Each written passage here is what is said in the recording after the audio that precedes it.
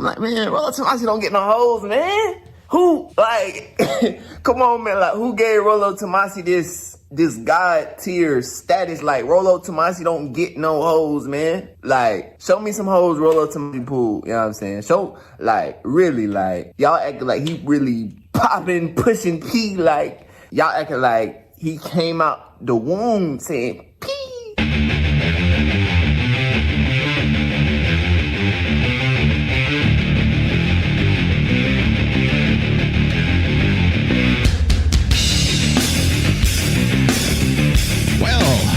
Welcome to the midstream. Rollo Tomassi don't get no hoes, man. Now, before you guys think I'm going to run Jedidiah up the flagpole, that is not what I'm going to do. Sorry, psych. I'm just pushing P today.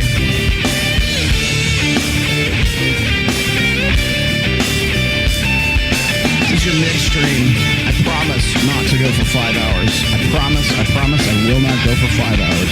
I will not go for 5 hours. I just like this intro song. See, the thing about the midweek show, is that it's much more relaxed, much more crowd engagement. Welcome. No, there's no videos. Not on the midweeks. Sorry. I saved those up. There we go. How we doing? Trying to get the nano leaf looking good in the back there. All right.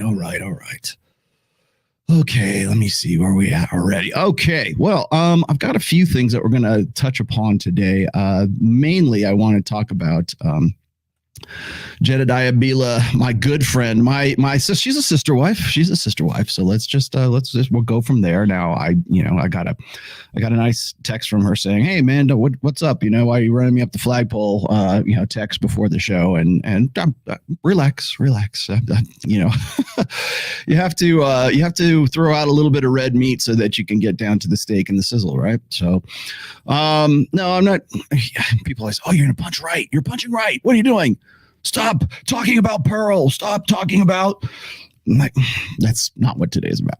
See, what happens occasionally is I'll encounter an exchange. And usually the most frustrating thing in the world for me is to listen to someone like, say, Chris Williamson have a discussion with Destiny, or have a discussion with someone who is, let's just say, promoted as knowledgeable, if not like some kind of authority in the red pill space, manosphere, right? And I think we need to like sort of define terms here, because I think a lot of the new people, the newcomers that are coming into the space, really, as I said, my hallmark for last year, and I guess this year too, is I'm just looking for accuracy at this point. Yes, I know Hunter Avallone is a cuck, and I'm going to rely on you guys in the chat to sort of like catch me up on Hunter. I have a very sort of peripheral knowledge of the guy. I know he's in some way a friend of Destiny's, and quite honestly, after watching the video between Jedidiah and Hunter, I would much rather talk to a guy like Hunter than Destiny. At least Hunter comes prepared. He comes correct. Whereas if you look at Hafiz, if you look at like a Destiny, they're spitballing, right? They're improv. It's whatever they can think of at that particular moment. Now, I also happen to know that I did my homework on Hunter before this show, so just I don't know everything, but I watched his I think it was 2 days ago. He did a Twitch stream. He's not a Twitch stream guy. From what I was able to find out, Hunter's really more a YouTube guy. And I looked at his Twitch. His Twitch is somewhere. It's not even 100,000. I think he's not even like 35,000. Is that where he's at? Maybe he's less than that. His Twitter is like under 50,000. I want to say it's like 23,000, somewhere around there. His YouTube, however, he at 532K, I think. So his subs are significant on YouTube. So I feel confident in saying he's a YouTube guy. He's a YouTuber. because he's not like, I mean, maybe he has another Twitch stream that I'm not aware of. And maybe he in some way is related to Destiny in some, I don't know, biblical fashion. I don't know. I do know he has a wife who looks to be older than he is. I think she was a single mother from what I could tell from his Instagram. And he has a very beautiful kid, by the way. And so again, this is not so that I can like sort of work up some ad hom attack, which I know is something that Sneeko has done with this guy with Hunter before. And I'm not going there, but I do have to sort of take into account what the guy's behaviors are and what his sort of his history is and what his achievement unlocked, right? I have to look and see like, okay, what's this guy all about? Well, okay, as part of that, he is married. I think he's been married for like 3 years. So I kind of want to give a little bit of background, just so sort of caveats here. And again, whenever I do break down shows like this, again, standard caveats apply. Okay. I'm not attacking the people. I'm attacking the arguments. That's what a good debater does. All right. So I'm looking at what is being stated here and from what source and who are they referencing. Now, Jed is, I like Jed. You can go and call her a grifter all you want. I like Jed. And I think, and I'll tell you why, because Jedidiah Bila went from being very sort of ignorant of the red pill to being kind of like anti-red pill to like saying, oh, maybe there's something to this. And Jedidiah Bila took the time over the course of like, 5 months? I think the first show I did with her live was like in July of last year. So you're looking at like 5 or 6, because it was December, I think was the second show that I did live. And she'll be the first to say, and Adam Sosnick, by the way, will be the first ones to say as well, that, me sort of explaining things to them and helping along with, helping along Valuetainment, helping along Adam's show, helping along Jedidiah's show. Now, I'm not going to pull punches with anybody. That's just how it works. But hopefully you learn something as a result of that. God damn it. Now what? Did you see Leah Halpern's tweet? She's going on Piers Morgan again. I guess she's spokesperson for the red pill now. I don't think she was talking about red pill stuff on Piers Morgan. I did see that. I think she was talking about something completely unrelated.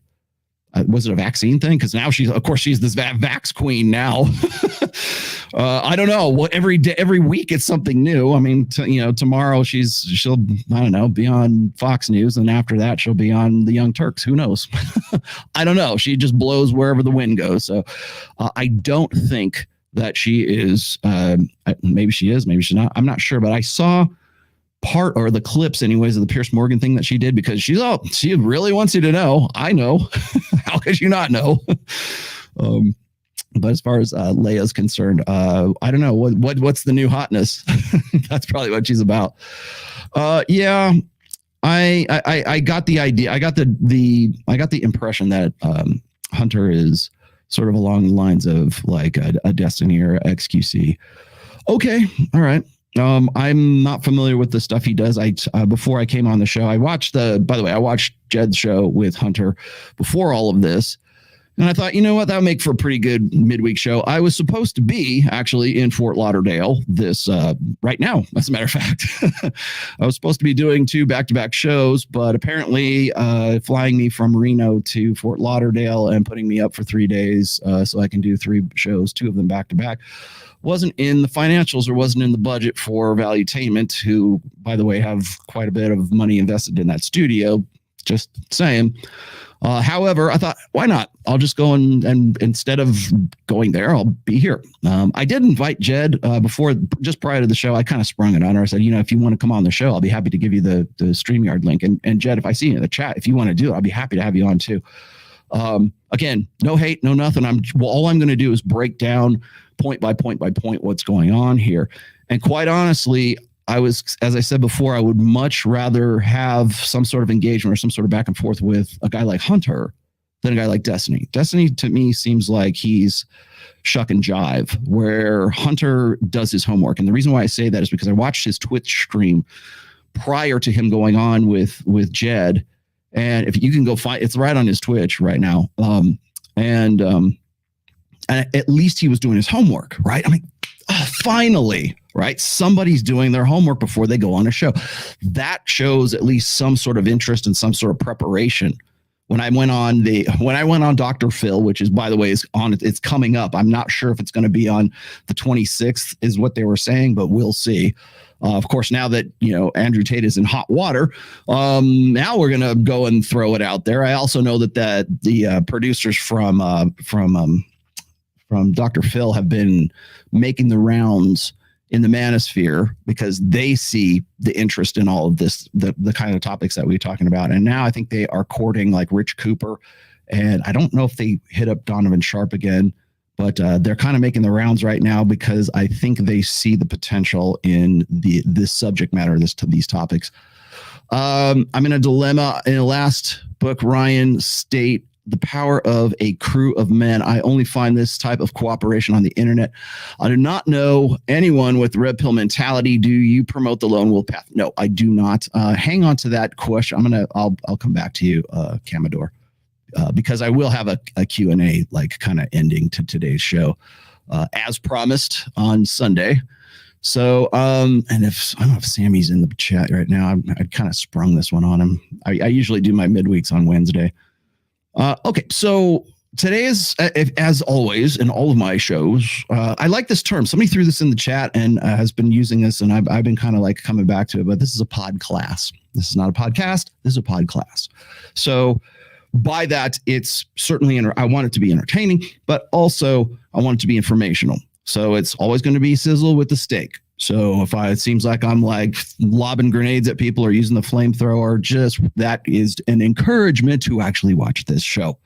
So when I saw the exchange between Jedidiah and Hunter, I was like, okay, well, this, again, he's kind of, okay, his delivery is very weesh.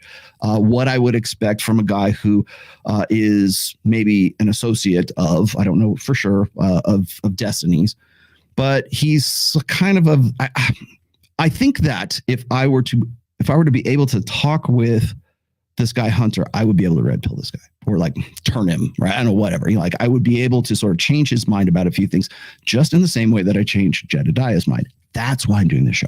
Okay, so honestly, from the exchanges that I see going on with Hunter now, hopefully, I'm fairly sure Jed's going to be watching this show. I hope you get something out of this pod class because it will help you in future engagements with guys just like this. Okay, so it helps to be prepared.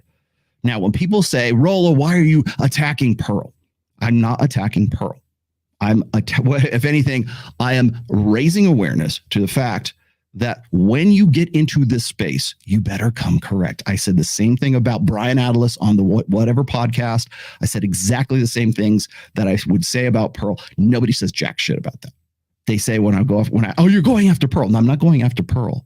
I'm going after her lack of preparedness. I'm going after the fact that she can't hold her own against someone like Hafiz. Now, Jedidiah, in this case, going up against Hunter here, Hunter made a lot of really good points for which I think Jed was not prepared. So with that in mind, I'm going to try to do my best to prepare you for the next time you're with Jedidiah, for the next time that we get together, or next time you get together with someone like this, so you will know this stuff.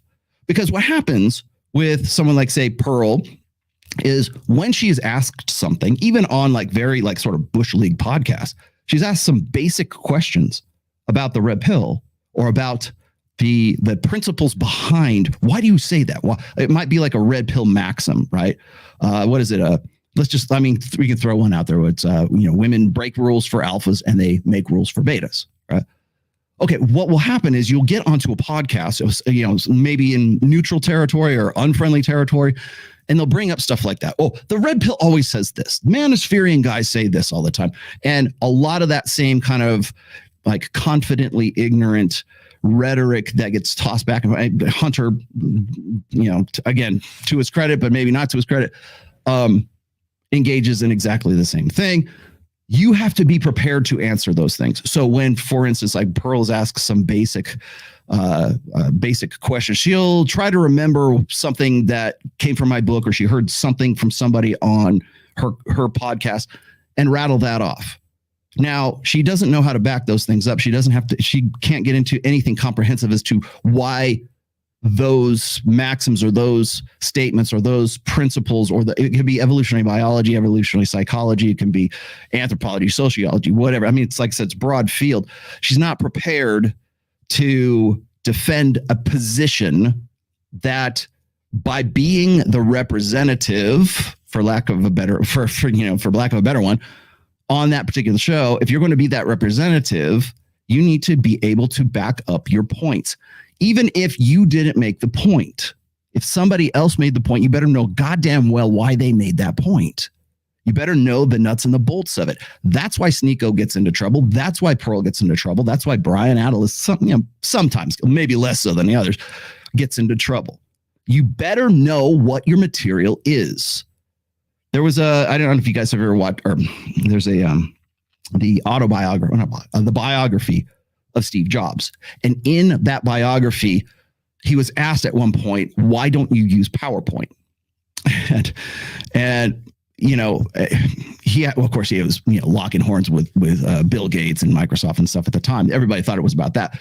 But what I found fascinating was his answer was because people who know their shit don't need PowerPoint. People who know their shit don't have to have slides going on the back. They're prepared to deliver a dissertation. They're prepared. Maybe, okay, so you got 5x7 flashcards, maybe, if you really want reminders and stuff. But people who know their shit don't need PowerPoint.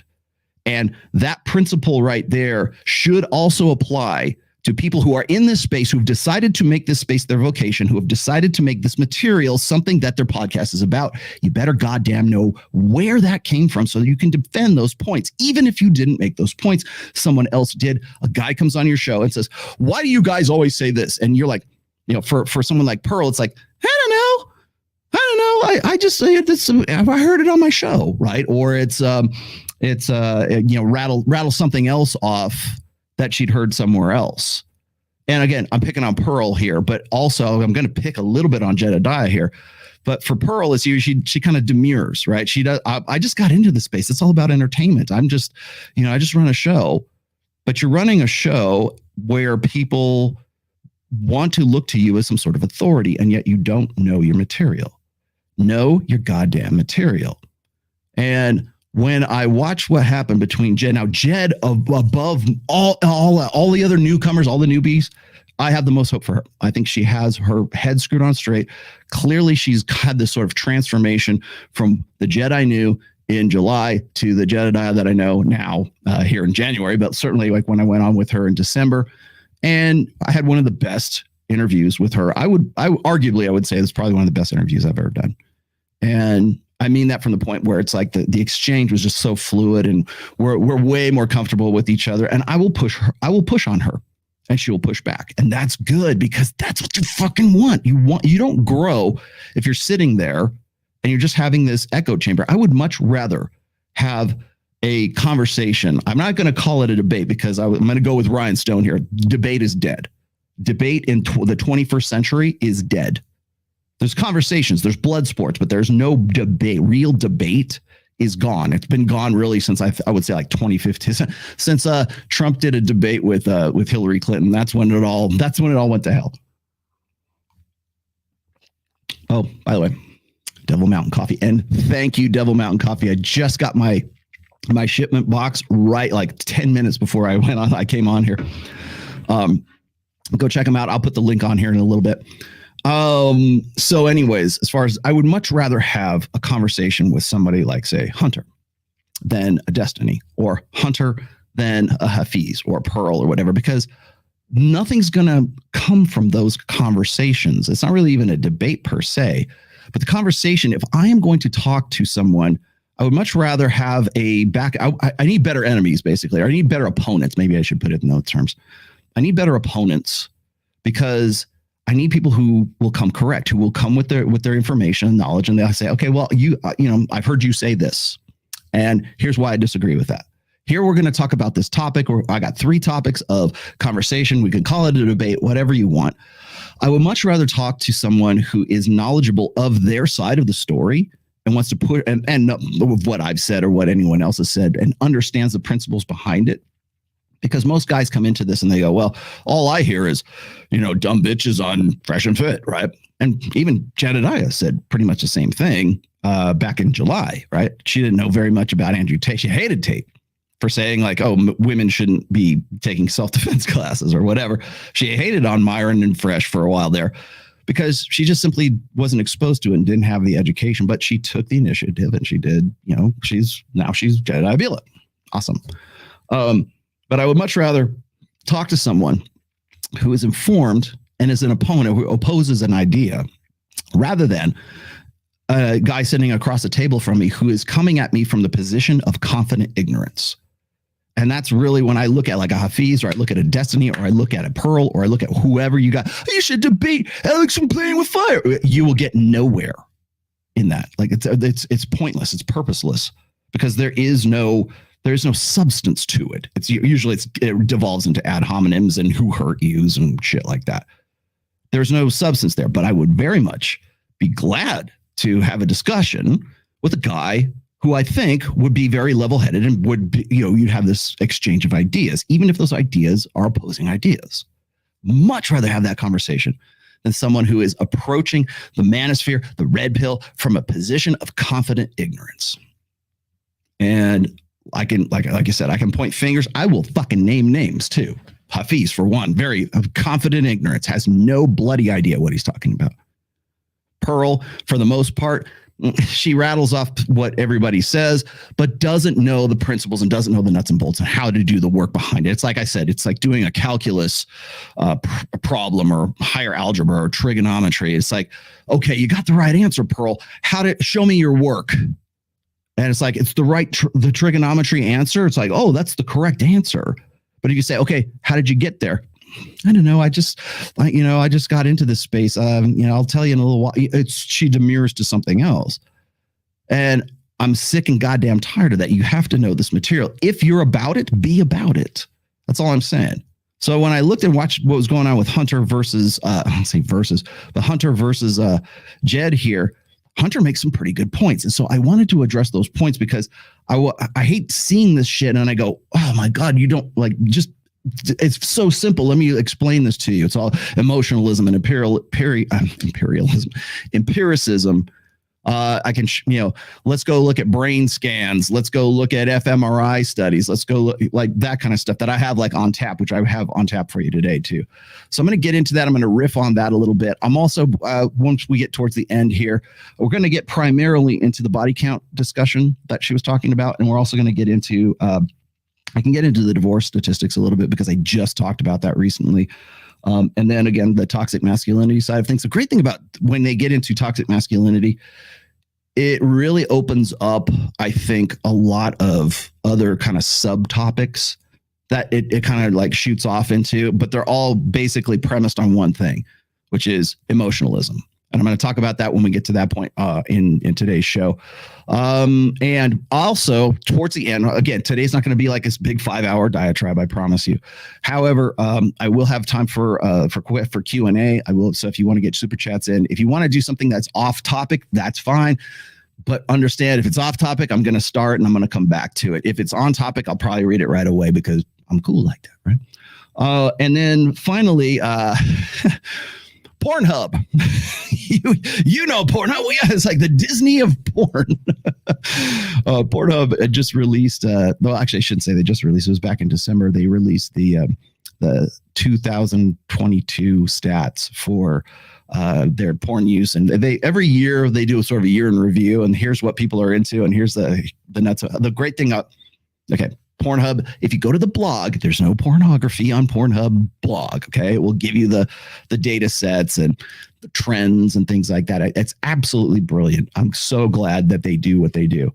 But they give you an insight into sort of like the sexual habits and the sexual appetites, let's just say, certainly for the American public, but for worldwide too. So you have to remember that and this is going to be relative, it's going to relate, I should say, to some of the topics that Jed and Hunter get into. So when I'm listening to data sets, I follow here, it's from, Healthline, whatever, he's quoting stats from here and there. And generally when people have a problem with the red pill, they refer to stats. They want to think that they can like sort of play like dueling research, right? For the most part, it's been my experience anyway. For the most part, when people have a problem with the red pill and they want to sort of find some way to refute a point, they refer to a research study that is generally almost, if not always, a qualitative study. And I know Ryan Stone has been doing sort of a refutation of this guy, Date Psych guy. He's on Twitter right now, and he does these really long threads about, okay, here's the stats as to why those red pill guys are wrong. And I'm under the impression, I think I'm right, that he's probably working with Michaela Peterson and the Peterson Academy, because we can't use university. And so I think there's a sort of like this impetus or this motivation to sort of like find a way to sort of refute all of these findings or the bases of a lot of the maxims and a lot of the principles and a lot of the things that like the red pill talks about, right? It's one thing to do the data. It's another thing to interpret the data. So whose data are we going to use? Primarily when I look at people trying to refute the red pill, it's almost always qualitative. It's almost like, oh, okay, well, it's all self-reported.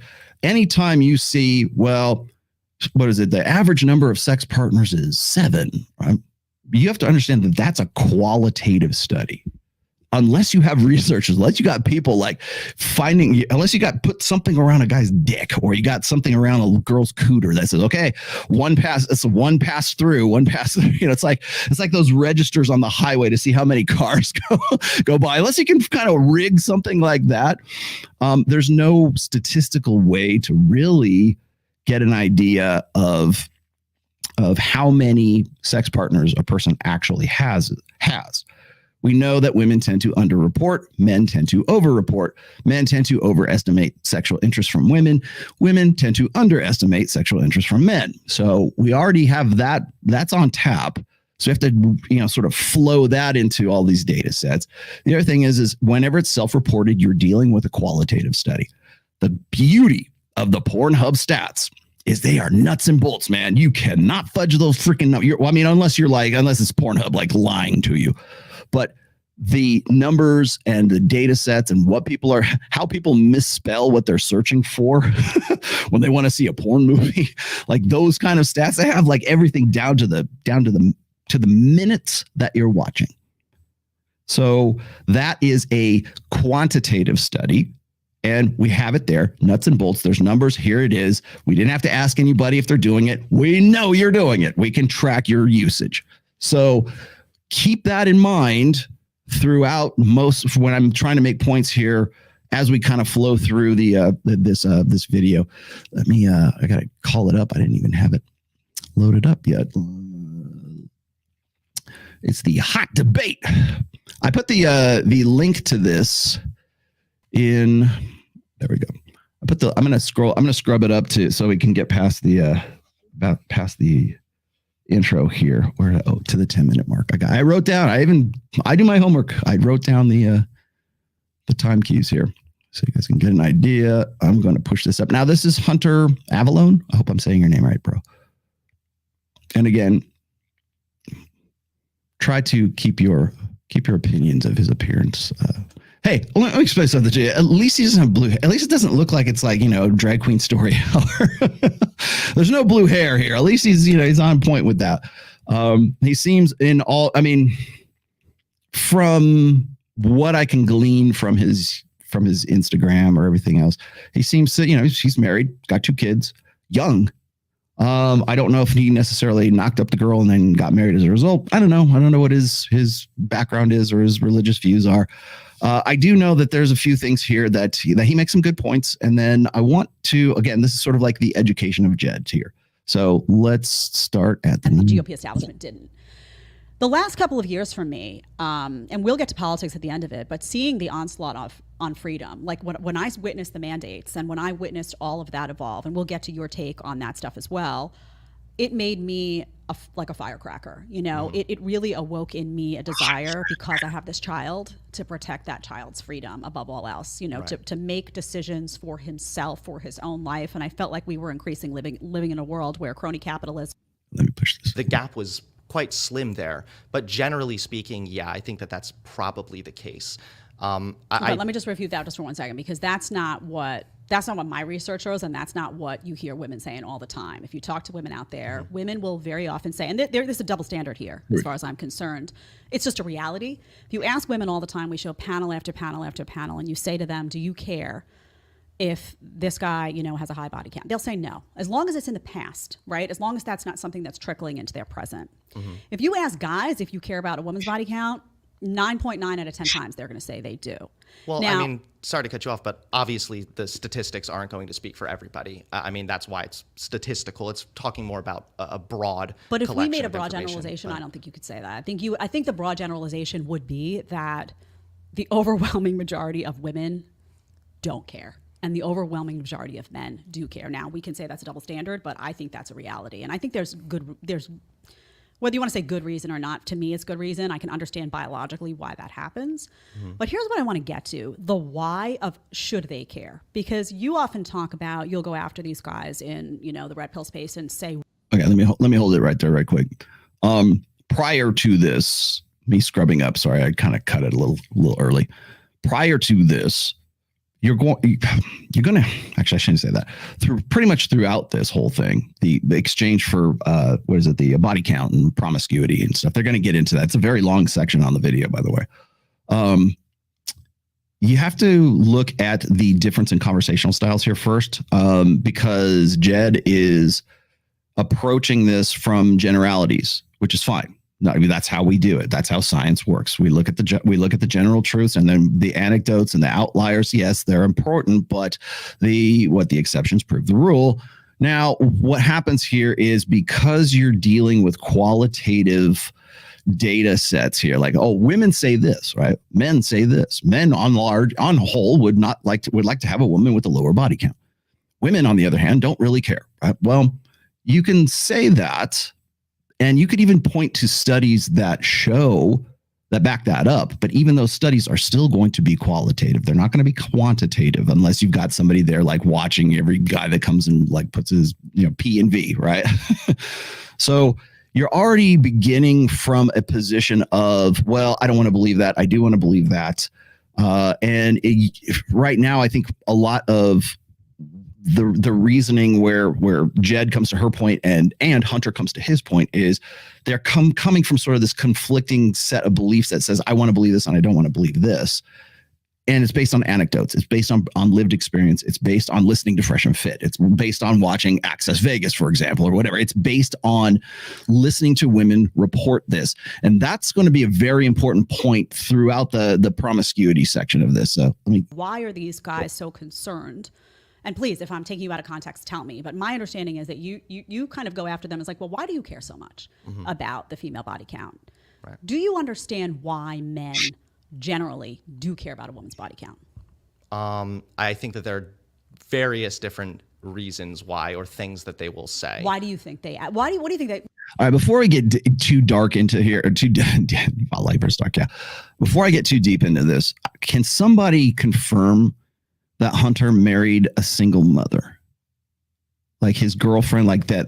I know that they have 2 kids. The one child is older than the other. The other one that they had is like, not even like a year or 2 years old, 3 years old, somewhere around there.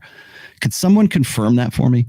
That he married a single mother? Now, the reason why I'm saying this, not to attack him, I'm just saying that because if that's true, that is the frame of mind he is approaching a lot of this. Well, this is what I want to believe versus what you want to believe, kind of thing. Can somebody confirm that for me in the chat? I would really appreciate it, because I don't see Sammy right now. Why do you think they actually care about it, though? If you're willing to admit that they do, why? Well, first of all, of course, I'm willing to admit that they do. Okay. Absolutely. I'm not even denying that at all. Why they do, a lot of the times, based on what I'm hearing from Fresh and Fit and whatnot, it seems to be this perception that women who have had prior sex partners are ran through or become loose or are somehow damaged or even defiled. I mean, we talk a lot about like the pure woman. We want the women to be pure. I don't like that mentality, because I feel like it bases women's value on their sexuality. I don't think that a woman. Okay, that's really good. This is a good place to stop here real quickly. Okay, I understand the point where he's coming from. He's right for the wrong reason. Now, he thinks that purity culture is some sort, it's a belief set. It's not, there's nothing really, nothing other than sort of this masculine insecure in masculinity. So you want a pure woman. You want her to be like sort of this virginic, girl from the Amish Dutch country in Pennsylvania, right? Or you're looking for your virgin bride. And again, is there a subset of guys who like ramble on about that? Or they ramble on about roasties, or they ramble on about like beef curtains, whatever it is. I don't know what the hell you do. Or when a woman's her pussy gets loose when she has too many guys in it. Oh man. Understand that Hunter, and again, I'm going to hit Hunter on this real quick. You're right, but let me hit you on this first. Those guys do not represent the red pill. Those guys are black pill doomers. Those guys are who are watching because it's their life. They love to watch videos that are titled "Modern Woman Does X and Instantly Regrets It." Put that in the title of any video, and you will get clicks. You trust me, you will get clicks. Okay, here we go. Did you get this? Hunter has been romantically involved with a girl named Carissa Keeley for a while. Although he identified himself as a conservative, they had sex out of wedlock and she became pregnant. There it is. Okay. Did she, Jacob, can you find out if she had another baby prior? I'm trying to determine if she was a single mother. All right. Let's see. Their love story didn't continue in a good way since he ran away after finding out that he was going to become a father and even cheated on her with another girl. Damn, son. I like this guy even better, man. At least he understands game to a point. But let's see where else he got. My chats are being hidden. Your chats are being hidden. Who's being hidden? You're not being hidden. All right. What'd you say? Hunter's wife is a developer from the info I got. They had kids together. Is it both of them? Are both of the kids theirs? That's what I wanted. I'm kind of trying to fit. I'm trying to determine. Now the unplanned pregnancy, that sort of speaks to a lot of perhaps where his position comes from. Now, the reason why I think this is important is not because lots of people have kids out of wedlock and then they get married, whatever, all good.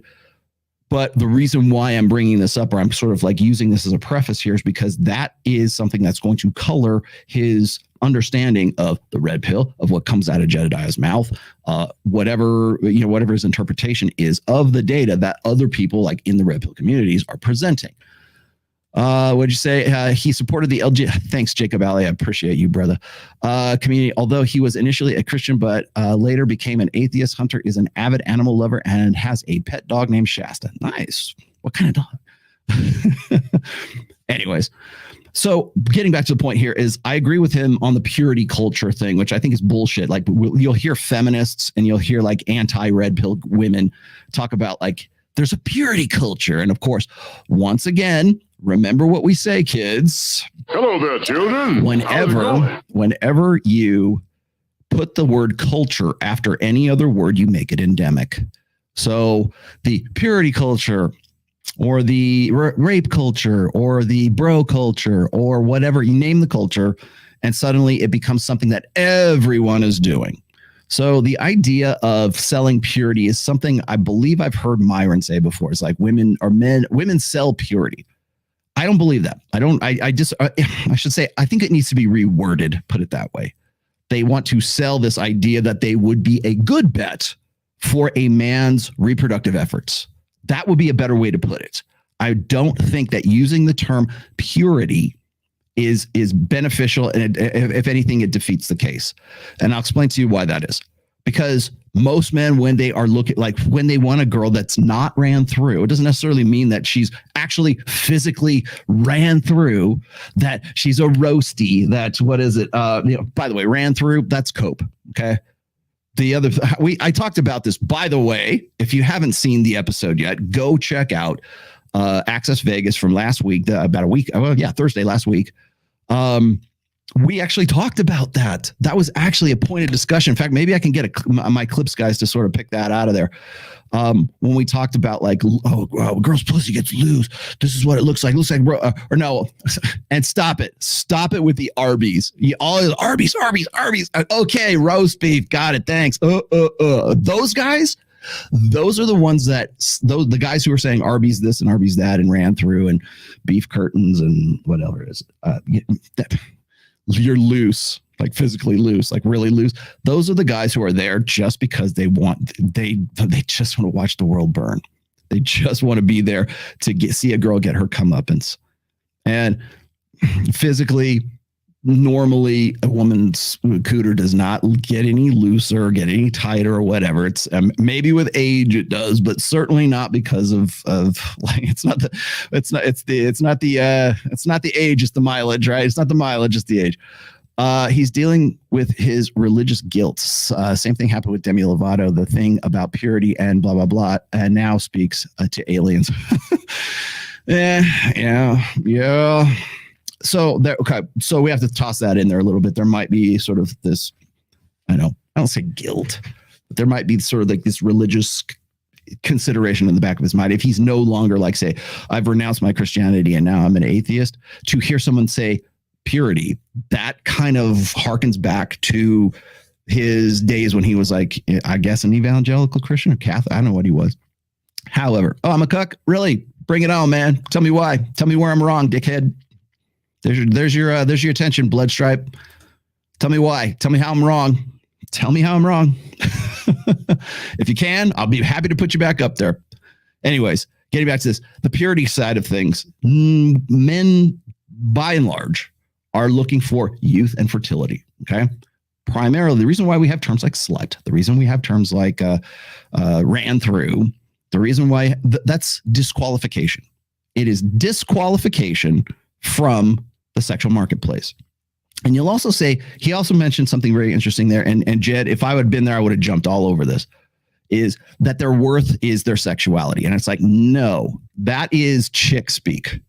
You will hear women say exactly that. If you say, look, at 23, you will not be able to compete at the same level in the sexual marketplace as when you are 33, right? The joke, of course, they call the store Forever 21, not Forever 41 for a reason, because there is a qualifiable physical empirical difference between a woman who's 21 and a woman who's 41. Got it? No problem. However, that needs to be explained. Why is that? Why do we say that? It's not about purity. It's about wanting a woman who is a good bet for paternity. And if you brought up paternity and said, look, men by and large have evolved to be interested in determining and ascertaining whether that fucking kid is their kid. That's how that is the number one prime directive of male human, well, really male mammals and male of anything, to determine that the kid that came out of that woman is their DNA and it's going to go off into perpetuity, because if it doesn't, they are an evolutionary dead end. That's why guys get jealous. That's why guys, we talked about it like 2 weeks ago, the guy who found out that that his wife was going to leave him or something, and he offed all of his kids and offed himself and offed his mother-in-law or whatever. Or these guys who find out that 50 years later, 20 years later, that the kids they raised are not biologically their kids. And the guy gets either suicidal or he gets homicidal as a result. Why? Why would that be? Why would there be some sort of, why would that jealousy, why would that rage, why would that even induce rage in a guy who has invested himself in these kids? They're still his kids. He still had all that relationship with them. He still invested emotionally in these kids. He and maybe intellectually helped to raise them and educate them and put himself into them. Is he not the father? I mean, from an educational perspective, a parental investment perspective, yeah, he is. But yet he still feels anger and envy and disgust and betrayal because the kids aren't his. And women will never understand that. Well, why does it matter? Like, they'll be crying. Oh, I know it's been a secret. I'm sorry. But why does it matter? They're still your kids. In fact, even the state will back up the woman. If the kids aren't yours, you are still on the hook for those kids, by the way. I've had, I can point you to several instances where guys who found out later that the child was not there, they had been like really on the real cuckolded by the woman who was the supposed mother of their child. Thank you very much for that. 99 cents, brother. I still don't know how you get it read like that.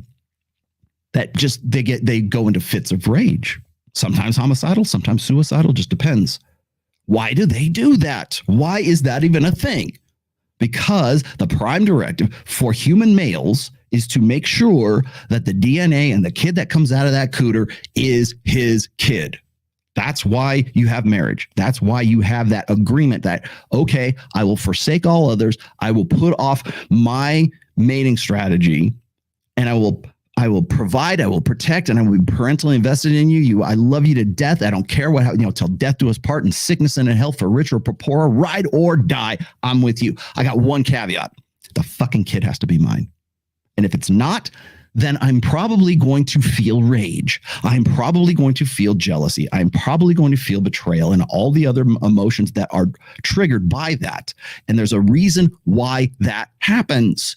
A very fundamental, mechanical, evolutionary reason why men go through that. And they feel that. Men and women get jealous for different reasons when it comes to infidelity. As I've said before, I'll be very short here, okay? Promise. When their wives cheat on them, they want to know, who'd you fuck? Where'd you fuck him? Does he have a bigger dick? Was it in the kitchen? Was it in our bed? Was it in the shower? Was it here? Was it there? They want details, visceral details. And of course, women are like, why does it matter? Why do I have to relive all this again for you? Because it's that fucking important. You know why? Because that guy wants to determine whether or not the possibility exists that you got pregnant by another dude. That's why. That's why promiscuity matters to guys. That's why body count matters to guys. Why is that so fucking hard to understand? Why is that not the first thing out of your mouth, Jed, or anyone else, or Pearl, or whoever? Why is that not the first thing that you think of? Men want to determine paternity. End of story. Boom. Period. That's it. Easy. So fucking easy, man. But if you're going to have this back and forth and you want to, well, I don't know, I feel like women are this or women are that, yada, yada, yada. God, it's fucking exhausting. For women, of course, when they feel jealousy or as a result of infidelity, it's not about the sex act itself. It's about investment cost. It's about loss of investment. It's a sunk cost is what it is. Are you in love with her? Oh, you had an emotional affair with her. You didn't that's where that comes from, by the way. When you hear women are like, oh, I divorced him. Well, why? Well, he was cheating on me. Well, with who? Well, nobody. He didn't actually put his dick in anybody. He was having an emotional affair with some girl on Facebook or something like that. And I just couldn't take it anymore. He was having an emotional affair. That's cause for divorce because it represents a loss of investment in long-term security, essentially, is what it is. That's why women lose their shit emotionally about a guy who falls in love with the girl that he's cheating with. It's not about the fucking part. It's about the emotional investment part, because if he falls in love with another girl, possibility exists that he knocks her up, has a baby with her, and now it's a resource drain. So now they're doubly screwed. And it's not only that, it's like she might also be put off for the new girl in the new family. So that's the difference in jealousy when it comes to infidelity. What'd you say? When reading Dave M. Buss' book, I felt like he was shaming men for having justified anger when someone gets cheated on. Yes, and he was. And I will explain to you exactly why that is. Dr. David Buss fathered a child at 70 years old. He tries to keep that on the down low. We fathered a kid at 70 years old. I don't know who with. I'm still trying to do the detective work on that. I also happen to know that about the time that David Buss started rejecting the idea of ovulatory shift and leaning more towards like mate shifting strategies was also the same time when that was going down. And he was also let's say, experimenting with doing a dating service. And you could find the David Buss dating service that never got off the ground. And it's like the website, the landing page for it is still up if you want to go look. Just put in Dr. David Buss dating dating site or dating advice, something like that. It's like you can sign up for the early release still, but it's been up since like 2020. Do homework like that and you'll understand why people suddenly pivot, because for a long time he was on board with Marty Hazelton about ovulatory shift, and then right before Men Behaving Badly, then now it's all about mate shifting strategy, which I could challenge him on several different ways. But anyways, go check that out. That's honestly, I think that's probably the main reason. Red pill is a praxeology, not an ideology. Thank you. All right, so here we go.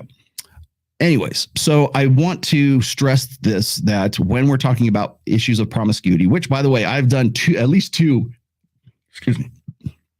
episodes with Myron and Fresh. With Myron right there, we talk about why body count matters. I did it actually February or March of last year, and it was because Drew Afawalo came at me about like body count and, oh, these guys think about we're roasties, right? I mean, you will never hear the word roasty or ran through or, what is it? Yeah, pussy loose. That you will never hear those words come out of my mouth unironically. Okay.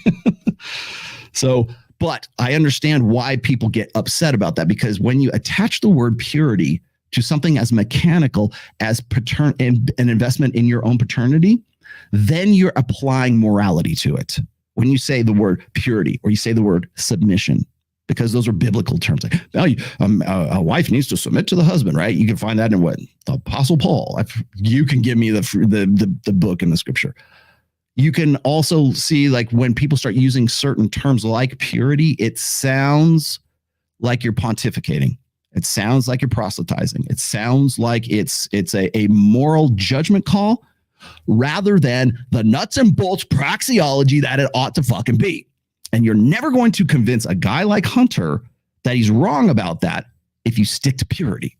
If you stick to the touchy-feely, like purity has an emotional sense attached to it. If you say paternity, that's a whole different connotation. So if you stick with that, stick to the basics. Do not use the language of emotion with another guy who's, especially a guy who's using the language of emotion. And that's pretty much what guys like Destiny use, guys like this guy for the most part. Now, what kills me is he kind of shifts and he's a lot more empirical and a lot more grounded, I think, in his understanding of these other topics, which kind of surprises me because he kind of falls back on the purity thing when he wants to criticize and saying, oh, they're making a judgment call. It's a moralistic call when it's not. But when he makes an empirical point, he's like dead on, but he's right for the wrong reasons. So, woman having sex means that she's now defiled or impure. And obviously, as far as like the claim that it makes women loose, that's just factually untrue. I mean, you can look at literally what happens to the female body during sex. She doesn't become looser. I don't think they mean it anatomically. I think they mean they loose. do actually. I use the word loose, which like is that you're not terribly picky. Jed, actually, they do. I'm sorry. I got to correct you on this. The red pill guy, like guys who are red pill purists, let's just say, would never agree with that. But black pill doomers, guys who are there just for yucks, guys who are in the chat going, yeah, man, fuck these roasties. Those guys, they actually do. Black pill, despondent, nihilistic doomers who have, the more extreme end of the MGTOW. And you will hear those words absolutely come out of their mouth, and they mean every freaking word of it. The red pill, no. The black pill, yes. And that's where I'm going to let them continue, but that's the next point we're going to make. You're not terribly picky. You're not terribly, particular about who you decide to share that very intimate experience with. That's my understanding. You have to let them speak for themselves. And before we move on, I just want to say, like, I also have even caught flack from more left-leaning people because I'm also of the opinion that, yes, if you're being incredibly promiscuous, jumping in and out of bed. Now, I would say this for both men and women. Maybe we would disagree there, but I think if you're being incredibly promiscuous. Okay, so whenever I hear guys like sort of put the caveat of, well, but men and women, like you throw that in there, it's like there's always something in the back of guys' heads to want to make things even. It's blank slate equalism is what it really comes down to. It's this mentality of, if I say one thing about women, I have to say the same thing about men. That's men trying to hedge their bets. It's not filibustering, but it is sort of like adding sort of a footnote there just in case they get caught, right? No, stop fucking thinking like that. I've actually caught women on that too. Like, if it's good for the goose, it's good for the gander. If guys can do it, well, then how come women can't do it too? And you have to correct them. You have to halt them in the middle of their conversation and say, did you see what you did?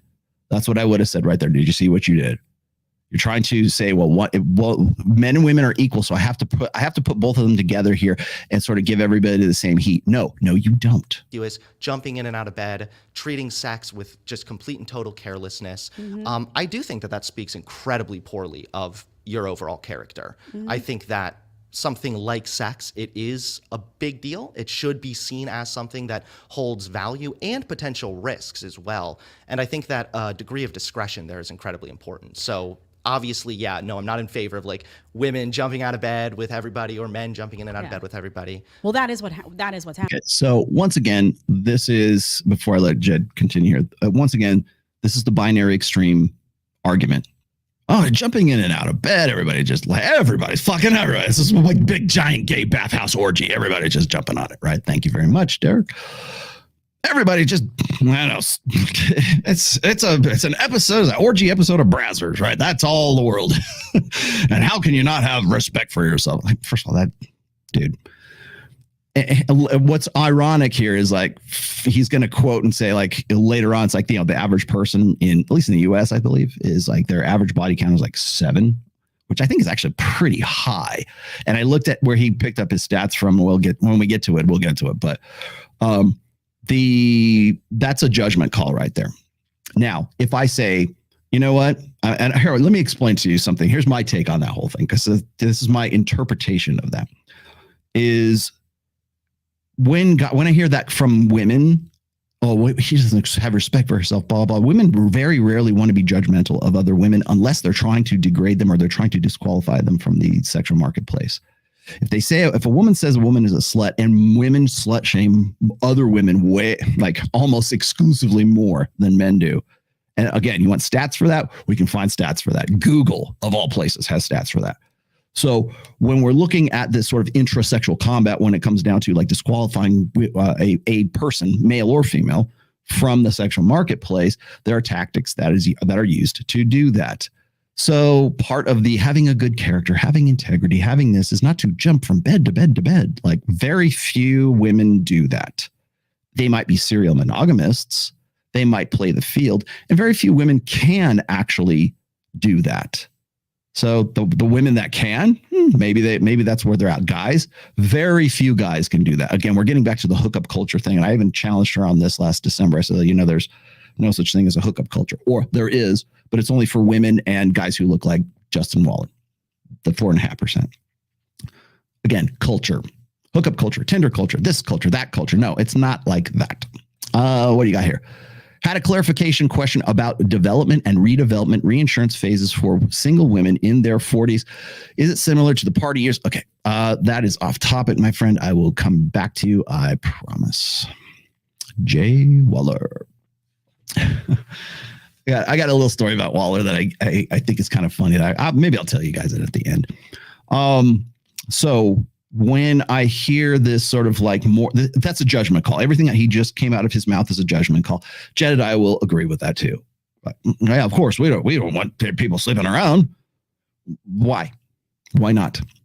Why do you not want people to spin plates? Why is promiscuity a bad thing? Now, me just saying that, me asking that question, what do you think about me? If I say, why is that a bad thing? Why is it a bad thing to be promiscuous? Why is it a bad thing to sleep, to jump from bed to bed to bed?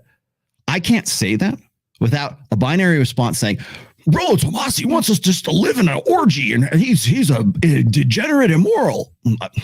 That's not what I'm saying. I am asking a question.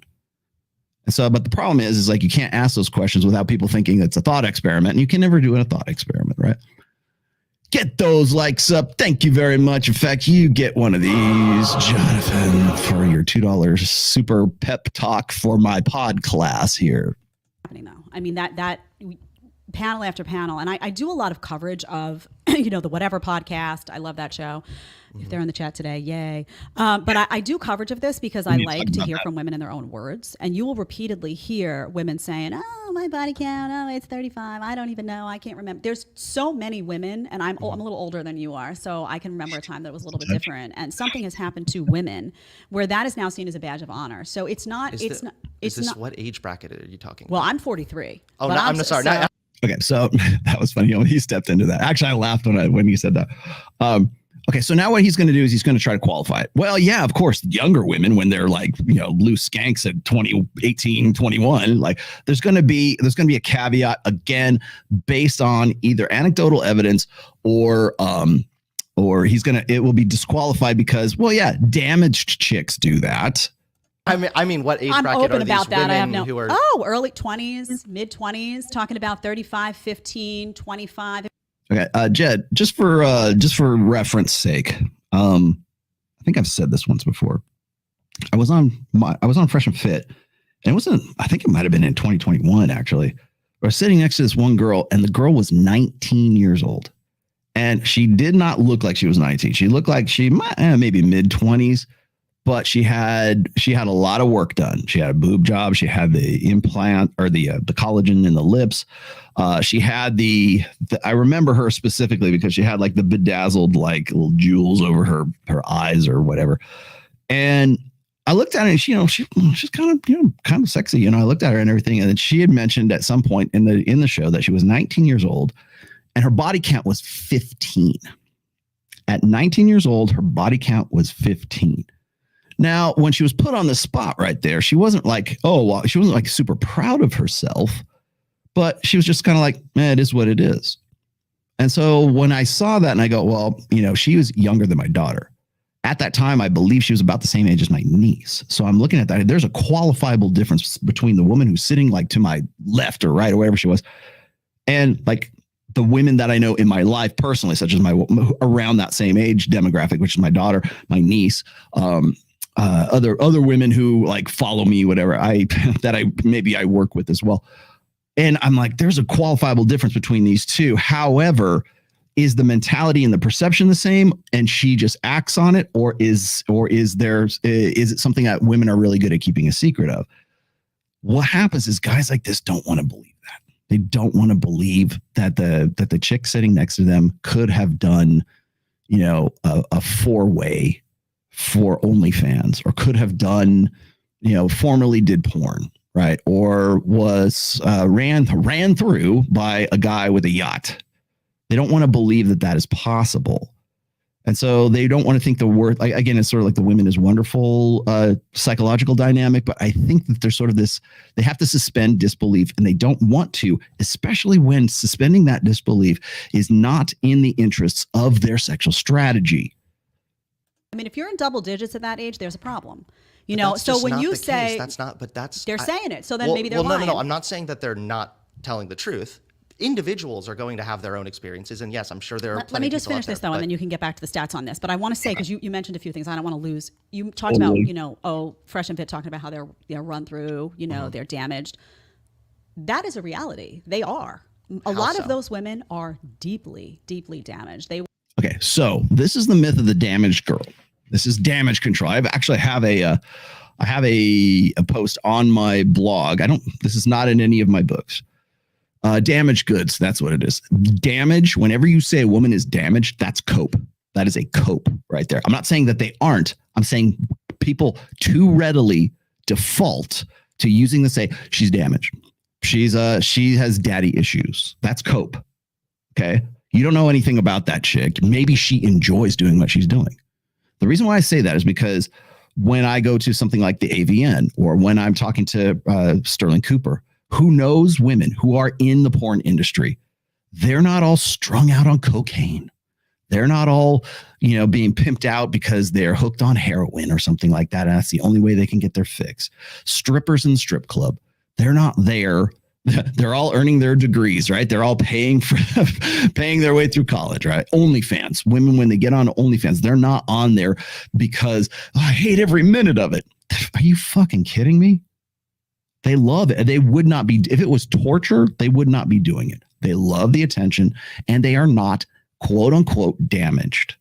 Now, could they be a little bit whack? Could that environment and their choice of lifestyle influence the way that they perceive the world? Absolutely. But that doesn't mean they're fucking damaged or they have some sort of personality disorder, or that they're only there and they only behave in that way because they're insane. She's insane. No, they do that because they are incentivized to seek attention. They are incentivized to be sexy because that is when women are at their most powerful. Sex is women's first primary agency. In some cases, it's their only agency. For the most women, sexuality is their only a real agency in this world. You've heard me say this, but you've probably seen my hashtag. They always get naked. And guys will throw, you can keep sending me these if you want, but like they'll show me like feminist protesters in Argentina, and they're just like, free the nipple, whatever it is. And they always get naked. And the reason why they always get naked is because women on a fundamental psychological, some level of consciousness, they understand that sexuality is their only agency. If you want a person, if women want attention, if they want people to pay attention to them and listen to what they have to say, they will shuck all their clothes off and run around naked in a riot like they did in 2020 in Portland. And they'll have some white knight there to defending her honor, right? While she's just gallivanting around like Lady Godiva in the middle of some Portland, Oregon, Antifa riot. Why is that the default? Why is that? Oh, we want to be able to take our clothes off whenever. The reason is because that is women's only agency. If women want to be heard, they take their clothes off. That's the default. Let's see. Rolo, when I think damage, I usually associate it with her having increased likelihood of being an alpha widow. True, but is she damaged? Because are all women who maybe this is a good question. Thank you for that question. Here, I'll give you this. In fact, you can have that. Are all women who are alpha widows, are they damaged? Damaged by licking the ice cream. And by the way, if you want me to explain what licking the ice cream is, just go look at the freaking video. Please go look at the video. It's a Hafizism. It's the ice cream store. Ice cream are the women, and the players get to go in the ice cream store and they sample all the ice cream. And so when you get to go to the ice cream store, it's already licked. And you don't want nasty pre-licked ice cream. That's what that's about. I'm in a nutshell, but you can go. I did a full episode. Go look at it. But are all women who are alpha widows, are they all damaged? I would argue not necessarily. What is men's agency? Whatever you become. That's the beauty of it. It's like men don't have agency. You're born without agency. You create and make your own fucking agency. Maybe it's your muscles. Maybe it's your game. Maybe it's your money. Maybe whatever it is. Your power, your control, your let's say there's I don't know if I've talked about hypo agency versus hyper agency. Hypo agency, the world happens to you. Hyper agency, you happen to the world. Men, where's your agency? It should be hyper agency. You have to become, men must become, women just are. Let's see. Yes, here you go. That's it. Here's your agency. Donate now if you know what's good for you, bro, man. Okay, let's keep going. My friends, growing up, women are the vast majority of women. And remember, we're going to talk about this. There are going to be outliers, but I'm talking about, you have to speak a bit in generalizations because we won't be able to have any conversation without that. The vast majority of women are not comfortable in sexual encounters where there's no emotion involved. And I cannot tell you yes and no. I'll let her continue. How many women that cried tears at night because they felt that it was a badge of honor to be promiscuous because feminism told them to, or modern life told them to, or they were trying to act like, men around them who were behaving badly, but they were told, oh, it's a man's world, I have to mimic that behavior. And then those women would go home and they would cry themselves to sleep at night because they didn't get that text the next day. Right. Or they didn't get what they needed as a woman, which is different from a man because biology does matter. We'll get to that in a second. And as a result, they were damaged, and they brought that baggage into the next relationship and that scarring into the next relationship. And that's just true. So I think when these men are talking about, like you talked about. Okay, that's good, because she's going to get into the damage thing here in a second. I want to just course correct a little bit here, okay? Can't women just like to fuck because they like to fuck? Why is there some like deep, like Freudian, Jungian reason for validation and emotional, confirmation? Maybe the chick just like to fuck. There's a lot of them at the AVN, I'll tell you that. Why not? Why do women want to do OnlyFans? Why do women? maybe it's not actual intercourse, but they do like to be sexual. Because, well, maybe it's a form of power, right? What they say, everything in this world is about sex except for sex. Sex is about power. And nothing is more powerful than a woman who's 23 years old and she's selling her butt on OnlyFans. At least today, anyways. Maybe that'll change. Maybe AI will change that for us. No, not necessarily. Agency is the degree of attention a woman can, let's just say, generate. If you have read my first book, there's a chapter in there, it's called Truth to Power. And I make the case that the real definition of power is not tyranny. It's not like lording over someone. It's not like controlling people. The real definition of power ought to be the degree of control a human has over their direction of their own life.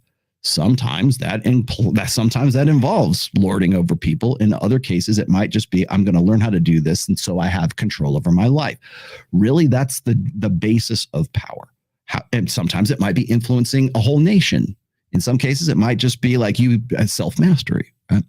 So when I talk about power, that's when I get into those kind of topics. That's what I'm talking about. But when we're talking about agency, it's like a tool of power. How do I exercise that? So when I say agency, and by the way, that's not my term. I didn't just pull that out of my ass. That's actually an old feminist term from like Gloria Steinem or Betty Friedan or something like that. Agency. So I just sort of co-opted that and said, okay, well, if you're going to talk about agency, let's actually put it in terms of nuts and bolts terms. So that's when I use the term, when I say women have, their only realizable, actionable agency in their life is really their sexuality. By order of degree, obviously.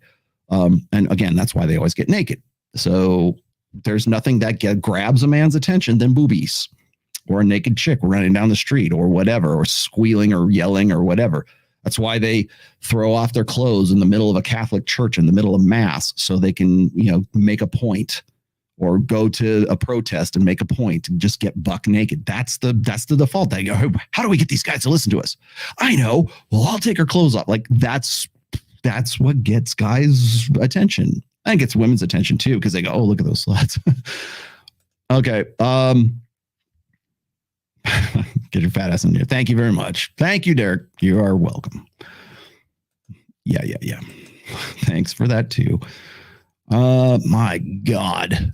Don't throw them at me now, because I'm on a roll. Rolo is shaming a woman for a high body count, a cope for men, because in his mind, she is sleeping with everybody but him. No. Wait, Rolo is shaming a woman? Okay, this is a question. Sorry. Is shaming a woman for a high body count a cope for men, because in his mind, she is sleeping with everybody but him? Yeah, or nobody is sleeping with him, period. Not even that girl. So there's the thing is that when guys can't solve their reproductive problem, which is, I can't get a girlfriend, no one will kiss me, no one will fuck me, I'm an incel, I'm involuntarily celibate. No, you're not. You are voluntarily celibate, because in this day and age, you can get laid if you want to. You can lose your V card anytime you like. Come to Nevada, I will guarantee you will lose your V card. Come right here to Reno, I'll take you to the cat houses. You will no longer be an involuntary celibate. You will be if afterwards you're celibate, then it will be because you decided to. You can get laid. It costs you some money, but you'll get laid. Guaranteed. I can go get Ricky Berwick laid. Go look up. I can go get him laid tomorrow. Ricky, if you're watching, fly out here. I'd love to see you. Yeah. No, it is in a way, but I think what it is it comes back to there's again, it's a essay I wrote. It's called Pro Revenge. Pro Revenge, by the way, is a very big subreddit on the Reddit on Reddit. But it's not always about like, men. It's not always about intersexual dynamics. It could be like about like you got screwed over by your boss, and your boss like got something unlucky or unfortunate happened to him. But usually it is about like, oh, well, this bitch, she dumped me and she got with this guy. It turns out he's actually a barista, not a lawyer that she sought. Ha ha, she got hers. It's comeuppance. That translates that comeuppance thing, like watching women it's not about female accountability. It's watching women get their comeuppance. Guy, you want to make a $1 million podcast?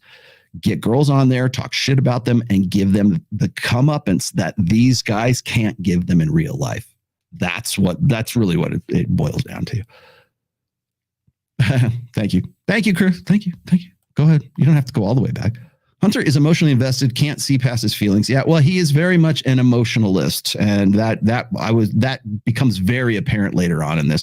However, before I jump into that, I wanted to explain Jedidiah's point here, which is we have to be careful of using the term damage. That's number one. And then we also have to, they're taking moral position. She did something very similar with Destiny. Now, when Destiny and her were talking about abortion, she could have won that debate. All she had to do was stick to the numbers, stick to the data, stick to quantitative studies and research and numbers. Numbers will win the day. You don't need the Bible. You don't need emotional, moralistic positions to win the abortion debate. And likewise, Destiny will rely on emotionalist arguments with why for the pro-choice side or the pro-abortion side. They both the conservatives and the sort of leftist, progressivist, wokesies will rely on emotional language to bolster their points. You don't need that. All you need are the numbers. Why do women get abortions? The data's there in the states that allow the collection of it. The data's there. Point that out, you win. That's all you have to do. That's why people get mad at me when I say, well, abortion is the ultimate expression of hypergamy. What? Because abortion is the fundamental mechanical purpose of abortion is a fail-safe for women's bad reproductive choices. And yes, it is right on women's shoulders because they're the only ones that get to make that decision. Men don't have a seat at the table. So ladies, until men have a seat at the table, and because we don't have a fucking uterus, it's on you. All of it is on you. Because you say, well, guys, if they kept their pecker in their pants, then there wouldn't be abortion. Yeah, but that's post facto rationalization is what that is. You're pregnant now, and you're the only one who decides whether the child lives or dies. And you have that option, usually, at least they do now, because it is unilaterally a decision that you make, not the guy. End of story. So what is the purpose of abortion? It is a fail-safe for women's bad reproductive choices as a result of women being more promiscuous. It is unshocking that abortion rates come up and then they level off a little bit, by the way, after in post-sexual revolution. Okay? We're still, by the way, I should also point this out. The conversation they're having here, we're still in the sexual revolution. We're still in that experiment. They're still trying to figure it out. Here we are, 50, 60 years later. We're still in that social experiment right now. Only now we have the internet and social media and AI. And pretty soon we have quantum computing. And pretty soon we're going to have virtual porn or waifus or whatever the hell. About purity. And I want to address the things you're saying because I think these are points that are valid to debate. Mm-hmm. When these guys talk about purity, it's not creepy. I remember one video you said it was creepy. It doesn't read that way to me at all. The way that it reads to me is they're looking at somebody and saying, this is somebody who's going to be less jaded by pretty horrific experiences of hopping in and out of bed with guys who don't love you and don't care about you. You are going to carry some of that weight with you. This is still based on the faulty assumption that women in general are just hopping in and out of bed, being more promiscuous. The main problem that I have is, bro. I think that, again, you're correct. There are women out there who have had plenty of sexual partners and are being way too promiscuous and hurting themselves. And yes, becoming damaged because of it. Why? I wonder if you here's the thing is you can't, again, it would be a qualitative study. Why? Why is that the presumption? Oh, they're damaging themselves with all these men. Well, even when you look at these stats that say, well, there's a higher incidence of divorce, there's a higher incidence of depression, there's a higher incidence of marital instability, unhappiness. There's a higher incidence of STDs for women who have a higher body count. But you're still looking at a percentage of the population who engages in promiscuity. So when we're talking about the damages done, do you think that women go, I'm just so addicted to fucking that I don't care about, damn the torpedoes. I don't care about divorce or antidepressants. I'm just going to go have sex willy-nilly. Do you think that that's actually do you think that is something that crosses cognitively, rationally crosses women's mind? because I don't. I think if it's, she was drunk, he was hot, and one thing led to another. Hot guy in the foam cannon party. There are those instances. Now, I'm going to let them finish this out because I have something I think that's going to like sort of clarify most of this. And I learned this, by the way, on Access Vegas. But when I see women who have higher body counts, is it necessarily a bad thing for the women? Yeah, I mean, it can be, like, depending on what their choices are later on in life. So if a woman goes, oh, I didn't know I was really going to want to settle down and have babies. I really wish I didn't have all that sex. No, most guys are happy to fuck porn stars. There are youth pastors that are happy to wife up like Mia Khalifa. Happy. I'll forgive you. The Lord forgives you. I forgive you. Yeah, they're happy to do that. So what's the incentive not to?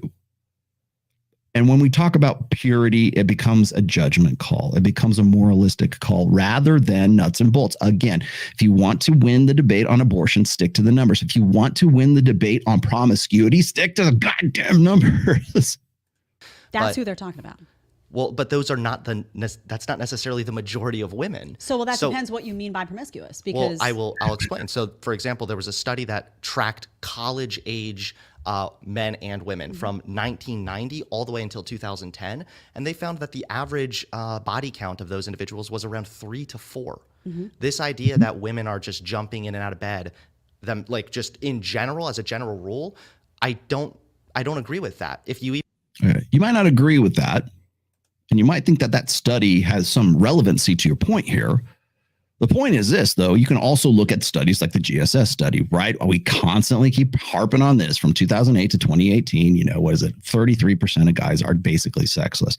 Again, I'm going to put I have to use a caveat in here too. Okay. I have used that. Mike Sartain's used that. I've heard countless people use the GSS study to sort of bolster a point. Remember this, though, when you do, guys, there are other data sets that were in the GSS study that you really should consider too. Okay. So when you see that, you can also see an increase in just a slight. It's not like crazy high, but there's also, just a little bit of a decrease, I should say, in women's sexual habits. But again, the GSS studies, just like everything else, are qualitative studies. Those are dudes saying, I haven't gotten laid in a long time. Now, they probably don't have any incentive to say they're getting laid like tile and like, you know what? I think I better say that I'm getting laid or not laid, right? Because I want my bros to be on board with me. Like, there's no incentive for guys to say that, but you still have to take into consideration that even the GSS studies are still self-reported qualitative studies. He's also mentioning this study. I don't even know where he got this data set, because I looked up one of his stats.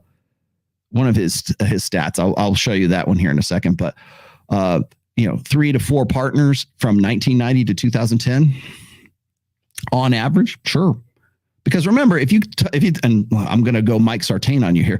If you take into consideration the guy who works at CVS behind the counter, and he's basically sexually invisible, and maybe he has one sexual partner in his entire life, and then you've got a guy who has 100 sexual partners. What's the average between those two guys? Like what, 50? The mean average is 50. So if you're just looking at that in a particular demographic, in a particular place, more guys are not getting laid than are getting laid. So yes, that's going to offset the amount of sexual partners, average sexual partners that a guy has or a woman has. And again, that is a qualitative study that is self-reported. Men tend to over-report. And even if it's like 4, wow, that's over-reporting. And women tend to under-report. So between the two of them, where is the mean average in all of that? And how honest are they actually being? You always have to take that into consideration. So if we're going to talk about, if he's going to throw away generalities and I'm just not saying it, you also have to throw away the generalities and throw away the understanding that this is also qualitative, not quantitative. And from 1990 to 2010, we did not have the same society. We did not have access to Tinder. We did not have access to the global sexual marketplace like we do now. So that has to be also kind of mixed in there in 2023. So I'm not saying, well, you got old data. That's not what's really happening. But people were less, I don't say they're less mobile, but like they were less globally aware, I guess. So I would argue that the stats have probably gone up, certainly since then. And maybe those stats weren't even all that accurate to begin with. However, women men and women are having a lot less sex than most like people on shows like this. Really are, hey, women are just fucking everybody. No. Even look at like the younger generation, they're having sex less. So in 2010, it was like some 79% said that they had never had sex. Now it's up to 89%. So we're what actually generation are you talking about? You're talking about meaning individuals who are what, like 15, 16 years old now? Really young? You're talking well, about? yes, I'm talking. No. He screwed. Okay, Hunter, you screwed this up. Millennials is where it started. So if you look at the latter half of the millennial generation and pretty much all of Gen Z, they have less sex than any generation that came before them. And they're less interested in sex too, by the way. Studies statistically show that they are less interested in having sex or even seeking out sexual partners. Now, why is that? You can lay that at the feet of like digital media. You can lay that at the feet of social media. And most people will. Or they'll lay it at the feet of like digital pornography. Oh, it's porn for keeping guys indoors. Yeah, probably. It takes less to get sexual gratification today than it did in other generations. 15 in or 14 into early teenagers, or probably close to 20. Also millennials. Double check. So millennials now too. Overall sexlessness, especially among the general, especially among men, by the way. The younger, well, yeah, we'll talk about that. But the younger generation, they seem to be having less sex. So I feel like what you're doing is you're taking a story that you've heard, which again, I'm not saying they're lying, but then you're extrapolating that onto the broad majority. I don't think that women in general are out there trying to be promiscuous. I don't think that women in general are just necessarily promiscuous. And most of the data that we have right now doesn't really suggest that. So you don't think... Okay, qualitative data that we have doesn't suggest that. Add that caveat. Tell the whole truth or don't tell it at all. All right? So I understand where he's coming from. I'm not saying he's necessarily wrong here, because people are, like, generally speaking, people are having less sex, especially from that cohort, latter half of the millennials and Gen Z. So he's correct. I think he's right, but for the wrong reasons. And also, I think I would argue that his understanding is based on sort of what he wants to see. And Jedidiah too, to an extent here, but the problem that you're going to run into is when he starts quoting statistics, or she wants to refute statistics with statistics, like she was probably going to refer to like the GSS study, but he kind of headed her off at the pass here.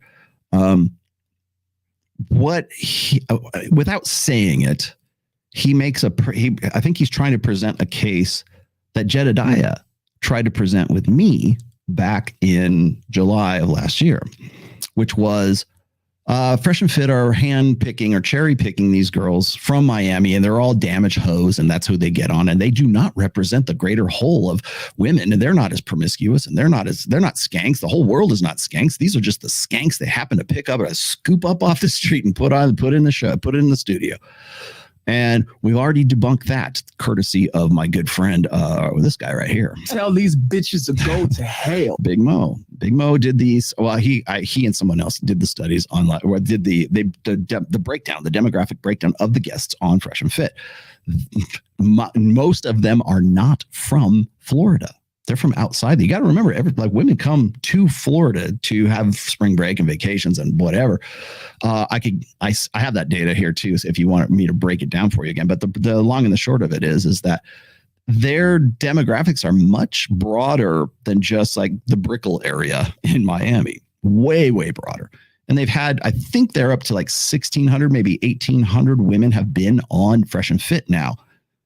And when they're reporting this, and it's kind of a shock to the system, certainly to Jedidiah, circa July 2022, it was like I was trying to explain to her at the time, like, these women are from somewhere else. The girls that are in Vegas, man, maybe they're from Vegas, but they're also from Los Angeles. They're also, like, we had a girl from Illinois. We had some other girls on there. Just because they got big, giant boobies and collagen in their lips. Oh, they're all the same. Yeah, but they're not all the same, because they're not all necessarily from one spot. They might have congregated in Vegas, but they started somewhere else. And again, it's comparing the global sexual marketplace with the local sexual marketplace. So the local sexual marketplace sounds like a good idea to guys like Hunter because it means that, oh, not all women are like that. And not NAWALT, right? Not all women are like that.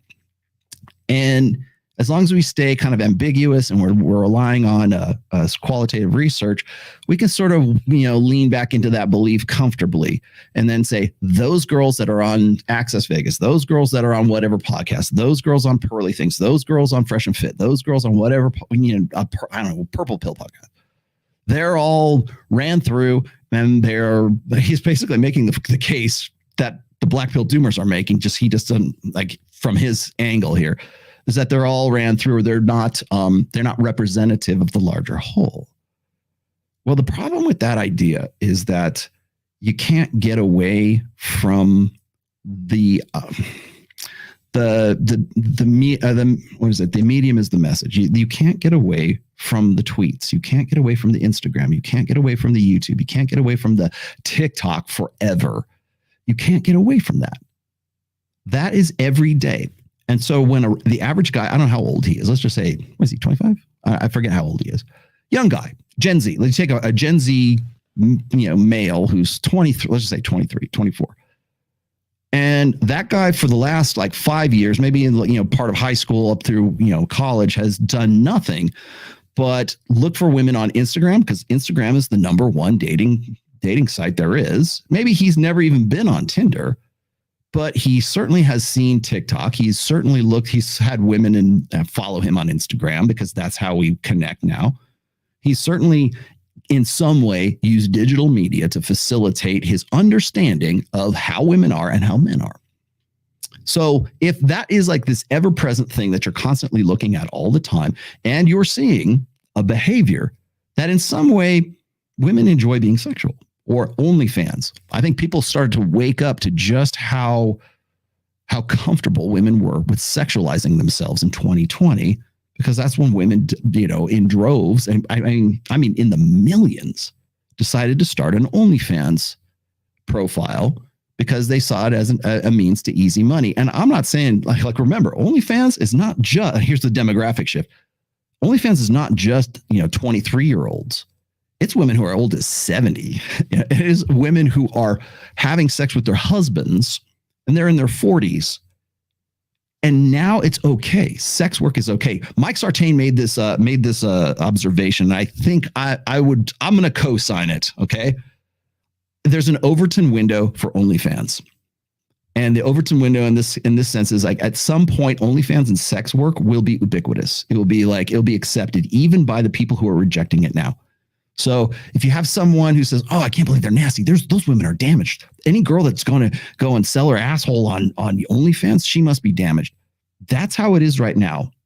Maybe in 2022, 2023, by 2024, 2025, maybe it'll probably happen faster than you think. Even conservatives will embrace OnlyFans, just like they embraced homosexuality, just like they have, and sooner or later they'll embrace transgenderism if they haven't already. People who are the most against these things will eventually cross the Overton window and they will embrace it. And then they'll always be for it. So now we've got, homosexual conservatives and everybody's cool with that. It is turning something, I've called it Christian kosher, but it's also applies to politics and ideology too. What's this? We never generalized that women are promiscuous. We generalized that promiscuous women do not make good wives. Thank you. Thank you. Good. So, yeah, okay, let's keep going. That's security. The right? introduction of birth control pills or any of that led to greater promiscuity among women than had been prior. Well, I didn't say that. Obviously, introduction to birth control, if we're going to compare back to the 1950s well, that's what I'm we're curious probably about. see What a is the little bit comparison? Because I can tell you, having been alive 20 years ago, there's a huge discrepancy in terms of not just how women behave when it comes to sex, but how they talk about it. Well, there's and a how degree they of wear that sexual badge of liberation honor. there, though, right? Well, Because you have to think that exactly, now, but that's the problem. Well, no, it's not, because I don't think that a lot of the times I almost feel like people treat women getting pregnant as the punishment for her having sex. If somebody it's accountability though, right? But that shouldn't be what holds her accountable. That shouldn't be like that's Well, a child why? because that's another human being. Right. So she she's should be accountable for her actions and not engage in sexual activity. No, unless she should be. If she wants to engage in sexual activity, then she should be accountable by taking birth control. This conversation right here takes on a whole new meaning after I figured out that you guys told me that he knocked up the woman that he had a baby with. Because there's the accountability factor, but there's also his accountability factor too. Again, not trying to throw a monkey wrench into all of this, but it is most likely something that colors his understanding of this topic right here. So, there's a human, there's a baby involved in this. Yeah, you're right. Well, that shouldn't be a punishment. No, it shouldn't. But whether that baby lives or dies is not up to you. It's up to the woman that you put the baby in. So once the baby's in there, then once the sperm leaves your body, you're effectively powerless. You have no control. I remember what's the definition of power. How much control do you have over your life? Well, when the sperm leaves your body, you're pretty powerless because you don't have any control over that aspect of the direction of your life at that point. Okay? Unless you're a really good talker. But I get where he's coming from. So I want to, again, I'm not anti-Hunter in this sense, but I get where he's coming from, but that's not the point. He's kind of like making these inferences that like nobody on the red pill side of things are going to say, well, that should be a punishment to have a baby. No, nobody's who's saying that? No one is, but there has to be some sort of accountability. So when I talk about like the kill to party dynamic, Michaela Peterson, you know who you are. That is also wraps up that dynamic also wraps into this accountability factor for having a child. It's not a punishment, but you have to take that into account. So yes, holding women accountable. Well, women shouldn't have to be held accountable by babies. What else could they be? Like, what else do you want? Well, they're not. In fact, they're not. They can go have an abortion anytime they want, and you can't do shit about it. So as far as accountability is concerned, no, it's not a punishment, but there's a liability and a responsibility that comes along with that. Okay, so we can have a debate about birth control, whether we believe birth control has been good or bad for women. That's a separate conversation. But the reality is that with the introduction of birth control, with the introduction of this, what you just said, which is if you want to be accountable, rather than make a decision that you're not going to have sex unless it means something, unless you're willing to bear the risk of what comes with that, which prior to birth control being so prevalent was pregnancy. There was a much greater risk of pregnancy. And there's still risks now, though, There are still risks as well. Because you brought them up. You That's just right. mentioned the There are risks. still risks as well. But birth control has changed the way women look at sex in very large part. I think they're much more willing to engage in sex that they otherwise would not have, because that risk has been lessened. It's just a reality of human thought, if you think about it. You have Plan B. You have a whole bunch of things that have arisen in society as a means to be a mechanism for women to be free, to be more promiscuous with their bodies and with their behavior, with lesser risk to them of pregnancy. The lesser risk. Okay, good point. Now I gotta stop. Good point. You get a B plus, you get an A minus for that one. What needs to be added to this is that it's not just hormonal birth control. It's not just the sexual revolution, which we are still in. It is also the facilitation of a global sexual marketplace. The perception that women are hubristically entitled to high value men, no matter what, and you should never settle for anything else. So when women are in the hoe phase, 18 to 28 range right there, that's, again, not my words, their words. When women are in that hoe phase, why is there even such a thing as a hoe phase? And you could say, well, you can go all the way back to Woodstock and the free love era and, Studio 54 and the sexual revolution, Woodstock. Right? You can go back and look at all the sort of the sexual liberation. In fact, that's what it was. Women's liberation. Liberation from what? Liberation from all these repressive, social, judgmental mores that we had about women actually wanting to have sex. Why is it that, if you'd like me to show you the stats, I'll dig them up. I'll put them up. Why is it that that divorce mirrors the rise in hormonal birth control use starting in about 1964, 1965? Why? Well, because women want to get laid. They're like, fuck this dude. I don't have to stick with this guy anymore. Why is it that in 1968, Ronald Reagan decided that he was going to institute no-fault divorce? And later on, all the way up through the 80s, state by state by state, it started adopting it. Well, because women, they wanted to get out. They wanted to get after it. They had a new lease on life. I can divorce this son of a bitch. I can take his money for alimony. I can take child support. I can get into the workforce now. I can get a degree. Yeah, divorce. I'll pop the pill. I don't have to worry about getting pregnant, right? Perceptively. And I'm going to sign divorce papers. I'm going to get out of this. I'm going to have a new life. That's liberation. It's not empowerment. Like, I think that we need to, in Jedidiah, if you're watching, we need to make a distinction between sexual liberation and female empowerment. Because the empowerment thing is something that's sort of a buzz term that is like, it's a blanket term that we can use for damn near anything. But if you talk about like a sexual liberation, like women's lib was a big deal in the late 60s and early 70s.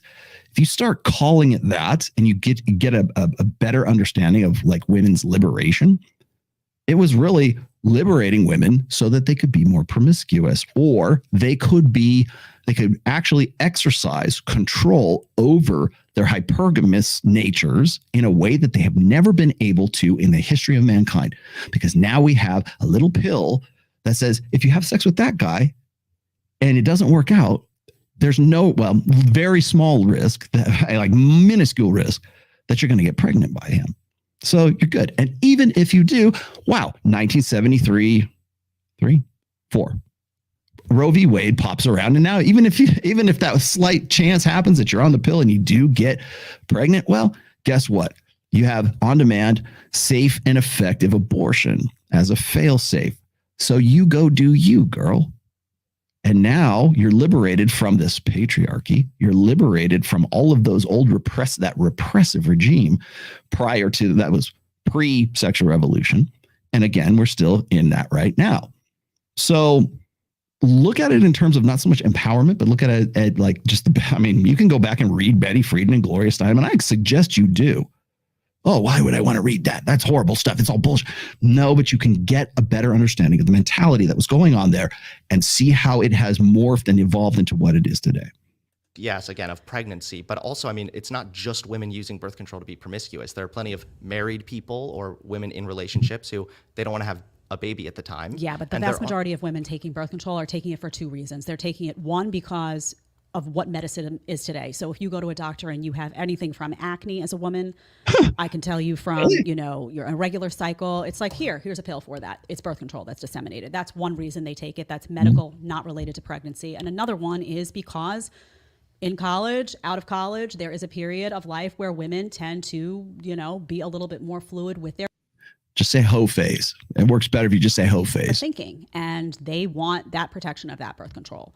Sure. That's a reality. It might be a reality for some, but again, that's not borne out by the numbers. So if we look again, like what I just said, from 1990 to 2010, 5,000 college students were tracked. So and that's they didn't have a whole 5,000. Though. That's an extremely small sample size. No, it's not. And you're also looking at the demographics. Look at the time period.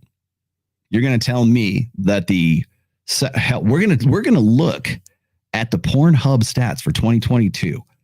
And when you look at we have the quantitative studies right now to show the sexual habits and the sexual interests of men and women on Pornhub.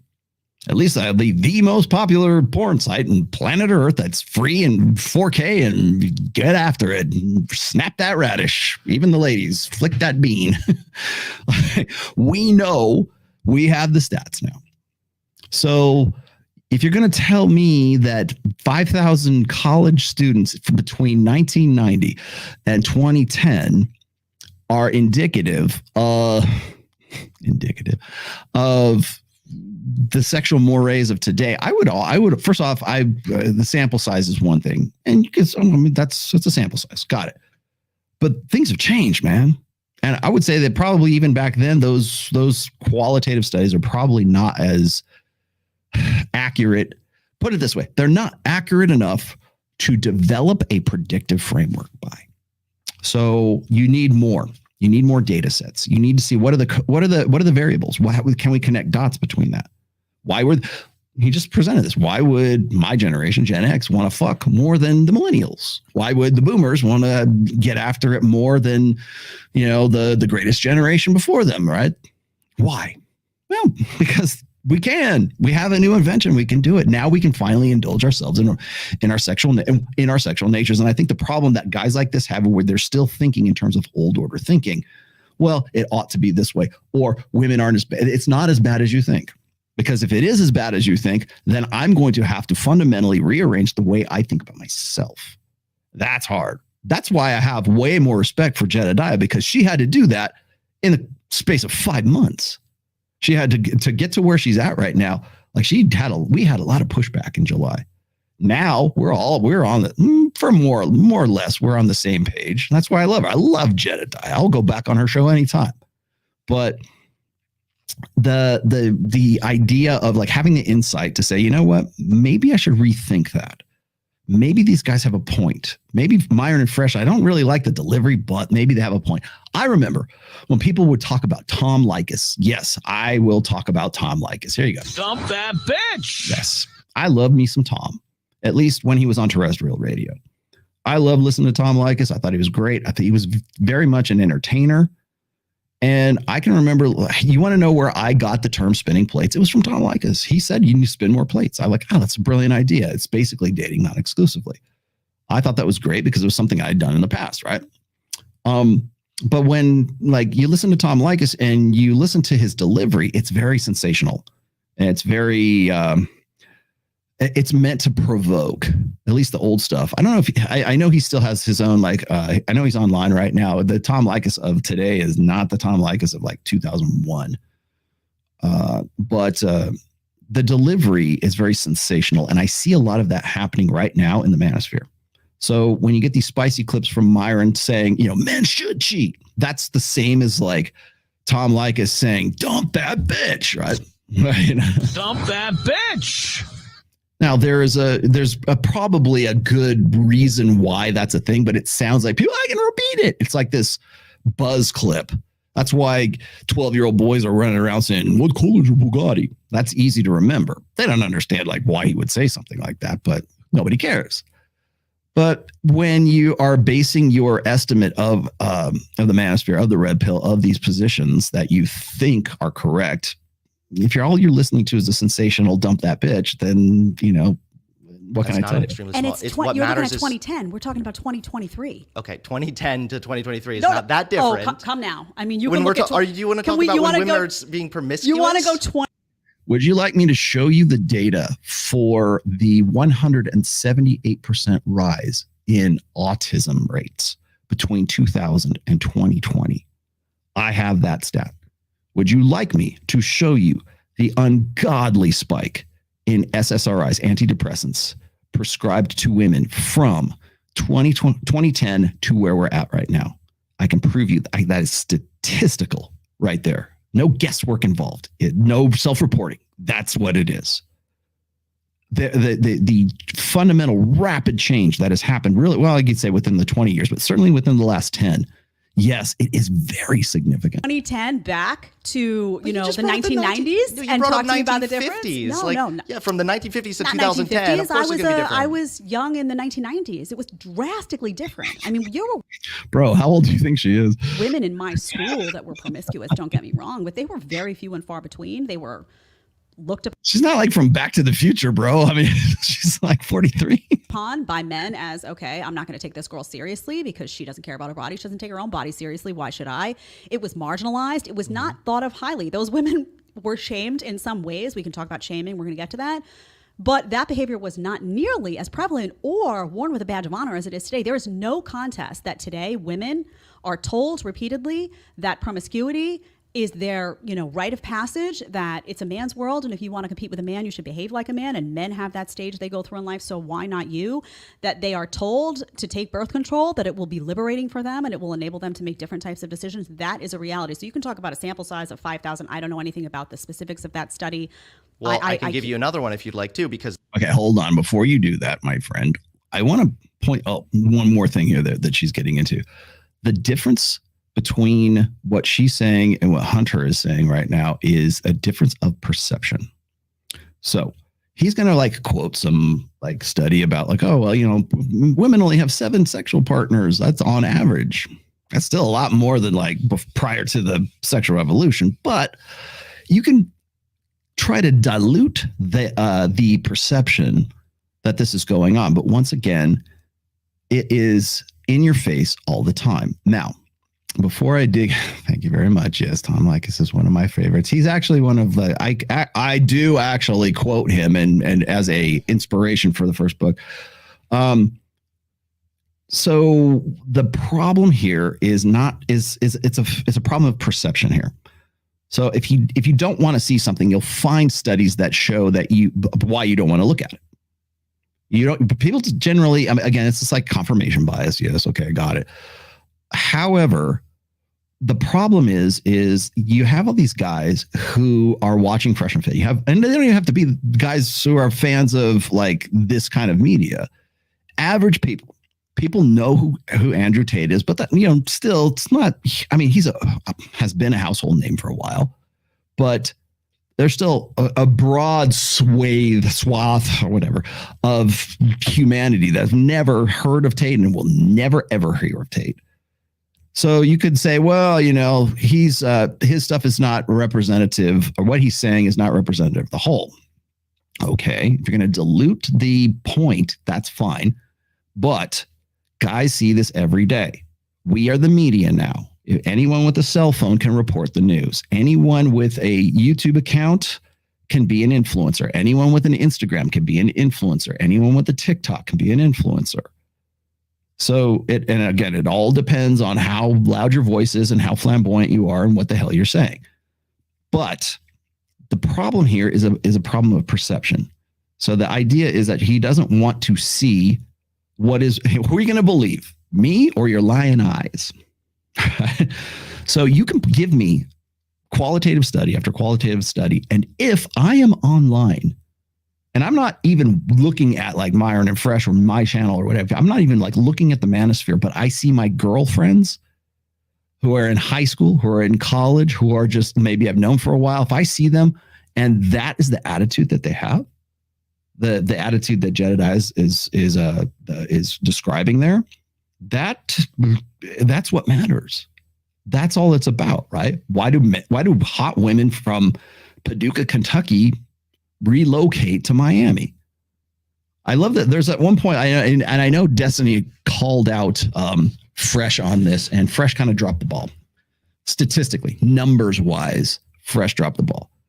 Thinking that, you know, well, if you're a college co-ed, how many women on college campuses are getting like flown out to Dubai or flown out to, you know, Miami by, you know, Drake or whatever, you know, name the celebrity guy, right? And he said something like 50% or like 30% or even, it's a minute fraction, but it's not the number of women who are being actually flown out to those locations to meet a famous athlete or rapper or whatever. It's the perception that they could. And this goes back to a red pill maxim. It's not that every woman will, it's that any woman can. That applies to a lot of different things. Like people usually use that for like divorce, but it's way, way more broad, has way more function than just divorce. It's the idea that if a woman sees another woman get flued out to Romania, gets flued out somewhere, that the possibility exists that she could too. It's perception. So, well, women are actually having all this sex. Well, I would disagree. I think they're probably having a lot more sex than the stats you're quoting are accurate by, let's just say. However, that's not the point. The point is the perception of it. So, for instance, I've said this before, you take me away, you take Tate away, you take everybody in the Manosphere right now, you suddenly erase them and they could tape them, right? We're completely gone. Guys are still going to see this every fucking day, every day of their lives. And you better get used to it because it's only going to get worse. Twitter, Instagram, Facebook, whatever, name your favorite, Snapchat, right? People use Snapchat. name your social media. It doesn't even LinkedIn. It doesn't even have to be some formal like, oh, this is what all the cool kids are using. It could be something that boomers are using, and the attitude and the code in the matrix, for lack of a better term, is right there, and it's ever present, and you can't get away from it.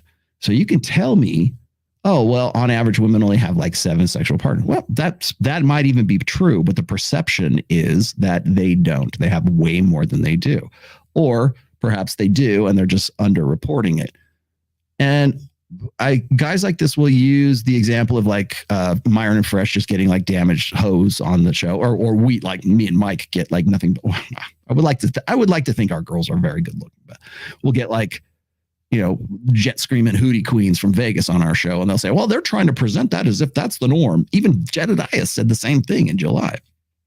And I'm like, no, but the perception is really what matters at that point. So it's not necessarily like the numbers. It's not what's actually happening. It's what people believe are happening, particularly now in the age where we have it all the time. If you have a cell phone in your hand, if you're watching this on your cell phone, that's you, bro. That's what's happening. So take this all away, and it's still there. So the perception is there's this want for a belief in this old order ideal that only like women and men are only having between 3 or 4 sexual partners, when in fact, every time you see a woman behave on Instagram, look at women's Instagram, look at women's OnlyFans, look at women's women. And it does, like I said, it doesn't have to be like young girls. It can be older women too. Look at, like, I brought this up. What was it?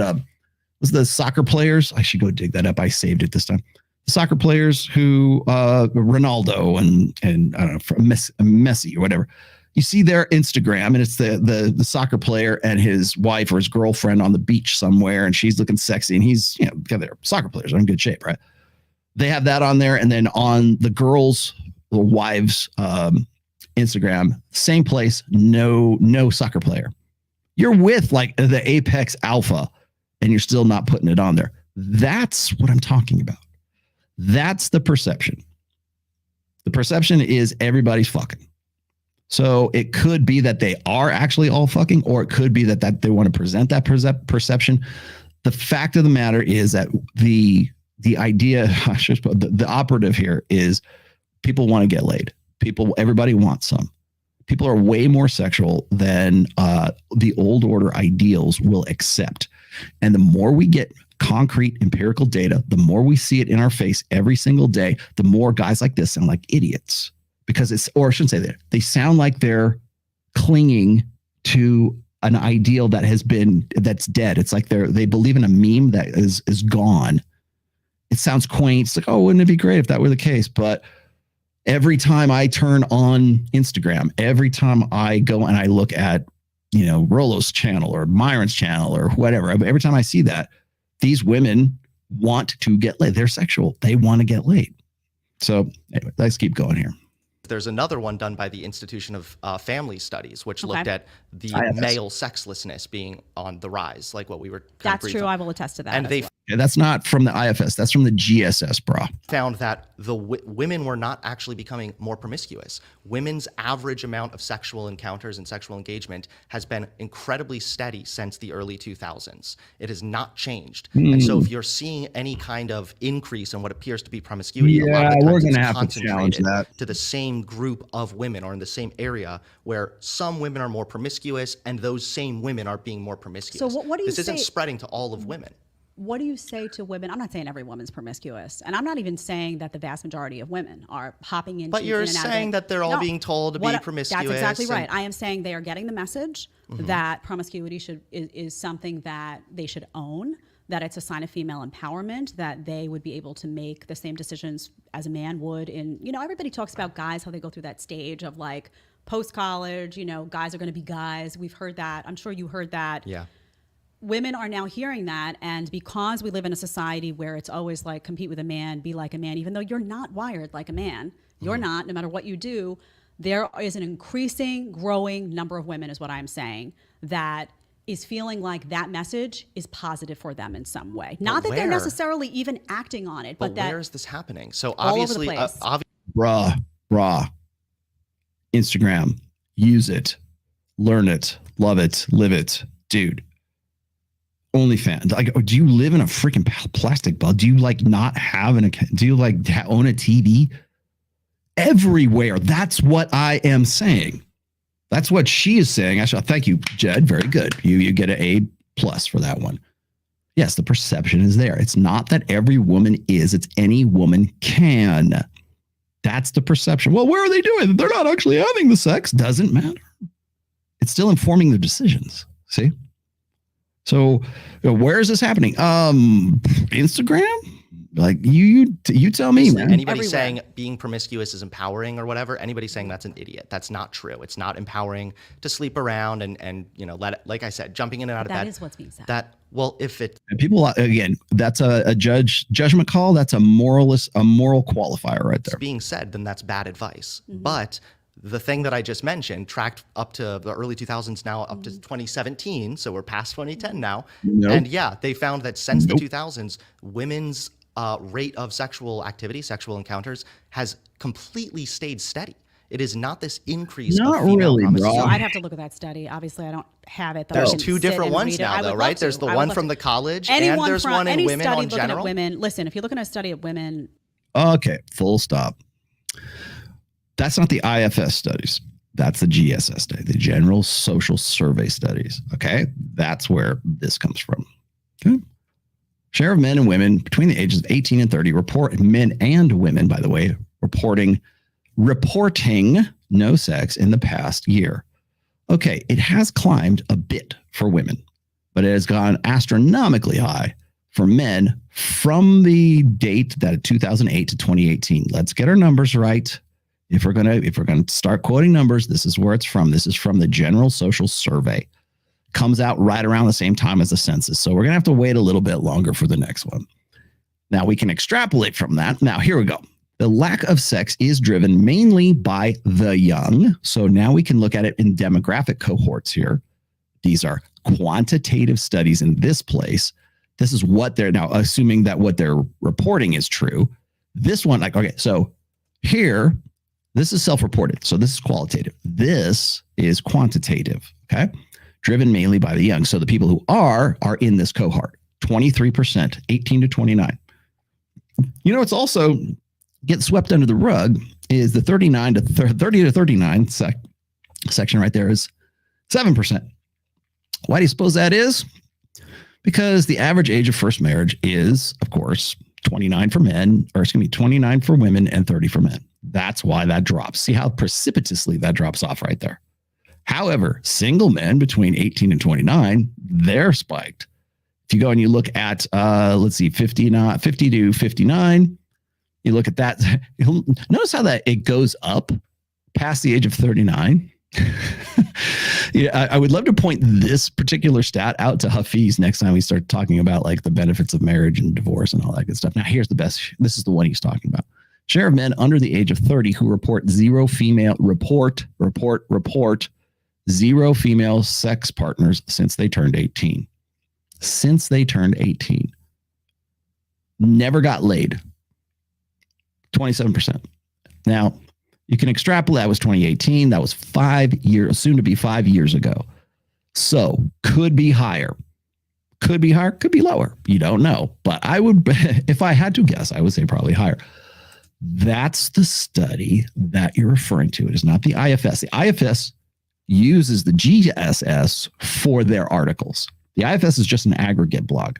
They don't do this. Well, I mean, in some cases, I guess they do studies, but they usually have other people do that, and then they quote those studies. That's why you're saying that. So he's not technically wrong, but that's where it really comes from. Again, the one to look at, though, is this right here. This is what he's trying to make a case for. Now, also, look at the spike from 2008 to 2018. If you go from there and it just astronomically climbs. Now, remember, he was trying to make the case that as far back as 1990 to 2010, in his qualitative studies, that they look. But here, would I have a look at them? 89 all the way up to, let's just say right after. See, look at that spike, jumps down, up, down. You got to remember that when you take data points, you also can't just look at them isolated like that. You have to look at what was going on at that time. So in this case, remember he was just saying a minute ago how, well, it's only 10 years, right? 2008 to 2018. But my stats that say men and women only, have 3 or 4 sexual partners between 1990 and 2010. It couldn't be that much more. Yeah. Yes. Yes, it could. Absolutely, it could. In fact, we see it right here in black and white. 10 plus years ago, that's a completely different population of women. What we have seen in what's gone on with women in the last decade has blown my mind, truthfully. Well, this one was up to and I would 2017, love to and see they it. found Okay, remember this. If you were born in 2000, the year 2000, you will be 23 this year. That is a generation. That is a demographic right there. You are now coming into your own. Women who are born in 2000 are now in their hoe phase. that there I was would no love to increase. see it. I would love to see it. But I think my point is, regardless of that, the conversation about body count for me is not a conversation about, the vast majority of women are promiscuous. The vast majority of women are hopping in and out of bed with people. Mm-hmm. The conversation for me is just that when women do that, it's not a good look, right? And it's not a good look, and guys don't like it. And the reason that guys don't like it is not because they're insecure or because of it's because they just don't. But they don't. Why? What's the reason? Why do you think? I don't know. I mean, I do think that you have an argument to be made that the more sexual encounters you have, the more likely that you are going to suffer some kind of emotional negative response there. I think that that's honestly All right, bro. I'm going to finish what you're a saying. valid concern. Baggage in a relationship is not usually very desired. But again, I think that kind of goes both ways. I think that All right. I don't think women now we got to balance it out, because if men do it, then women must do it too. He's here. Okay, we caught him. Stop. Full stop. Children, do you? Hello there, children. How's it going? Did you catch that? Because I should have fucked too. Okay. Now, rather than getting down to the very simple nuts and bolts answer, which is paternity, it's, we got to add, hey, things change. Social mores change, blah, blah, blah, blah. And every answer except the right fucking answer. And our right answer is very simple.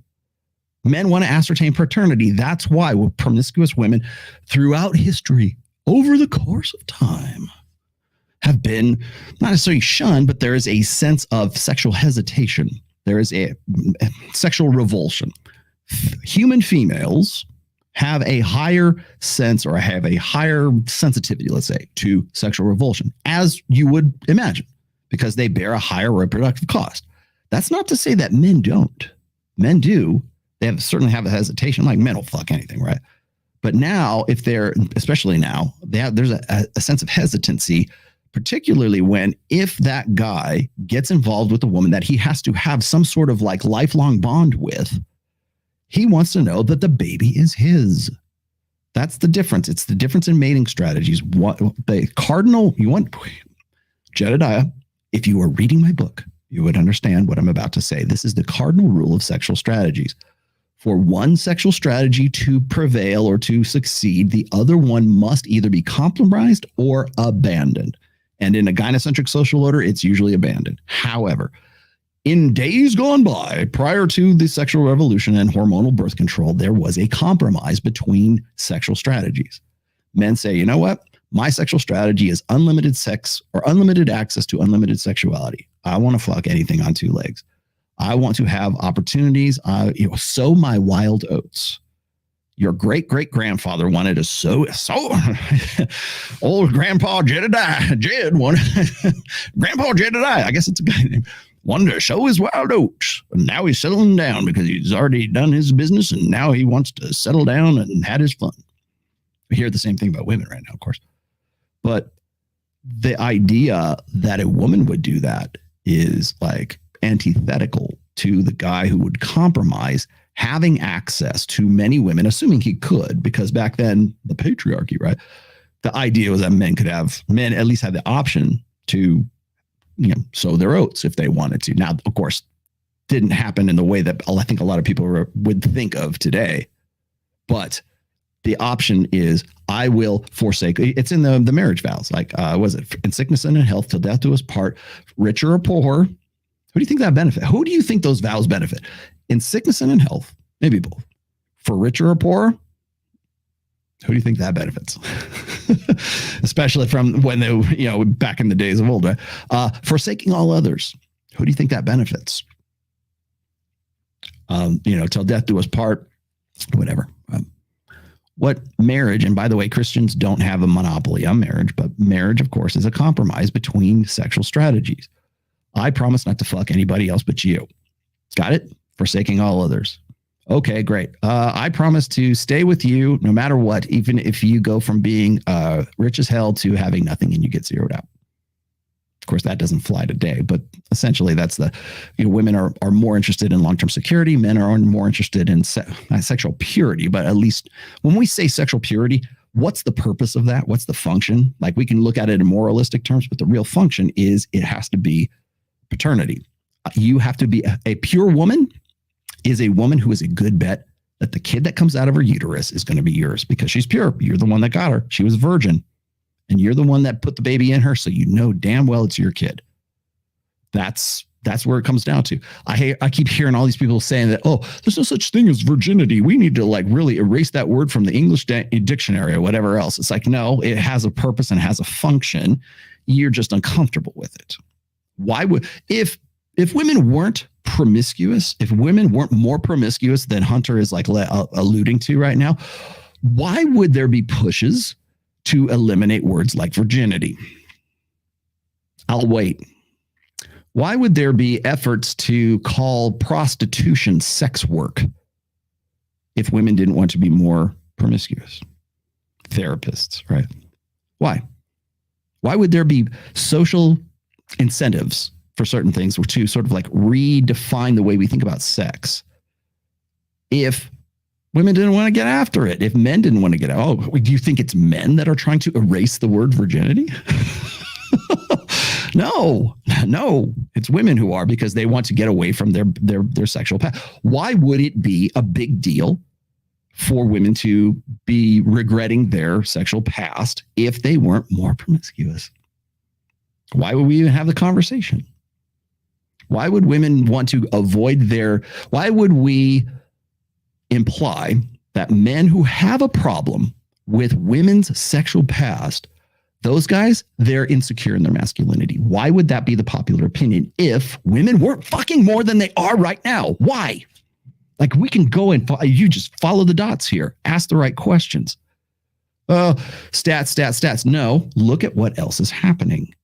Why would that exist if women weren't having more sex now than they did in the past? Why would we want to erase the word virgin from the English language?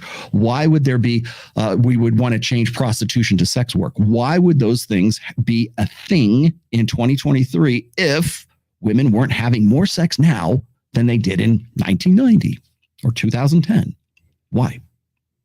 You don't have to have stats for that. You can just go look around and say, why would that even be a thing? It's not moral degeneracy or decay or the elves or whatever. There's a reason for that. There's a functional reason for wanting to change the language to mean something else. Make it social, normalizing what? Promiscuity. That's what. Those impetuses, those social movements or incentives would not exist if women weren't having more sex. That's the long and the short of it. A guy who has a lot of baggage. But it doesn't go both ways because women don't care. The reason it doesn't go both ways is because we can sit here and analyze the situation and say, maybe you and I sit and say it should go both ways. Maybe you and I sit and say there shouldn't be a double standard here. But there is, because women and men care about different things. But see, so the reason the double standard exists is because women don't say, I care. Women control all of this, by the way. Women could step up and say, I care about guys' body count, and I'm not going to mess around with guys who have a high body count, and all the bad boys, the players, whatever you want to call them, the chads, would be sexless. Women don't make that decision. They sleep with those guys because they don't care about those numbers. Now, we can dig into the why of that. Maybe there's something biological there, but that is just the reality that we're dealing with. I'll give you the why. The why is they want sexy, dangerous men. They want men with dark triad personality traits. They want hot guys in the foam cannon party. They want the proximate reason, the proximate cause as opposed to the ultimate. Proximate goal versus ultimate goal. The proximate goal is she looks hot and I want to bang that. I want to tap that ass. Ultimate goal, I want to put a baby in that. Pregnancy, reproduction. Got it? Okay. That's it. That's easy right there. Now, I have been on, oh gosh, Mike, what are you doing, Mike?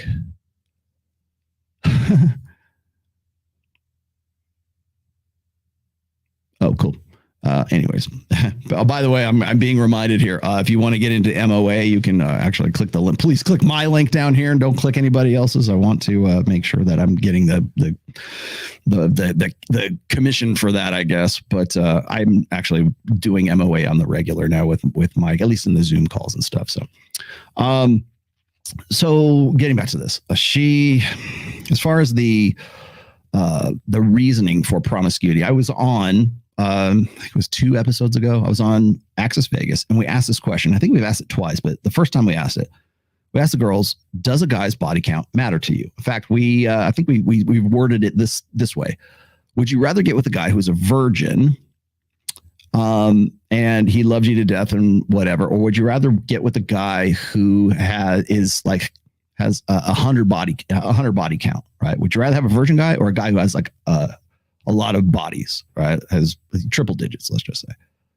And every woman said they would rather get with a guy who had 100 body count if they had to choose. They did not want to get with the virgin because the probability of having a good sexual experience with a guy who's a virgin is not as appealing as the guy who has gotten laid 100 times, has had the social proof, has had the pre-selection, the guy fucks. I even said that, not if the guy fucks, right? The guy can fuck.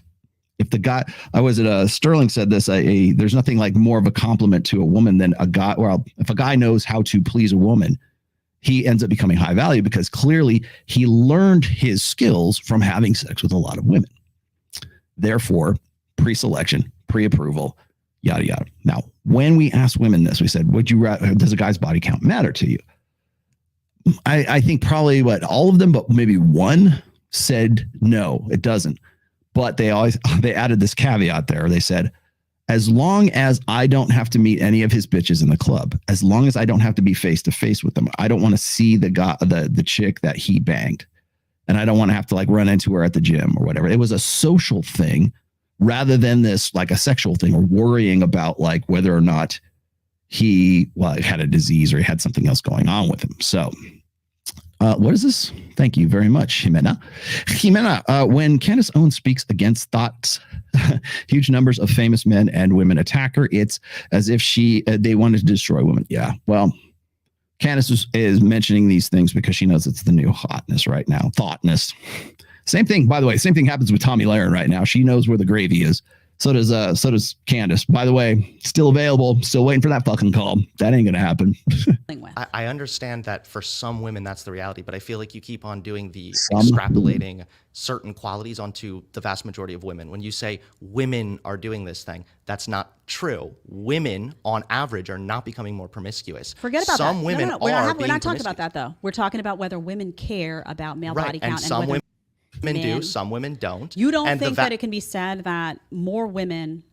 Okay, hold on. I'm going to stop her in her tracks right here. The point he's making here is kind of disingenuous, I'll just say. When hormonal birth control became available, when we had hormonal birth control set off a chain link of events, was the catalyst for so many different events. But one of those is, of course, women's liberation. Do you think that women had more sex or less sex before or after the sexual revolution? That's a simple question. That would be easy, Jed. Next time you get in this, next time you get this is thrown at you, are women having more sex now than they did prior to hormonal birth control? Okay. Now, the obvious answer is yes, of course they are. You can look at the rise in divorce right immediately. It tracks almost identically with the rise in hormonal birth control use. Got it? Okay. So we don't have to worry about getting pregnant anymore. We can let our freak flag fly. Does that mean that women are more sexual than they have been allowed to be, or more into having sex, or more thinking, let's just say more sexual than they were prior to the sexual revolution or after the sexual revolution?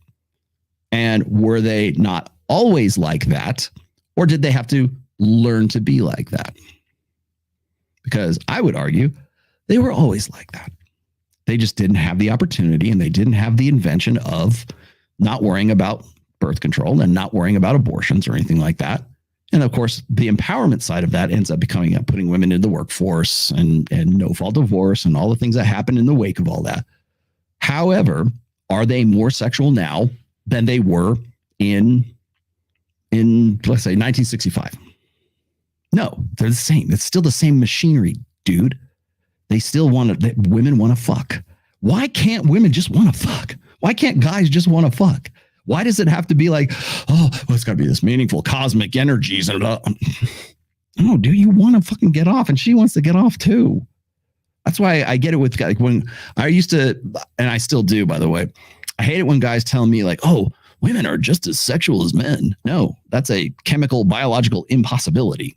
However, I always have to point this out too, because I used to hear PUA say this all the time. Hey man, women are way more sexual than you think. And that kind of ties into the old feminist trope, which is women are more sexual than you think, or more sexual than men. If that were the case, there would be strip clubs dedicated to women because they'd be beating down the doors to get into those strip clubs just as often as guys do.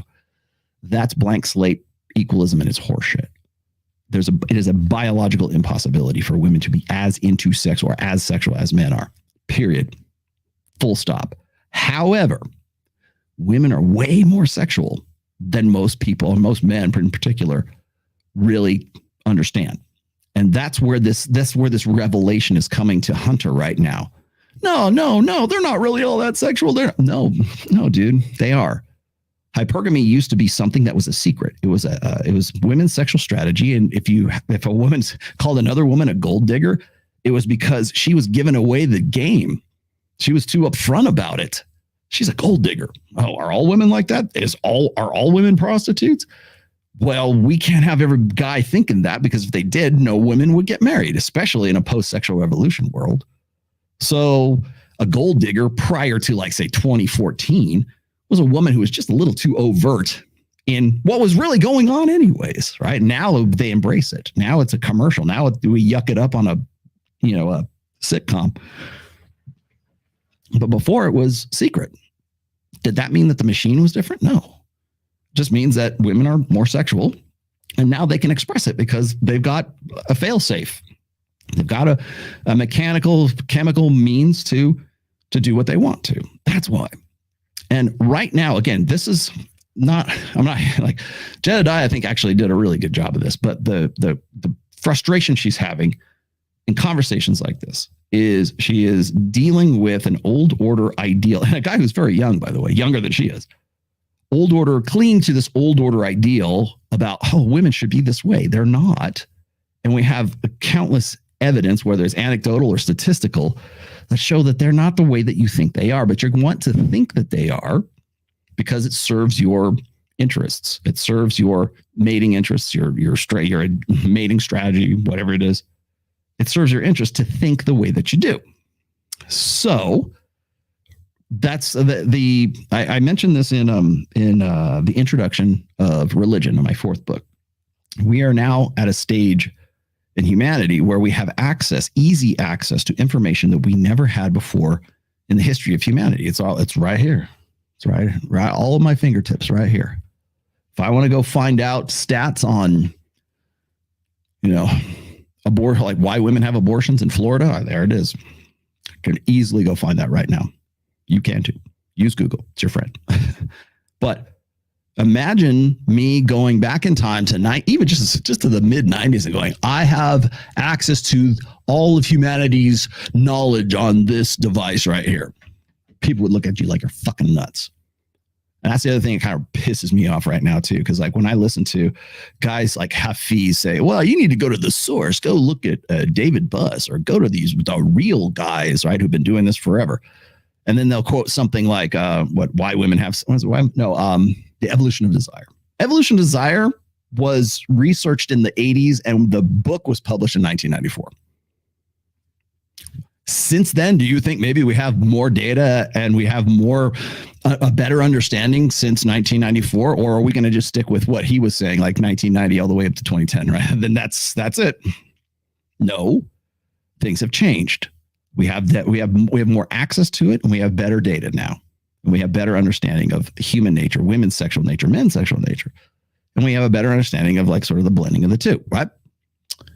But if all we're going to do is say, well, that's the only legitimate source and that's where you ought to be reading, like, yeah, okay, but there's a lot more that's happened since then. And so if we're going to keep going back in time, we're going to jump in our DeLorean and go back in time.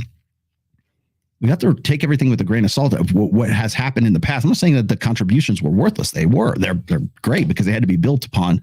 But now a schmuck like me can write 5 books and use data sets from people who are just as professional.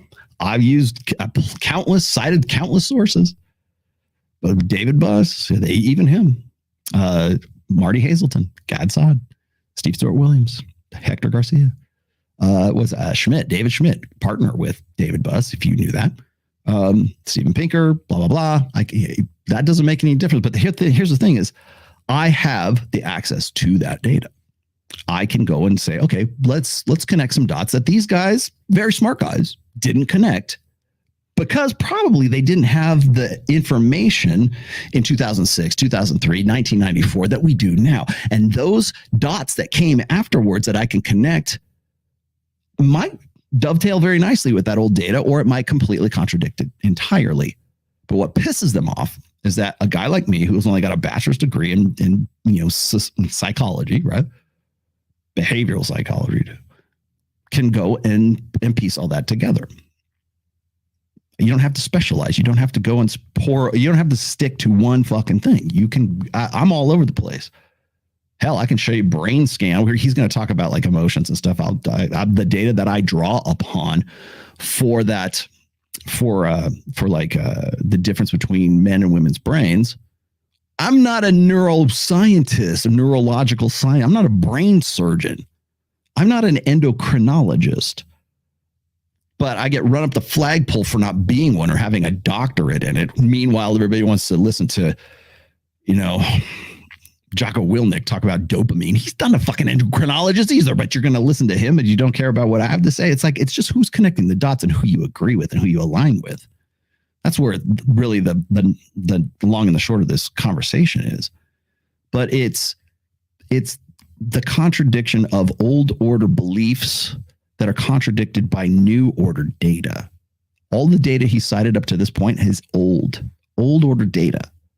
Keep that in mind as I'm going to scrub up to another point here in a minute, but let's keep going. Don't care. You don't think that's a fair assessment? Based on the numbers that I have seen, they both men and women said that their ideal amount of prior sex partners was around 7. You're trying to say it's equal for men and women. It was around 7.5 to 7.6. That's not a reflection of reality. Okay, it's from Healthline. Okay, full stop. Here we go. First one. Let's look at Healthline, shall we? It's from Healthline. Okay. You pulled this up. Now you did this, not me. So I got to stop you right there. Full stop. The reason why he brought this up is because I watched his Twitch stream before he did this. So I have to, Jed, you win. This is a win for you, but I'm just going to, I'll stop talking here. Let me put this up. Let's see. Healthline. Let's go look at the Google search for that first. Here we go. Can you see this? There we go. This is the Healthline Google search. I didn't even know what Healthline was. Healthline is a media corporation. So I don't know if you can read that. Possibly you can, depending on how large your screen is. But where is it? There it is. No, not that one. Healthline. Here we go. Okay, I'm just going to read the Google breakdown. The company. Healthline Media Incorporated is an American website and provider of health information headquartered in San Francisco, California. It was founded in 1999 and then relaunched in 2016 and established as a standalone entity in January of 2016. That's as per Wikipedia. So they're based in San Francisco, and they're basically a media corporation. They're not necessarily a health corporation. However, it's probably an aggregate blog. Okay, that's number one. Number two, let's have a look here, shall we? Share screen with you guys. Sorry, we're being real plain loosey goosey today. Healthline. There we go. Have a look at this. This is their website. Does that look kind of like liberal, progressive, wokesy kind of website there? Because it sure as shit does to me. And they're very being in San Francisco, of course, they're very pro LGBT, Psych Central, which is sort of like an aggregate blog. There you go. Let's scroll through Healthline here. This is Healthline Media. Largest health information property in the United States. Everything we do is grounded in research, foresight, and expertise around people we serve and the trends that will affect them. Got it. Portfolio of leading brands. Let's see. Our simple human and holistic perspective across each of our brands gives at our audience 85 million people who more confidence and autonomy in their health and wellness choices, with an asterisk on that. All right, so that's their charter. This is them. I'll let you draw your conclusions as to the decision making for their imagery. All right, that's that. And last but not least, here is the study that our good friend Hunter is quoting from. See, here's the beauty of this show. It's like, I can go dig this shit up. You can't really do that when you got somebody like right across from you, but you probably should. I wish you could do that. I'm glad that I can do this. And I go, what is it? Where are we at? 2 hours and 30 minutes here. Okay. Here's the last one. This is the study I believe he's pulling from. Average number of sexual partners by gender. Here we go. And let's see. There we go. Okay. So I believe this is the study. Correct me if I'm wrong, but I think this is it. What's the average person's number of sexual partners? Got it? Okay. It varies. The average number of sexual partners for men and women in the United States is 7.2. Now, I have heard a lot lower than that, like 3 or 4. Maybe that's the old data. The UK-based health and beauty retailer asked more than 2,000 men, more than 2,000 fucking A, and women in the United States and Europe to explain their thoughts and experiences on sexual histories. Really? Okay, so here we go. While the average varies based on gender and location, the survey shows that when it comes to what's average, normal doesn't actually exist. About what I would expect from the San Francisco-based Healthline. Sexual history varies, and that's totally normal. What's important is that you're safe and taking precautions to prevent the spread of sexually transmitted diseases. So fuck who you want, but don't worry. Just make sure you wrap the rascal. How does this average vary state by state? As it turns out, the average number of sexual partners varies drastically from state to state. Louisiana residents reported an average of 15.7 sexual partners. Oh, yeah. Wait a minute. Here we go. Wait. We got to go back to this one. Louisiana residents reported an average of 15.7 sexual partners, while Utah, in their prudish ways, clocked in at 2.6. But the difference makes sense, since 62% of Utah's residents are members of the Church of Jesus Christ and Latter-day Saints. But they can have more than one wife, if you think about it, which promotes abstinence until marriage. So there you go. They're prudes and we're not. How does the overall American average compare to that of other countries? Given the variance within the United States, it comes as no surprise, or not, that the average differs throughout Europe. Respondents of the UK averaged 7 partners, while Italy averaged only 4.5. So much for the Latin lovers. Unfortunately, data on outside the United States and Western Europe isn't readily accessible. Yeah, and it's also qualitative and self-reported. So it's hard to extend the comparison further, meaning we didn't even bother to look. How often do people lie about their number? Well, this is great. How often did they lie? How often do you lie? 10% of the time? Okay. According to the survey, 41.3% of men and 32.6% of women admitted to lying about their sexual history. Well, kind of offsets the average there, doesn't it? Overall, men were more likely to increase their number of sexual partners, whereas women were more likely to decrease it. Okay. Still, 5.8% of women and 10.1% of men admitted to both increasing and decreasing the number depending on the circumstances. So it's really anybody's guess whether these stats are full of shit or they're not. Honestly, it's easy to understand why people might lie about their number. Okay, yes, easy for sure. Outdated social expectations might lead men to believe they need to increase their number to seem more impressive. Yeah, but it's not social pressures or social expectations. It is women who select for guys who are good lovers who have been pre-selected. Here we go with social constructionism again. But on the flip side, women might feel they have to decrease their number so they aren't seen as promiscuous. Why? Why would that be? Why would there even if I could grant you the social construction argument, which I won't, but even if I could grant that to you, why would the social construction of promiscuity, virginity seeming more impressive, why would that exist in the fucking first place? Nobody wants to ask these questions. Either way, it's important to remember your sexual history is your own business. No one should ever feel pressured to adhere to society's or any specific individual standards. This is the health line he's quoting right here. Do you think maybe this has had maybe he aligns with this? I don't know. Is it possible to be too conservative or promiscuous? 8%. A whopping 8% of respondents said they were somewhat likely or very likely to end a relationship if their partner had too few sexual partners. But what is too few? This is a question. Right? According to the survey, women said 1.9 partners was too conservative, while men said 2.3. So, ladies, you better get busy because the average guy wants you to have at least 2 dudes in your history before you guys get after it. On the flip side, 30% of people said that they were somewhat likely or very likely to end a relationship if the partner had too many sexual partners. Again, they're asking 2,000. Is that what it is? 2,000 people. Okay. 30%. Okay. Women are generally more flexible than men when it comes to their partner's sexual history. Why? Why would that be?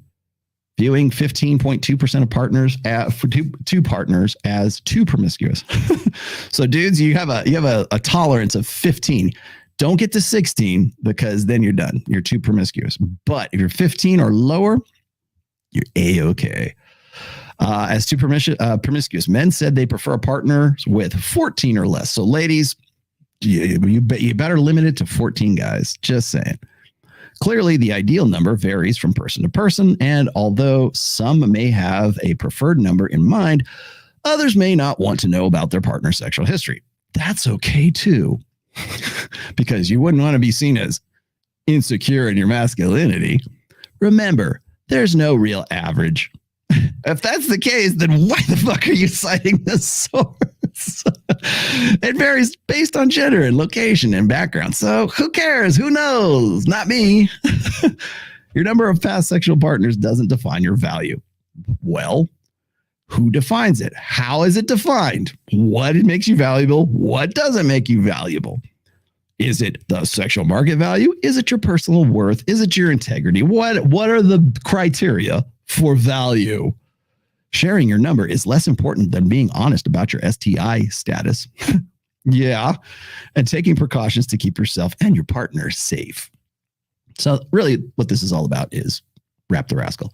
American men and women tend to agree, citing a respective 7.6 and 7.5 partners is ideal.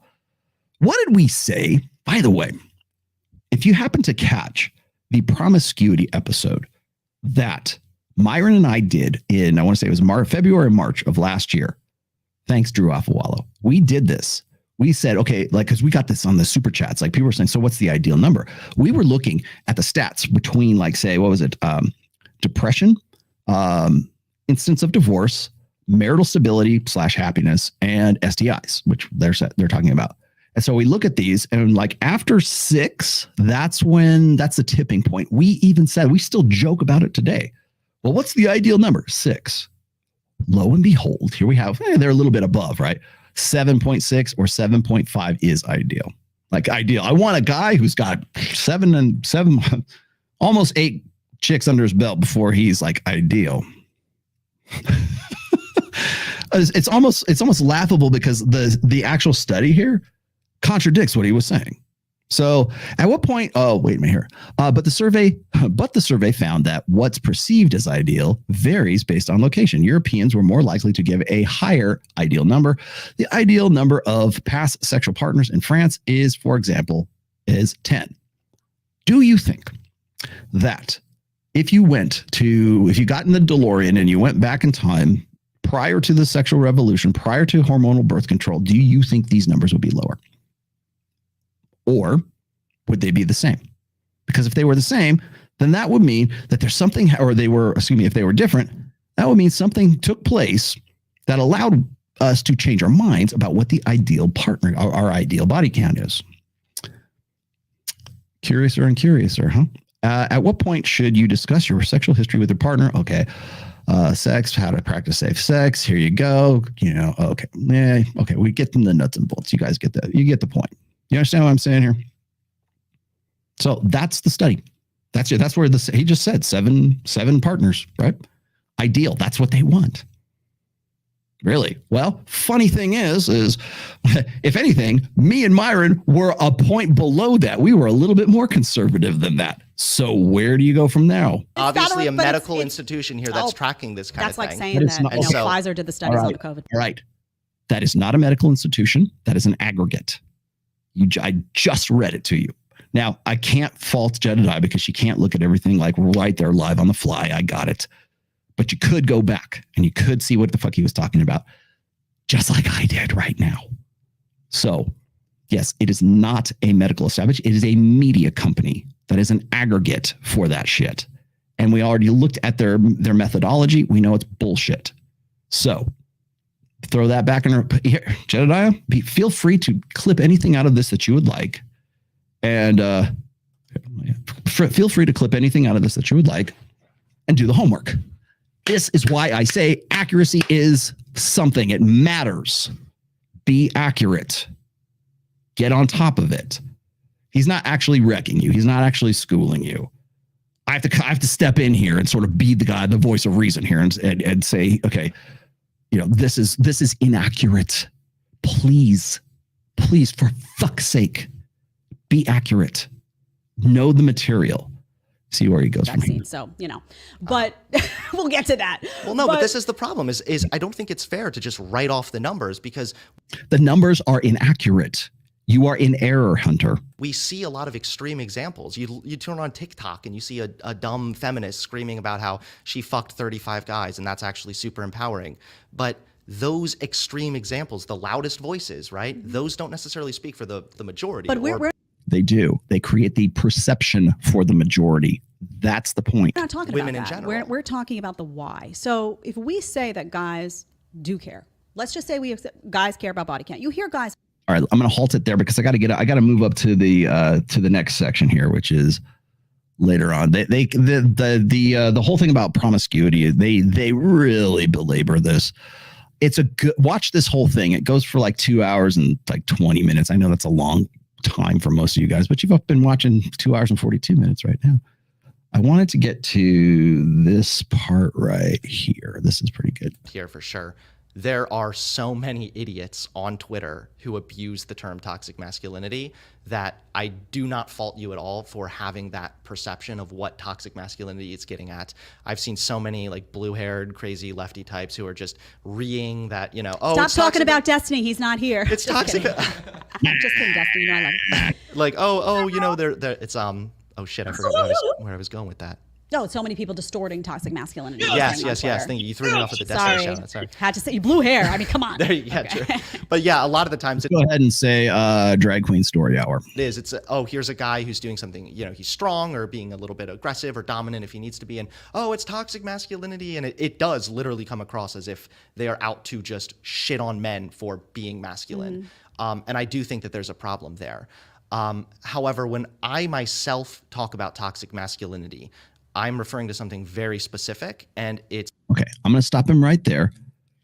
I'll play the rest, I promise, because he's about to get into a part here where he was trying to sort of explain this to Sneeko recently. Sneeko fucked up too. If anything, Sneeko got wrecked, not her. But he tries to sort of wiggle into toxic masculinity in terms of how it damages men, right? Rather than it's like inward instead of outward. And I get what he's saying. He's still wrong, but I get what he's saying. But if you understand the principle or how toxic masculinity became a buzzword, a term, everything he talks about here it crashes to the ground. Now, before he continues, I'm going to give you the preface here. Toxic masculinity, thank you, Ryan Stone, for reminding me of this, was created by feminist psychologists to describe inmates in the prison system. They were the guys who acted on their masculinity that was applied or associated with masculinity to like beat up other people, knife people in the cafeteria, that kind of stuff. The effects and the aspects of masculinity that were displayed by prisoners in the prison system. Now, this is like late 90s, I believe, is when they came up with this. It was created as a term to describe inmates in studies that they were doing as far as like, because it's primarily male, right? Why are there so many males here? Well, they must be toxically masculine. They use the term toxic masculinity to describe the traits of those inmates. Feminist literature, feminist ideologists, wokesies from as far back as 89 all the way up through where we are right now, jumped on that. Colleges jumped on that. Women's studies teachers jumped on that. And it became, Oprah jumped on that. Dr. Phil jumps on that. Everyone in media, it's a buzz. It's easy to remember. So it's like toxic masculinity. And what happens is they've taken that, they perverted that term. They molded that, morphed that term into something different. So now toxic masculinity is, and I'll say, here's my definition of toxic masculinity. There is no such thing. There is no such thing as toxic masculinity. There's only masculinity. And there are the aspects of it that are convenient or useful to a female imperative, to a gynocentric social order, to women. There are aspects of masculinity that are functional. They serve women. Those aspects we don't call toxic masculinity. We haven't in the past anyways.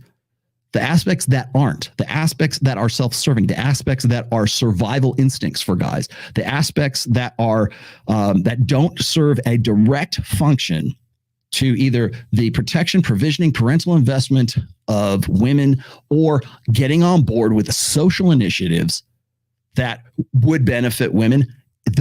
Anything that would prevent that, the empowerment, the supremacy of women, that is designated as toxic masculinity. There is no toxic masculinity. There is only masculinity. And as I said before, I'll say it again, the same masculinity that inspires guys on Jackass to go do stupid stunts and life-threatening shit and look like idiots doing it. That masculinity is the same risk-taking masculinity that the fireman needs to go and run into the burning building and save the baby and bring it back out. Same thing. One is useful and one is toxic. One is noble. One serves, hey, save the child, right? You saved my baby. Save my baby. That's not toxic. When the floodwaters rise and people need to be rescued, that kind of masculinity, that man up and get it done shit, that's not toxic. But when that same masculinity is inconvenient to a female imperative, then we call it toxic. That's the definition. That's the difference. Learn it, know it, live it. Something that, again, we're probably going to get into some studies, but has been heavily empirically demonstrated to not only negatively impact men, but impact their relationship and their abilities to navigate relationships and marriages. What is that? What does that behavior look like? Yeah, so toxic masculinity, just a quick summary, and I'll get to that, is a set of social expectations of how we think masculinity should be. That is. Okay, so his definition is toxic masculinity is a social construct that conditions men to think in certain ways. Is not just toxic to people around the man, but it's actually toxic to the man. It hurts men specifically. So I've heard this sold before like this. Well, or feminism. It's like saying feminism benefits men and women. So if you're against feminism, you're against yourself. Oh, if you disagree with toxic masculinity, then you're just embracing it and it's like a poison in you. And if you don't, then you're going to die, or there's something wrong with you, or it doesn't benefit you to think in these certain ways. Why do we think in those ways? When I talk about this issue, my goal is not to shit on men. My goal is to actually point out a big problem that's hurting men, because right now I think that a lot of men are struggling. And so, okay, so what really happens here is this excuses his lack of understanding of masculinity in the first place. Conventional masculinity, not traditional. Now remember, you have to remember this. In 2019, the American Psychological Association determined that traditional masculinity was a personality disorder. The females who run the APA sent out, and even guys who I haven't agreed with in a while, but even Sean Smith had a real problem. Dr. Sean Smith had a real problem with that, because it's an ideological declaration. It is not an empirical declaration. What's the impetus? Why would that be? Why would we do this? Well, you have to remember, when you talk about empirical this, empirical that, who's doing the data collection and who's doing the data interpretation? So you can say, oh, well, toxic man, these behaviors are toxic and they're detrimental to you. Okay, why is that? And why would where's the connection there is what I want to know. Toxic masculinity is usually this idea of the big one is emotional suppression. That's the big one. Here we go. You're a man, so you got to be stoic. You got to be, don't show your emotions. Crying is weak. Don't ever be vulnerable. Now, don't get me wrong. There's a time and a place to be aggressive. There's a time and a place to suck it up. I agree with that. I'm not saying men should be out bawling about everything. Neither should women, though. Nobody. There it is again. Neither should women. Men shouldn't. Women shouldn't too, because we're all equal. We're all the same. Should be like wailing their ass off about everything. But I do think that there are plenty of men, and it's been demonstrated as well, who are shamed for being vulnerable or for expressing emotions because it's seen as being unmanly. And no, they're not. It hasn't been that way since probably the mid-70s. We have been systematically changing the nature of education, the nature of raising boys. That's why, we say, Camille Paglia was saying, we raise our boys as if they're defective girls. It's why 77 to probably more than that now, but as far in 2015, 77% of your teachers from preschool all the way up to post-grad will be female. How does that affect? If that's the case, then who the fuck is teaching them this? Where's the chauvinists? Where's the drill sergeants? Where's the coaches that are smacking Junior upside the head saying, boys don't cry? If anything, it is absolutely the opposite. And the problem is because it is the opposite. Exactly the opposite of it. We have not taught our boys that boys don't cry since probably the 1950s or the 1960s. You're still hearkening back to old order thinking, to 20th century thinking. We have not taught the last you can make an argument against the boomers, but the last 3 at least generations of people in the West, as it is, have not been taught that since probably the mid-70s. It's been systematically removed from our education and our raising our boys. So to keep going back to that, and here's the thing that gets me is this. He's 25, maybe. He's certainly mid-20s. He's in his early to mid-20s. And he's saying this. This isn't a boomer saying this. This isn't a Gen Xer saying this. This is a guy who's Gen Z. And where did you get this? Why is this prevalent? Why is this something that is seems like self-apparent? Why is this something? I asked the same thing of women on Fresh and Fit. They'll come up with sort of this Gloria Steinem, Betty Friedan kind of talking points, all these tropes that came out of Our Bodies, Ourselves from 1970. And I listen to it and I go, where'd you learn this? What song taught you this? What cartoon taught you this? Because you're only 18 years old. You're repeating tropes and talking points and memes that were created in 1968 to 1974, somewhere in there. Where did you hear this? Where did you get this idea? And I would say the same thing here. Where are you getting this idea? because we haven't taught our boys like that in a very long time. So if social constructionism is a thing, you're still incorrect, because we haven't taught any. We're not like smacking our boys up and trying to teach them to be like, toughen up, Johnny. If anything, we're teaching them to man down, not man up. That kind of a mentality is just so detrimental. I mean, if we want to talk about how suppressing emotions has been contributed to suicidal ideation, committing. No, it hasn't. I'll explain. Suicide, even outside of men in general, just suppressing emotions for people has been shown to increase risk of suicide. We're not going to disagree on that. Just in the sense that, you know, I come from like, my baby is wellness. That's really. Okay, I'm going to stop here really quickly, because pretty much everything that comes out of his mouth from hereafter is based in emotionalism. And again, this is why I would like to talk to him rather than Destiny, because I don't think Destiny would be up to speed on this. Maybe I've hoped that maybe Hunter would. Again, Jed, you didn't do bad. You could have just wiggled a little bit differently here. You could have zigged when you should have zagged. The idea is that men and women are equal. Men and women are just the same. Men and women are blank slates. Oh, but we're a little bit different. No, we are way fucking more different than we are alike. And I think that the more we go into like the next decade, the more we have access to this, the more we understand human nature, like men's nature, women's nature, more we understand our brain architecture, the more we understand that the differences that make us men and women begin on the cellular fucking level when we're a lump of cells. That's where it takes place. Until we will accept that, we're still going to listen to this bullshit. We're still going to listen to, well, boys they need to express their emotions. Why? Why would they need to do that? Especially when they don't have the hardware to do that. That's the point I've been trying to make for forever. And Jed, I hope you will make this point for me next time something like this comes up. If you want to talk empiricism versus, I will be happy to fucking debate him. Okay. Bring it on, especially now.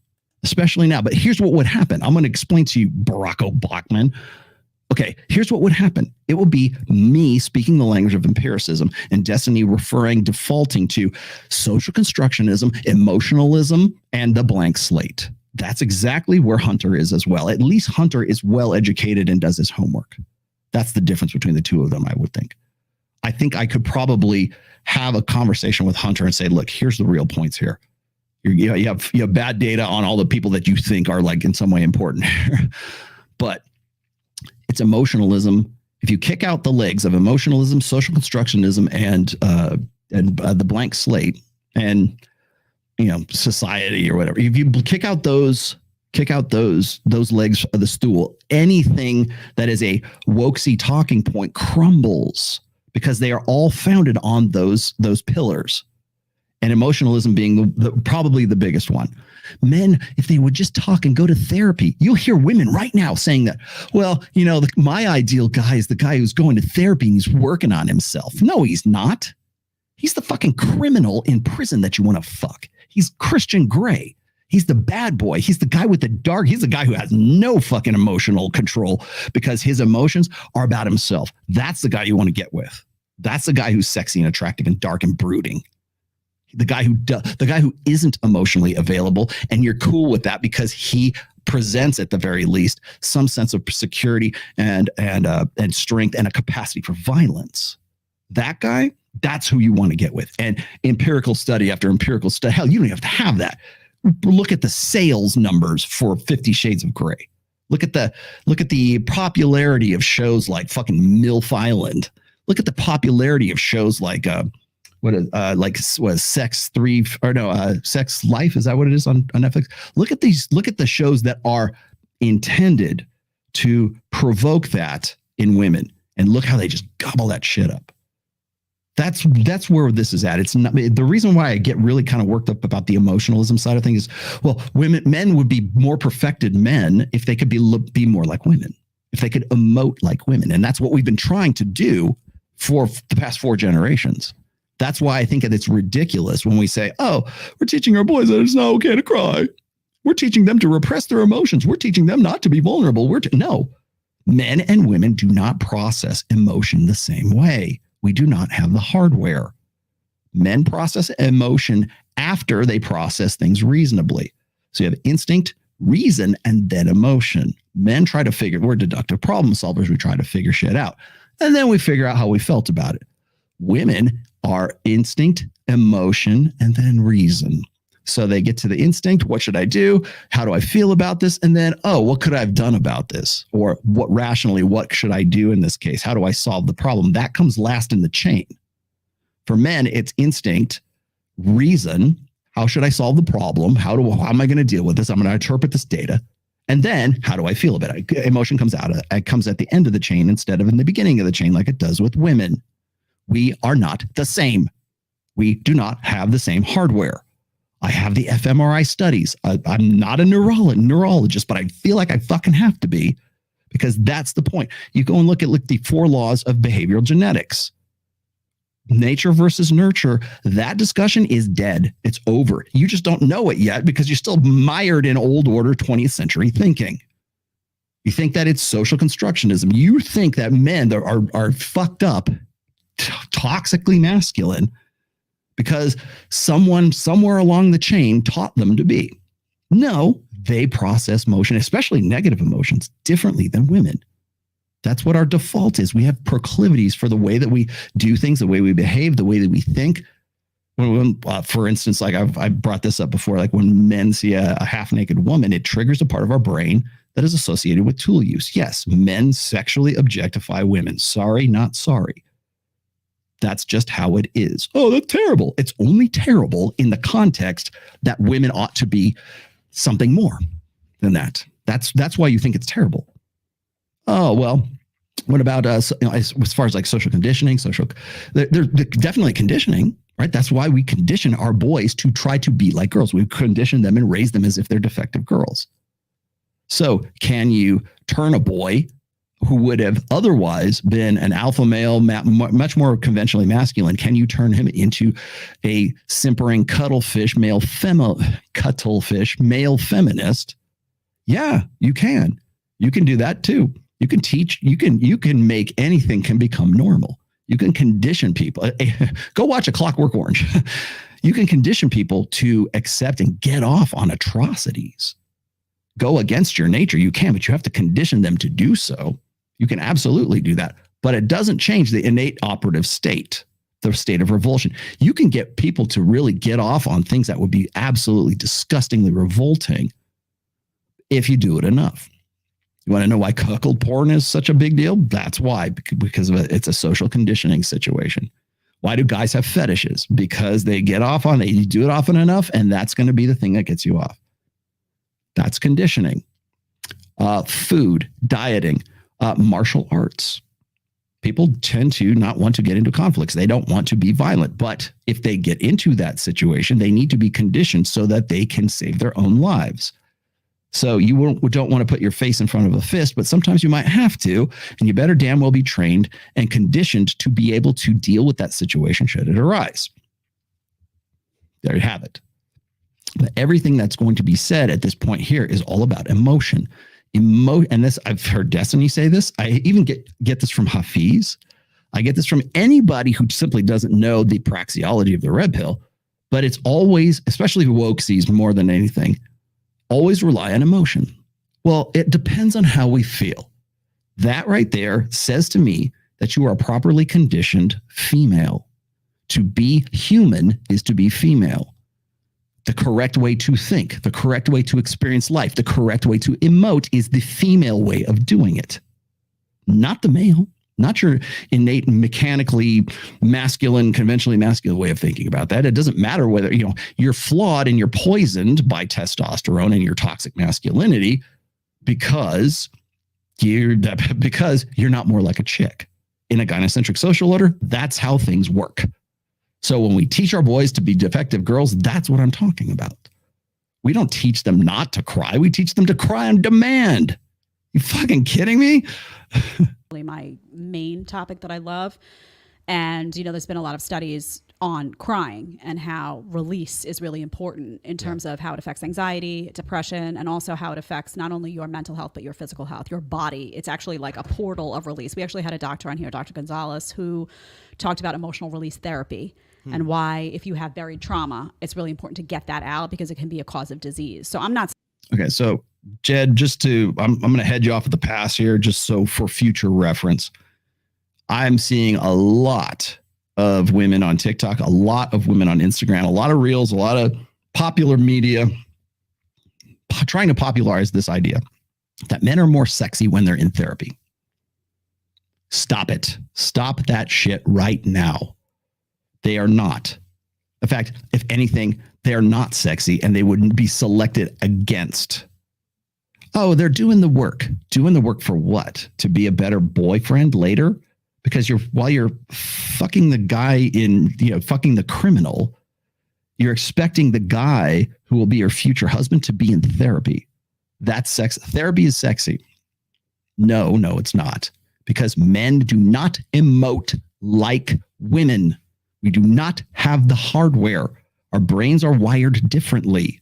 We do not share the same emotional capacity that women do. And there's nothing wrong with that, by the way. I tell you what gets me is like, I can go and show, if you want me to call them up, I will. I can show you the studies that show that women have a greater facility for a faculty, whatever, with communication. They get more out of sub-communications. They get more out of visual cues, body language. What shoes are she wearing? They get more out of that. And from an evolutionary perspective, it makes sense because they had to be able to gather all these details and have a hunch or an instinct, right? Female intuition about a guy. Their communication styles are far different are night and day. Men are overt in communication. Women are covert in communication.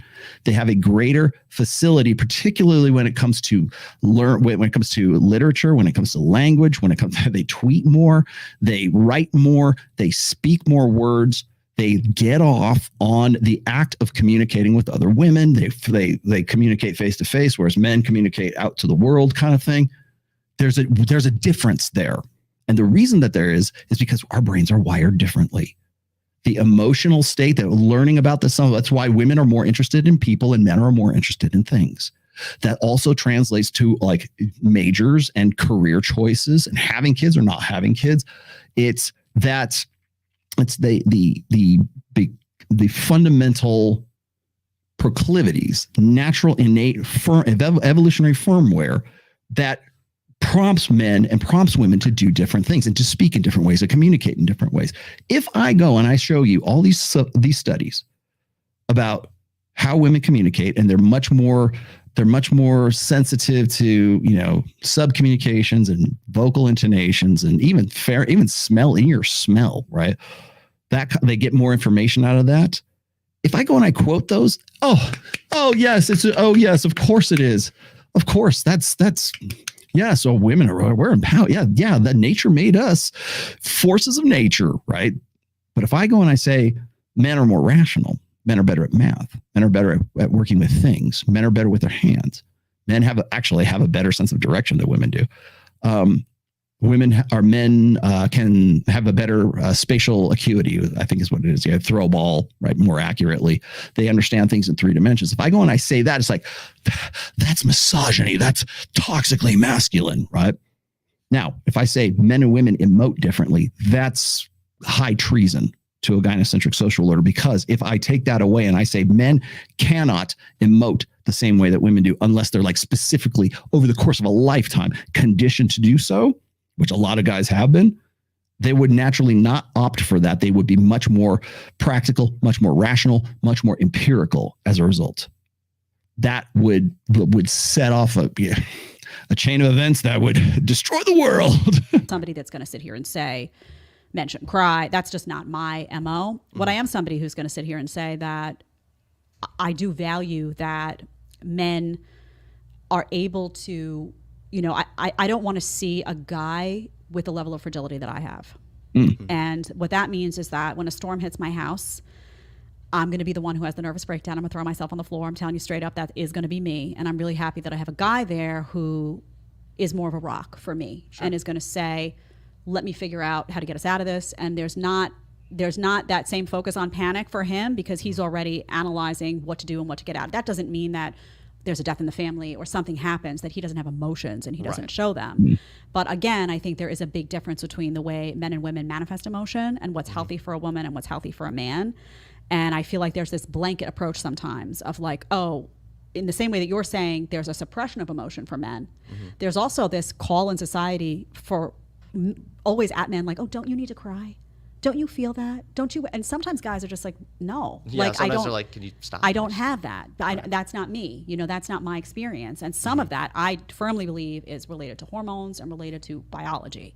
Right. Well, actually, it's sorry to cut you off, but what you said about your husband a minute ago, not panicking and freaking out, I think that's just a healthy relationship. Ideally, your partner would be somebody that when you're feeling vulnerable, they're kind of a rock to you, and vice versa. Yeah, but think about it like this. I mean, let's be honest now. That's true. Okay, so we could very easily do the Andrew Tate thing here if we wanted to. Actually, I shouldn't say it's Andrew because it's not Andrew Tate who did this. It's actually Myron who brought this up. If there's an intruder in the house, who goes down and shoots the intruder? If it's midnight and somebody breaks into the house and you have a baseball bat, well, ideally, we should both go down there and beat the fuck out of them. No, that's not going to happen.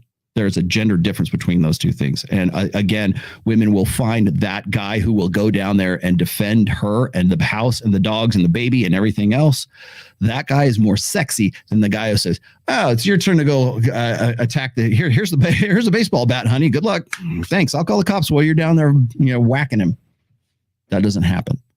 So it's like emergency survival situations, right? Who should do what? Well, the man is going to be expected to be the security provider.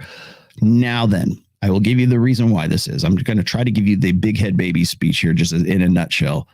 Men have an innate protector instinct for women.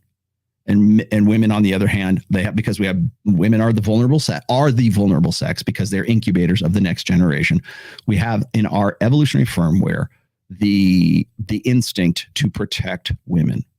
We will lose our lives for women we don't even know.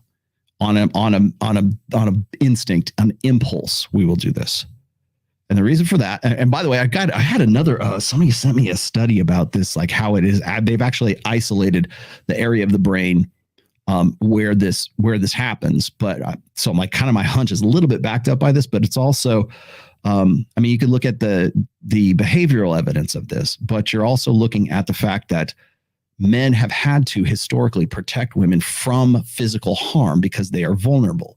They're vulnerable for 9 months while they're gestating a child. And then afterwards, they've got like one or more of these very fragile children all the time. So how do you, as the apex species on planet Earth, how do you ensure the survival of that species? Well, there has to be some sort of neurological instinct in men to protect children and to protect women. That's why that's why guys wanted to go down with the ship on the Titanic, right? They could have got away. There's plenty by the way, there's plenty of room in those lifeboats. The guys would rather go down than be called a coward. They died. They went to the bottom of the fucking ocean because that's what they wanted to do. Well, that's the social side of things, but the instinctual side of things is we have a protector dynamic. And the reason for that is because our children take longer to gestate. Our human beings rely on our intelligence to survive. And the only way we can do that is we can have children that have really big heads, and they have to be born premature, or somewhat by comparison to other species. They have to be born premature, and they have to be taken care of. They have to be nursed. They're not self-sufficient until they hit like 7 years old, if then. They can't feed themselves. They can't actually hunt. They can't actually do jack shit until they get at least maybe 7 or 8 years old, arguably. But still, even if it was 5, that's 5 years, right? And then the other kids coming along. So in our hunter-gatherer evolutionary beginnings, there had to be some sort of fail-safe installed in men's firmware to protect the very fragile females and the very fragile children. So there's that protector instinct. So when you're going to say, oh, it's emotional, man, ideally, the pregnant female should be able to kick ass, just like in Avatar 2. The pregnant, I don't know, what are the blue ones called? I can't even remember. The pregnant alien girl, who's basically human, should be able to kick ass just as much as a guy. Like, that's the message that we're supposed to get. Even, hell, was it James Cameron, very vocal about that. Oh, we need a strong, empowered, strong female lead who can kick ass. And we haven't explored how tough pregnant women really are. Get the fuck out of here. The reason why we don't accept that is because they're on some level of consciousness, on some instinctual level, we see that that's bullshit. That's an imbalance. We say that woman would die in that situation. She would be killed. She would be eaten by the tiger. But because this is Hollywood and fantasy land, that's what we go with, because that fantasy land is based on social constructionism.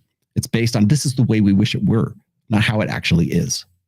Use the partner word. Audience hates that. Just the chat's going to be blowing up. Sorry, I didn't know. That was you didn't get the memo. I didn't mean to trigger anybody. I'm sorry. This. If you have a house where when a storm hits, say you have a man and a woman married, and when a storm hits, there's a 50-50 chance of who's going to crack, that house isn't going to work.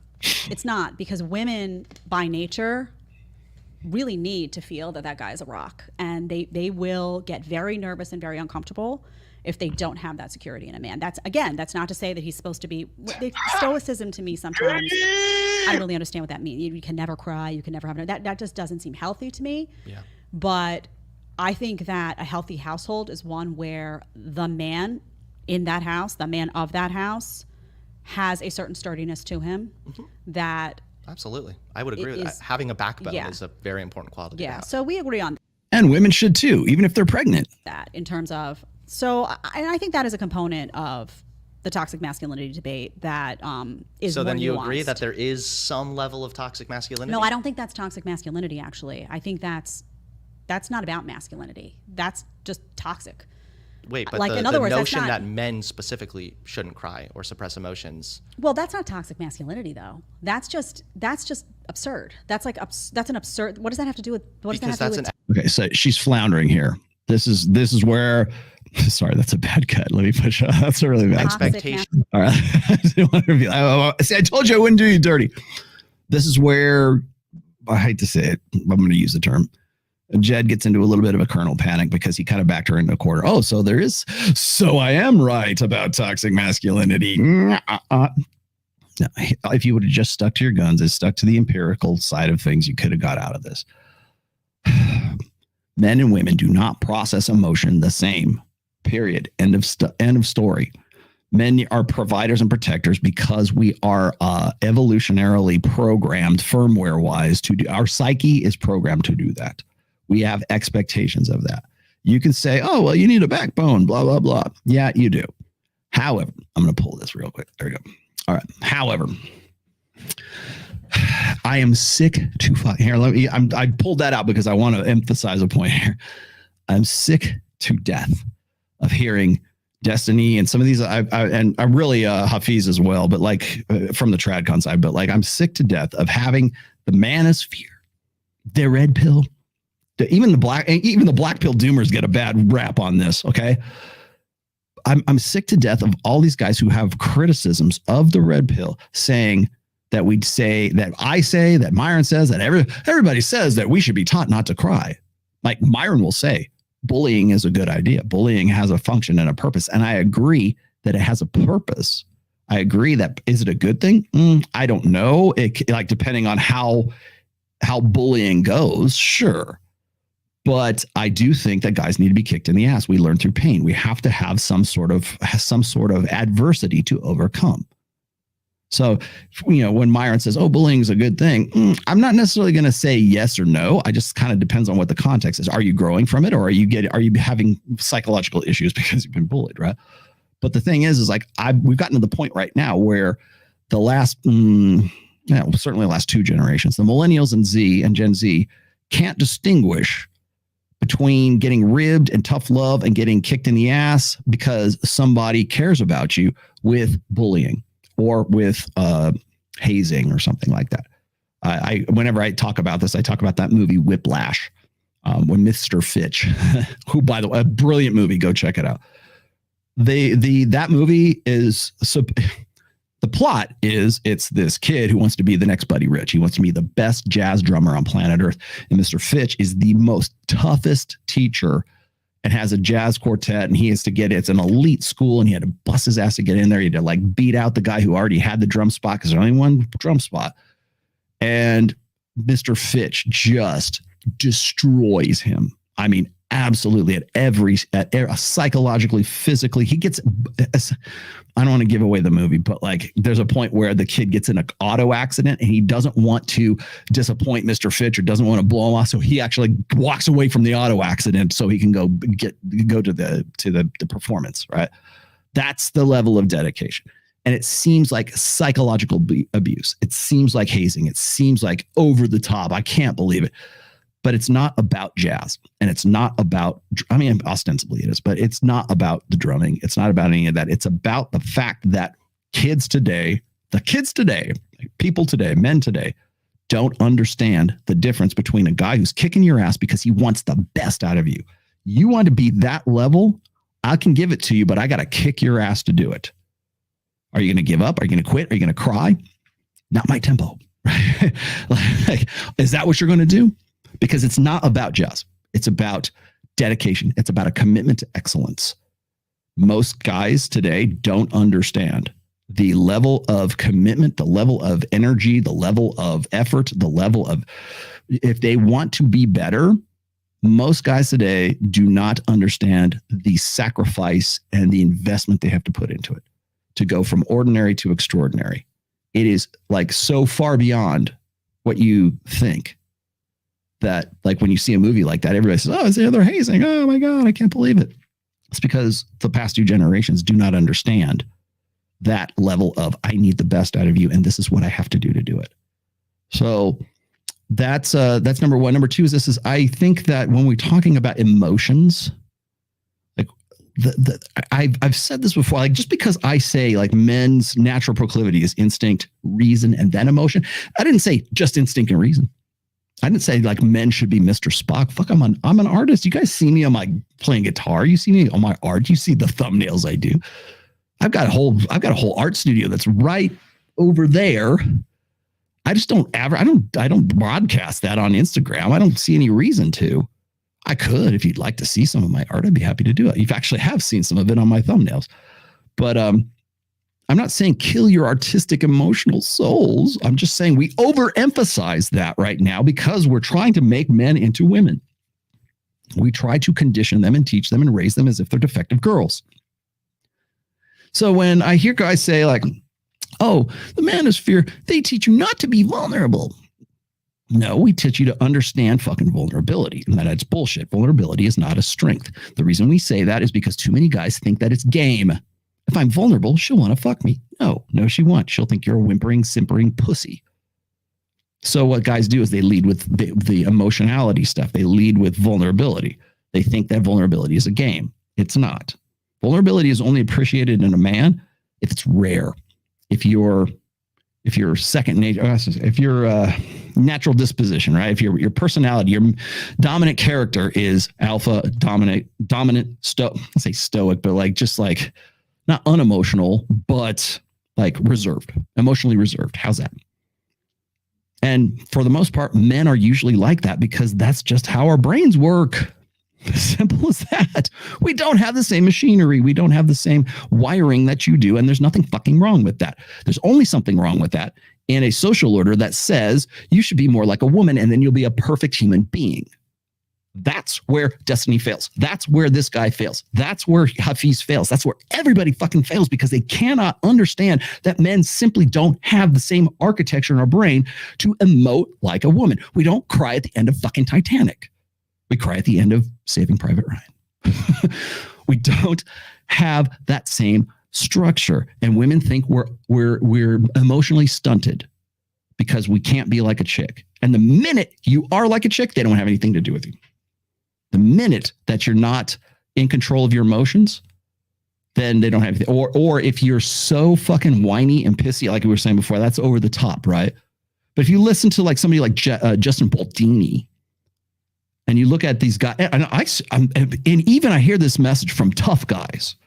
You got to be able to be emotional and go do the therapy and go do the work and talk to your bros and everything and da da da da. It's like, yeah, but you're framing that in such a way that you're agreeing with a female imperative or a female understanding of emoting and emotionalism. Men don't emote like women.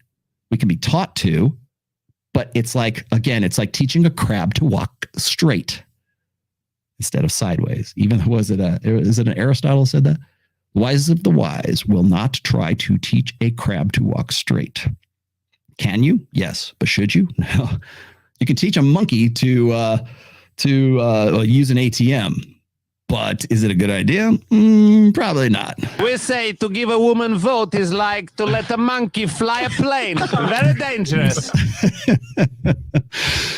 So I wanted to point that out because to my knowledge, when people, and the next time I'm in a conversation with somebody who's talking about, oh, well, you guys said that you shouldn't be vulnerable and emotional, blah, blah, blah. I'm going to say the same thing. I'm going to say, no, who's saying that? Me? Because I'm not. I don't know anybody else who is. What they're saying is don't lead with your emotions because you probably have been taught over the course of your upbringing that that's the right thing to do, that you are more of a human if you do that. I want to show you these. Gosh, I wonder if I can get these here. I have these. I didn't have this on tap, so please bear with me for 1 second, but I was just looking at these recently. I don't think I'll make them overlays. I'll just bring them up on screen here. Hang on. There's that one. There's this one. And there's this one. These ones. Okay. These are really good. These are from I want to say they're 2018 or 2019. This is right around the Me Too. Can I bring that up? I can. Okay, good. All right. So these images were collections of JPEGs that were going on around the time of Me Too and the Great Women's March. Remember the pink pussy hats? This was about that era. And this will kind of I think, stress my point here. Let's see if I can share the screen and let's go to, is that it? That's it. Okay. And we don't need audio. There you go. Okay. So I don't know if you can see these well enough, but let's see if I can. These are placards that were made for young boys. All these, if you believe it or not, these are all young boys. And they are placards made by their very feminist single mothers, probably, or their whatever. I don't know. Boys will be boys. Cross out the boys, good people. Boys will be boys. Cross out the boys, good humans. Boys will be boys, good humans. Boys will be, nope, not boys, good humans. Boys will be good humans. Boys, good humans. Boys, good humans. What's the message that you get from this? Here's another one. Boys will be allies. Yeah, you're not a man. You're not male. You're a female ally. That's the message. How about this? Oh, wait, that's the same one. God damn it. My bad. I got another one here. Hang on. There's a female. Oh, here it is. My bad. Yeah, it gets worse. Sorry. I hate to do this to you, but it even gets worse right here. Let's see if I can put this back in. That's this. Where'd it go? Share the screen. Here we go. This was it. It's even on t-shirts, right? Boys will be / not boys, good humans. And if you want to be a feminist as a young child, you can, right? Trouble, lock up your daughters, ladies. Ladies, man. No. I love this. When was this? I don't know if I have a date on this one, but you get the point. Okay. To be human is to be female, not boy. Sorry, but anything else, anything other than a boy. So when you're telling me that there's some kind of fiendish plot to tell boys not to cry or anything like that, that's not what's going on. What's going on is saying to be a boy is not to be a good human. That's what that's saying. At least that's the way I'm reading it. I'm interpreting stuff like that. That's where that's coming from. Now that's back in 2018, 2019. You could say, that's a long time ago. Those boys are probably maybe teenagers, right? Maybe 12, 13. I don't know how old they are. They're certainly in high school by now. Okay. That's what I'm talking about. That's what's being fucking taught. That's your vulnerability. To be a boy, you don't want to be a boy. You want to be a good human. What's a human? Well, anything other than a boy. Got it? So when I listen to these guys talking about, you guys talk about, you shouldn't be, guys should not be emotional. Well, the problem with that is the definition of correctly emoting is not a male way of emoting. That would be anger, right? The men we default to different emotions than women do. You need to express yourself and be more emotional. Okay, I'm going to kick your ass. I'm angry and pissed off and I'm going to fuck you up. Oh, wait, not like that. That'd be toxic, right? No, it's only toxic because it's not convenient to females, so to the women. That's not the way we're built. So when we say, when we start talking about vulnerability, like men want to, like there's this pervasive messaging that says, oh, well, we don't teach our boys to be emotionally. We need them to cry. We need them to express themselves. And that's why they're suicidal. It's all on them. It's toxic masculinity that's making them suicidal. No, it's not. Suicide is a pragmatic decision for most men. It's not an emotional decision. They get zeroed out. They go, well, I can either rebuild myself or I can off myself. And unfortunately, it's usually offing themselves. And if they get emotional, it's because they down a fifth of vodka. So when you want to know why men are more efficient and kill themselves successfully in greater numbers than women, that's why, because it's a practical decision. It's pragmatism in some ways, I think. Now, there might be an emotional element to it, but it's not because they don't emote like women. Oh, if you just get to therapy, you just do talk your feelings out and sit on the couch and, pay $75 an hour for a clinical psychologist. No, probably do you better to get to the fucking gym and you'll feel better about yourself afterwards. You get that dopamine hit and you go, maybe things aren't as bad as I thought they were. Maybe I can rebuild myself. Maybe I can make progress. Maybe I'm zeroed out, but I can still come back and do it. The measure of a guy is how he comes back from being zeroed out. And trust me, you will be zeroed out many times in your life. I've been zeroed out at least I can think of 4 times in my life.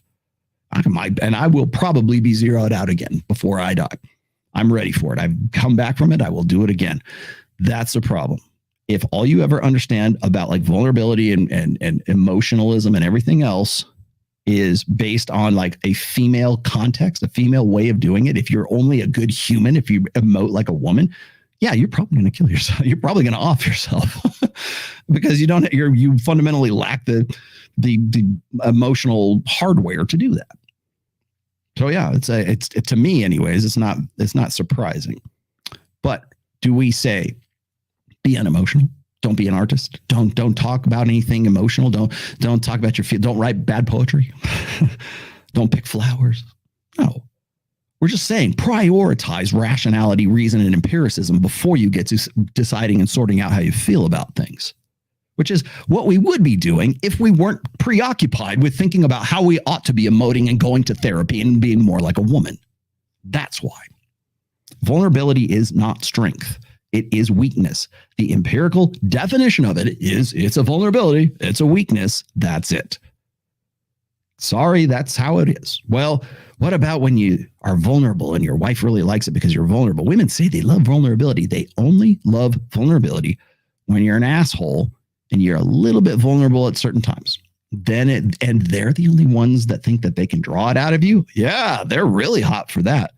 But if you wear your emotions on your sleeves, if you're always vulnerable, if you think vulnerability and emotionalism is good game, you get used to your hand, get used to jerking off, or marry a single mom, or dye your hair blue, and get into poly.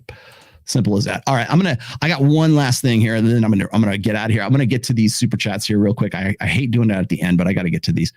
Hey, Rollo, I'm in a dilemma. In his last book, Ryan said that the power of a crew of men, I only find this kind of cooperation on the internet. I do not know anyone with the red pill mentality. Do you promote the lone wolf path? No, I don't. And I don't necessarily, because no man is an island. And I want you to be very clear here, because this is a message that I think is kind of getting misconstrued because there's so many fucking voices in the manosphere right now. When Justin Waller says the most liberating day of my life was when I discovered that no one was coming to save me, that might predispose you to thinking in the lone wolf. I'm going to be a Sigma. I don't care. I'll take care of it myself. I'll save myself. You'll also understand that when you hear that message, no one's coming to save you, it's usually followed by join my liminal order, join this group, join the war room, join Hustlers University, join my private thing of guys who will get together and will save you. We'll save you from like your ignorance. We'll save you in some way. There's always you're alone and nobody gives a fuck about you except for us. join this company of men for X amount of dollars per month, and then we're here and we'll help you out. That to me sounds like, sorry, that's marketeering is what that is. Now, I know that's not what Justin means when he's talking about those things, but it's usually followed up by, you're all alone, but we're here. Don't think in those terms. Okay. You don't have to join it. I mean, if you're going to, you're not all alone, first of all. Second, okay, because I think that feeds into this idea of isolation. Well, nobody's coming to save you. Well, that might be true. But that doesn't mean you're all alone and you don't have bros, because when you think in those terms, you don't think in terms of tribes. I have lots of tribes. You probably have lots of tribes too. You just don't see it right now. My band is a tribe. The guys I work out with are a tribe. The guys I fence with are a tribe. Mike Sartain and Men of Order, they are my tribe. Okay. I have Bible, go to church, go to your Bible study. That's your tribe. The guys you go fishing with, the guys you repair cars with, the guys you work with. They're probably a tribe and you don't even realize that they're a tribe. Look around you and see who your tribe is. Because most guys who say, I'm going to go the lone wolf, I'm going to be a Sigma. You probably already have a lot more social networks than you think you do. If all you're doing is stroking off and looking at me from behind a screen and you don't go do stuff, it's not about not finding those guys. It's about you not looking for those guys. So, and then again, you don't have to go out there and go, anybody in this room, red pill? You don't, that doesn't fucking work, man.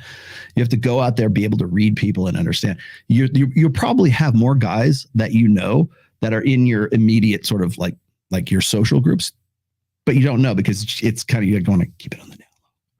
Damn red pill. You have to look for that, but don't think of it in terms of the lone wolf. No, the lone wolf is first of all, there's no such thing as a Sigma. There are asocial alphas, but the Sigma thing is a myth. I think that's the Sigma male. If you go and look at the sociosexual hierarchies episode that I did, that is based on Vox Day's sociosexual hierarchies, and you'll understand why I say that. Okay, good enough. Let's see. Thomas Vandenberg, good band, had a clarification question about the development and redevelopment reinsurance phase for single women in their early 40s. Is it similar to the party years? Yes, 2.0. And then in their late 40s, is it the epiphany phase 2.0? Yes, again. Let me show you what on earth is he talking about? Here you go. That's what it is. This is from my second book, Preventive Medicine, which, by the way, the Bible study home fellowship on the Fresh and Fit Discord channel is now covering. So if you have more questions about this, and Thomas, that's probably why you're asking. This is what they're covering right now. They're onto my second book right now, which is great. I apologize I couldn't get to the last Tuesday's episode or their meeting because I had sexy time to get to. So if you look at the party years and you look at the epiphany phase, there is a kind of a compressed version of that right around the security and the development phase. And development, I mean, is reinterest or redevelopment in recreating a woman's life. So when I talk about divorce, and I was going to get into that today, but if you go and you watch Jedidiah's thing with Hunter, they get into a little bit about divorce in that episode. And I wanted to point out that when we talk about the divorce rates, I know Hafiz has talked about this. I've done whole episodes on the divorce thing. There is an incentive for women to divorce at certain ages in their life. And by the way, that's a statistical fact. That is a quantitative statistical fact. Because men and women get in the United, let's just use the US, men and women get married, men 30, women 28, 29.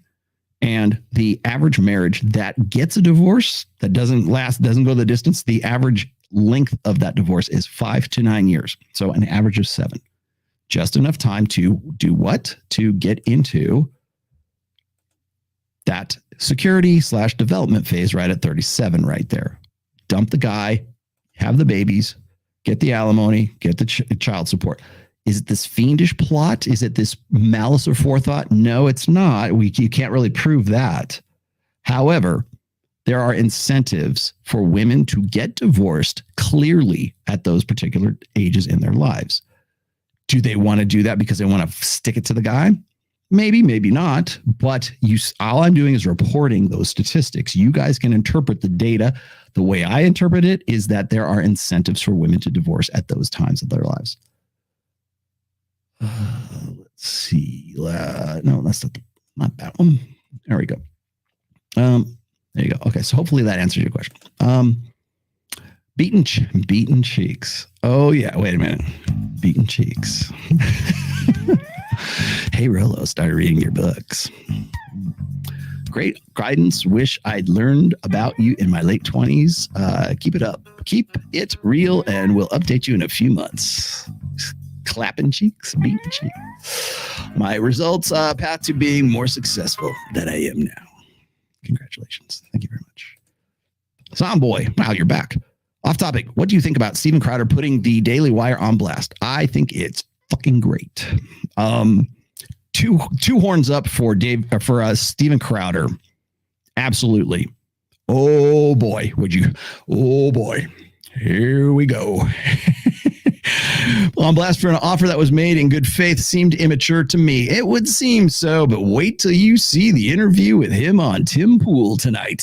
Tonight on Tim Pool, Timcast Live. He's going to be on with Tim Pool. He's going to explain all this stuff. Tim actually broke it down pretty well on his reaction video to that whole situation. I want you guys to know this. I want to be on record saying this right now. So Steve Crowder, I've given Steve some shit about like him trying to dip his toe in the manosphere and the red pill stuff. I really am impressed by Crowder. I like his stuff. I've always thought he's funny. I've always had his meme, convince me or tell me I'm wrong kind of meme, that shit. He's got the balls to go out there and do that. The fact that he was working for the Blaze is like amazing to me. I didn't know he was with the Blaze. I thought he was independent. When I went to the Blaze to go on You Are Here with Elijah Schaefer and Sydney Watson, I did not see him there. So I didn't know he was there. But anyways, the Blaze cut him loose. I don't know why they cut him loose. Probably because they were worried about YouTube's new terms of service and everything else. Now, primarily, I think that the deal that was offered to him was with quite a bit of money, but Crowder's going to do what Crowder's going to do. I know they offered him like $50 million, which is like, I think that's what it was over the course of 4 years. It's like an NFL contract, right? But he could only do certain things. He was like basically handcuffed and he just wasn't having it. And I understand. The better story on this is how Jordan Peterson responded. Oh, wait, no, not Jordan Peterson, Michaela Peterson, who runs his Twitter. He jumped right in the middle of this. It's like, yeah, man, because Chris Crowder didn't say it was a Daily Wire. He said it was this media company that he was dealing with, and he got this really shitty deal from him or whatever. And of course, Michaela knows who Crowder is and jumps right in there and goes, yeah, man, stick it to the man. Then realizes that it's the Daily Wire, who her dad is licensed with. And we got to delete that tweet. Wait a minute. Oh, man, that made me laugh. I LOL'd. Oh, man. As far as the whole thing, hold your judgment until you see the Timcast when he's on with Timcast, and you'll understand. You have to remember that the Blaze, Daily Wire, PragerU, Valuetainment, and there's others too, are becoming the new commercial TV, right? They are becoming aggregates of content creators. Steven Crowder has millions of subs. Steven Crowder's been an installment on you. He's been kicked off YouTube, got back on YouTube, has lost his accounts, has got him back again. Dave Rubin is probably one of the only other guys that I can think of who's been around longer that I can like sort of name names. Rogan, those guys, like Rogan's independent, but he's not independent. He's on Spotify. Spotify also an aggregate as well. So watch where these guys who you think are so fucking independent go to. Like that Amala girl from PragerU, she went from being sort of doing her own thing to PragerU because they needed some hip, black girl to like mouth the words for Dennis Prager is essentially what they needed. And so, you know, of course, she tries to dip her toes in like the Manosphere and stuff as well. Valuetainment, of all of them, I think Valuetainment's even it's Patrick David, and of course, you know, you guys need to pay travel expenses. But other than that, I think they're more like honest brokers. But by comparison, Daily Wire, they got Candace. Candace ain't going to say shit. Well, we know Jordan Peterson's not going to say shit. We know Ben Shapiro's not going to say shit. And of course, it was actually Daily Wire who outed themselves because they say, hey, but here's the really great contract. Well, it turns out it's not all that great. Go check out Timcast. That's my read on all of that.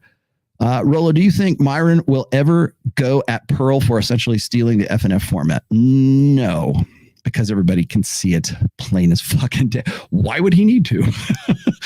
And going on a media tour, repeating you and him almost verbatim, especially after she made a video trashing them 18 months ago. Yeah, and I know, and I've seen it as well. Actually, it wasn't even 18 months ago. It was as far back as like 7 or 8 months ago, or by some other stuff that I've seen.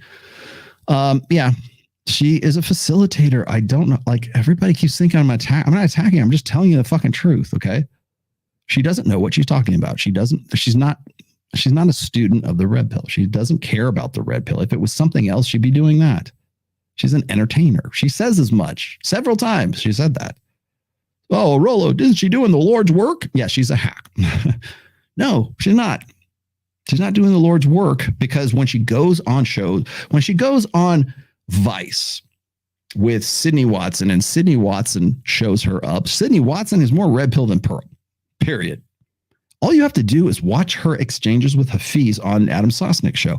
Watch her exchanges with people who put her on the spot and ask her specifics about the red pill things. She demurs, right? I don't know. I'll find out. I just got into this 7 months ago.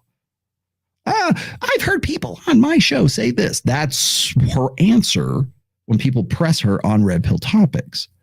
That's why I keep saying I want accuracy, but she's there because daddy's rich. She's got it. I think she hired away a guy from the Daily Wire as well. I believe her manager worked for the Daily Wire. That's why she's getting Brittany Renner and she's on Valuetainment, but she's gotten Brittany Renner and she got Andrew Tate on there. Here's the thing. Instead of asking me that question, you need to go ask Myron how he feels about Pearl getting Andrew Tate, his bro, on her show. I would not want to go on Pearl's show. If like they want to set me across the table from Pearl on Valuetainment, I'll do it, but I ain't going to go on her show. Andrew would. Maybe the question is like, ask Myron, like, how did he feel about Andrew Tate, who he went to Romania to go to? Apparently he wants to go visit in jail, going on Pearl's show. Why is that? How come that's not the question? You guys ask me shit. I just point out what's going on. I just say, hey, hold up a mirror. You got to want to look into it. Why does that question not like cross your mind? Okay. Last but not least, let's see. Did I catch up with everything? No, I didn't. For Steven Crowder, doing what he did in a strategic matter was refreshing. Yes. And by the way, it means he can't be bought either. So mad respect for Steven Crowder, whether you like him or you don't. Turning down $50 million because it's a bad deal. That's some insight and some foresight there, my friends. Sigma Male's a meme. Yes, it is. Thank you for your super chat or super sticker, which I have no idea what it said. Anything else? Oh, here we go. Rolo, you are saving lives. Thank you very much, Emilios. I'm in a state in my life where I need to be reminded about my emotionalism versus rational. Thank you. Now, again, does that mean one, it preempts the other? You destroy your emotional side. You be Mr. Spock. No, you don't. And you've heard me say this before. You can't. Your emotions are part of being human. I would never tell you to deny your emotions. Don't express yourself. Don't be artistic. Don't be, when Bambi died, trust me, I cried like fucking you would never. I cried. I still kind of get choked up. I can't even talk about it right now because it was like only a month ago. It was a tragedy. When my mom died, I did not cry immediately. I was pissed off. I was more enraged like my eyes rolled back in my head. I was more pissed off than anything else. But when we put my mom in the ground, trust me, I was very emotional at that time. I'm not saying don't be emotional. I'm not. And that's the thing that gets me is like, oh, you're just trying to turn these guys into robots. No, we're not. We're just saying don't prioritize emotion over reason. That's all. Yeah, trust me. When Bambi died, I had to get off the plane from Vegas. Same Vegas? I think it was Vegas. Yeah, when I was in Vegas, got off the plane, went straight to the vet, and I had to say goodbye to my dog. That's how it went down. And that was rough. I ain't gonna lie. I was emotional. Shit, I'm emotional. Like sometimes when people get a rise out of me, it's like you see me like sort of like I emphasize things, and it seems like, oh, Rollo's getting emotional. Look at he's shaking his hands. He's beating on the thing. Sometimes you got to wake people the fuck up, and sometimes that requires an emotional response. It's logical to be emotional in certain situations. Let's see. Yep, thank you. All right, that's good. I think I caught up from that point. So no one in the Manosphere is saying don't be emotional.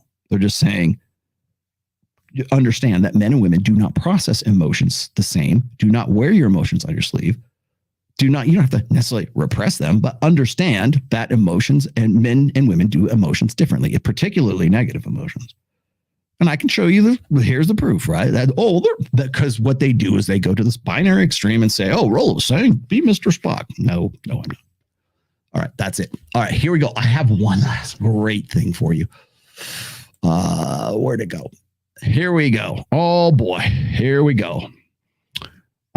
Maybe I'll just put this up on screen first. This is the breakdown. I love this. I do this every year, by the way. Whenever there's the new stats from Pornhub, statistics from Pornhub.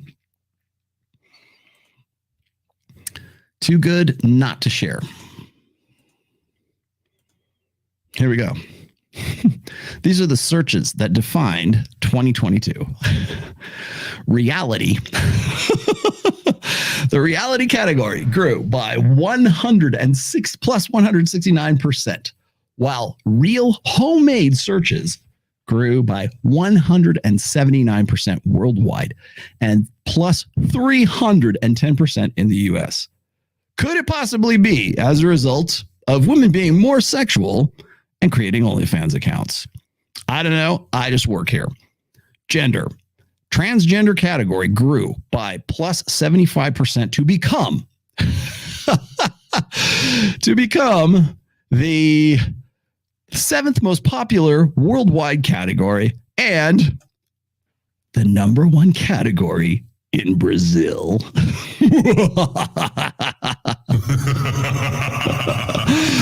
Take that one, fat kid in Brazil. Oh, my Lord, my Lord. That was too good. You get 2. The #1 category in Brazil is transgender. Wow. Number 3, group sex. The threesome category grew by plus 34% to become the 4th most popular worldwide, as well as 133% gain for orgy. One would think that the searches would indicate the sexual appetites or the desires, maybe the fantasies, let's just say, of the population that is looking at these. 4, outdoors. Whoa, watch out. I can't even go fishing without you guys fucking somewhere. The outdoor category grew by plus 121% to join the top 10 worldwide. Travel searches grew by plus 32 and camping. You know what they said about Rule 34? Like you can turn anything into porn. It's like, yeah. Yes, you're correct. Sorry, I got to throw that one out there. Positions. Number 5, positions. Scissoring grew by plus 96% worldwide and plus 151% in the US. Positions like Amazon, 69, and Cowgirl also increased. Cowgirl, I can understand that. However, okay, feet. Number 6 is feet. Why is it feet? What is it like? Help me understand the appeal of feet. I've never in my life been able to understand why that's a thing. In fact, I'm kind of almost like a little bit, honestly, I'm kind of confused. But anyways, the feet category grew by plus 38% worldwide and plus 145% amongst female visitors. Amongst female visitors, not guys. Foot job searches grew by plus 24%. Really? No, Tori, I have not. Oh, hey, Tori's in the house. Tori in the house. Hey, y'all. There you go. I don't know. I have not seen your video on it. Maybe I should now. Okay, so here's the thing that throws me off. Female visitors. Women get off on foot job searches, grow by plus 24%. And last but not least, femdom. Searches for female domination, by the way, grew by plus 28%. Pegging was the top trend. Cuckold grew by plus 18%, and bondage joined the world's top 20 finally. I would have think that bondage would have already been on there, but maybe I'm mired in the old days. But that's interesting.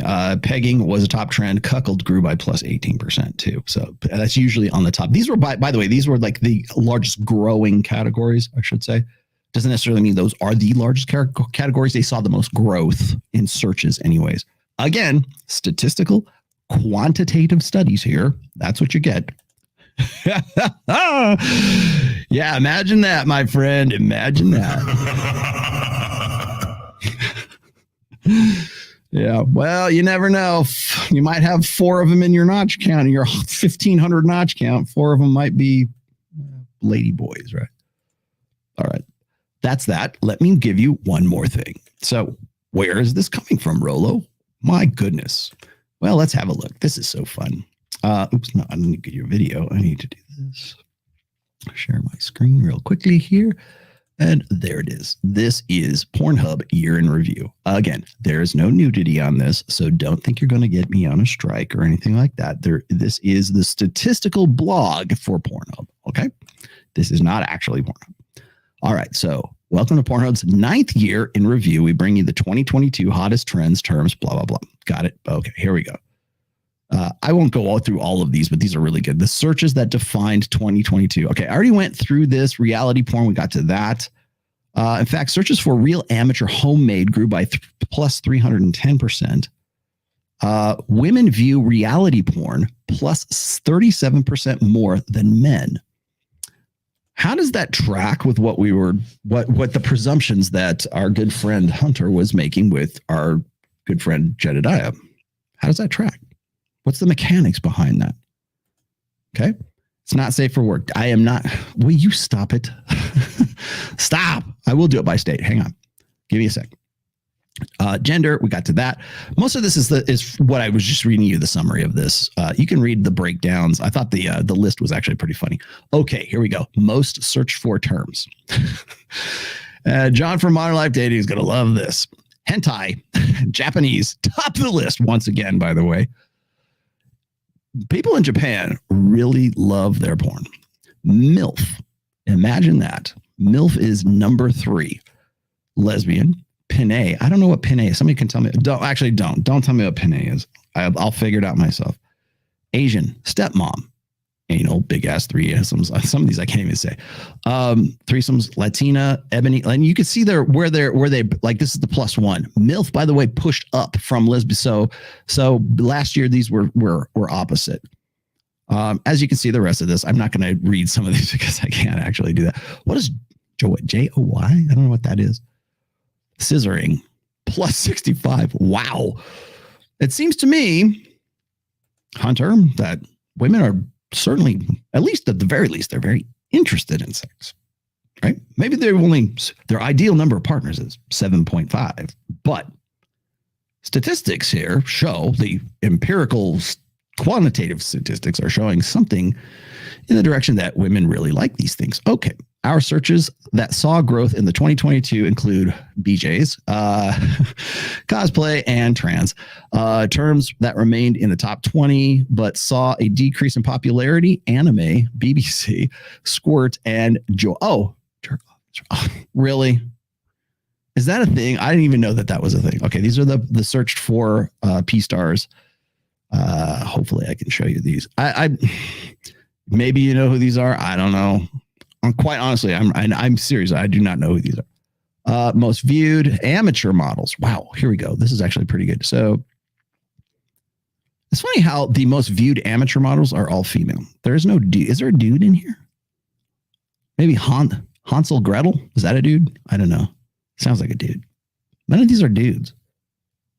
I'm not saying go look for a dude. I'm just saying like it in some way, I think backs up the fact that women are way more sexual than Hunter was letting on.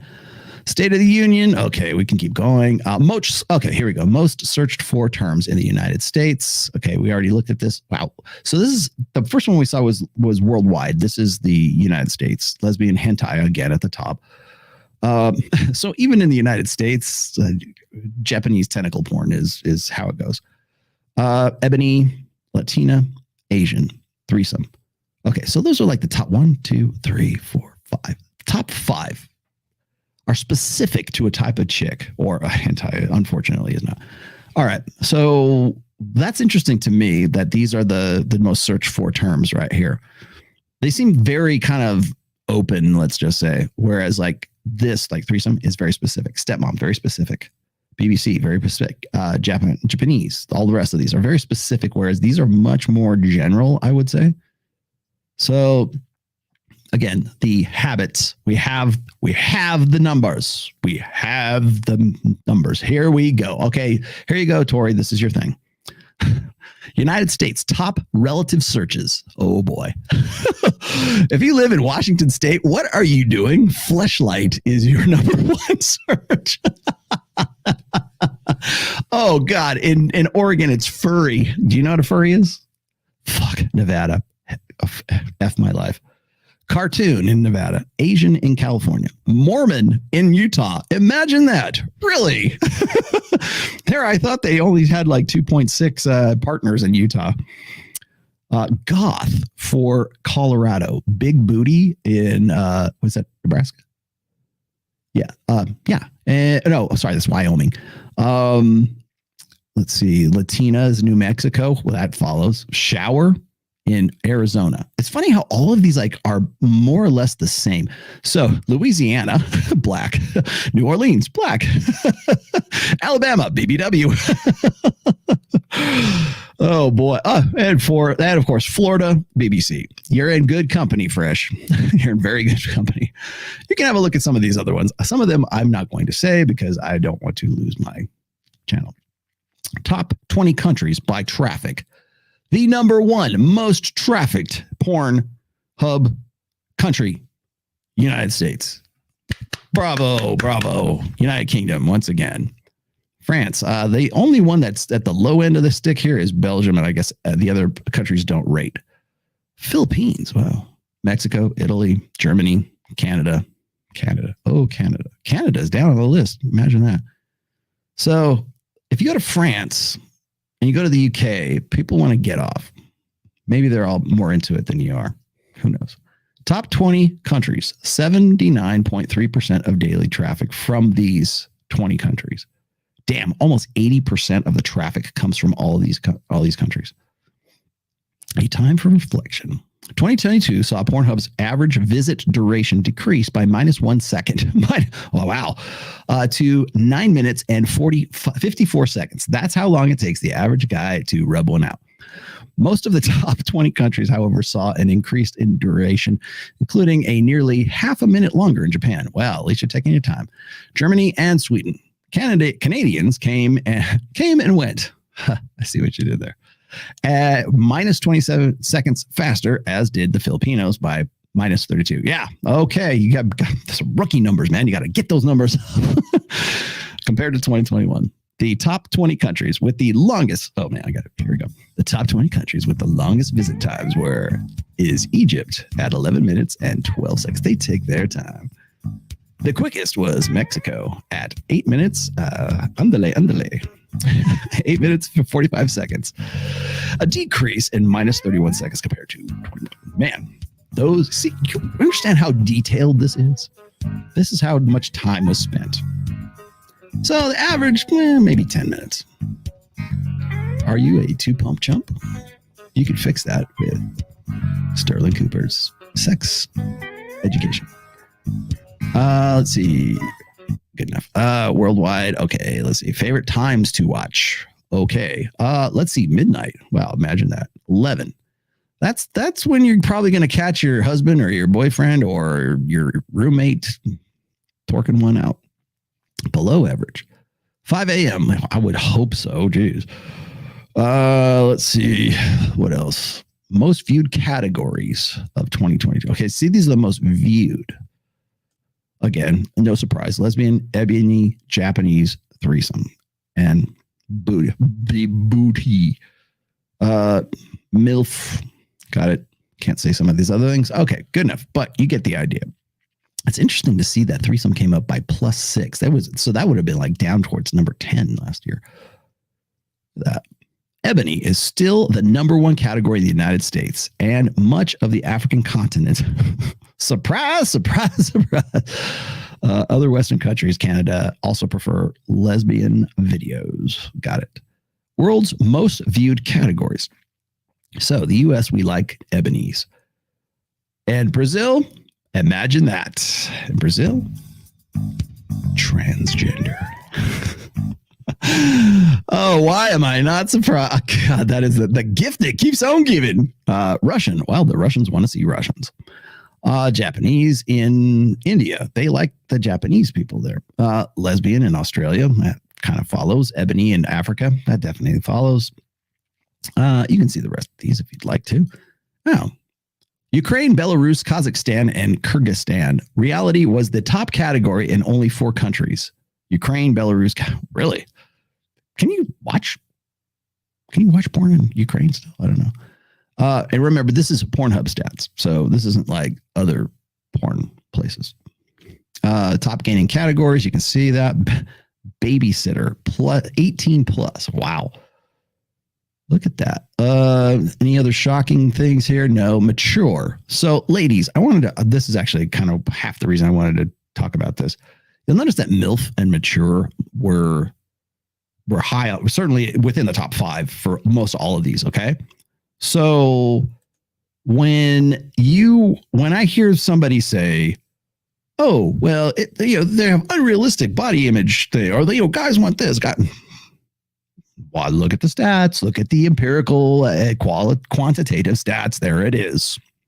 Okay, if you are a MILF, that's a very popular category in the United States today, worldwide actually in some cases. There you go. All right. Muscular men. Categories viewed the shortest time. Okay, guys, here you go. Muscular men. 6 minutes and 10 seconds. Okay, so that's viewed the shortest time. Either you're getting off real quick or you just don't care. Uncensored cartoon. Nobody cares about cartoons. Scissoring, which is interesting. Big majigums. Redhead. Virtual reality. Okay. Viewed the longest time. Viewed the shortest time. I wonder if it's like because these are the categories that like work the best, like they're the most efficient categories. Who knows? Pornhub gay insights. You guys don't even know about that because we're heterosexuals here. Most viewed categories by gender. Now this is always the most interesting part to me when these stats come out. For men, Japanese. For women, lesbian. What does that say? Ebony. Japanese, so they flip these. Mature, threesomes. You'll notice that mature is, for women is like low on the list for lower on the list, I should say, than it is for guys. MILF and mature, is that not the same thing? I mean, really? Maybe it's just a search term. All right, so got all this, got all that. But I'm just looking at the top ones. I mean, if you look at like how far ahead these categories are compared to the rest, yeah. Okay, viewed more by women compared to men. Women are viewing more scissoring, trans male, solo male, licking the kitty, popular with women. That's a term. Lesbians, toys, got it. All the rest of these you would probably. Muscular men, though, look where that is. It's still on the list, but it's down pretty low. Bondage, not really into it. This sort of like tracks with my belief that women do not have fetishes. Maybe a few do, but women, by and large, do not have fetishes, are really for guys. Scissoring, trans male. Okay, but this is interesting. 155%, really? Seems to me that, oh, wow. So these are the stars, the P stars, the sexy stars. When comparing female to male visitors, statisticians found that women were plus 155% more likely to view scissoring category, more male solo and licking the kitty.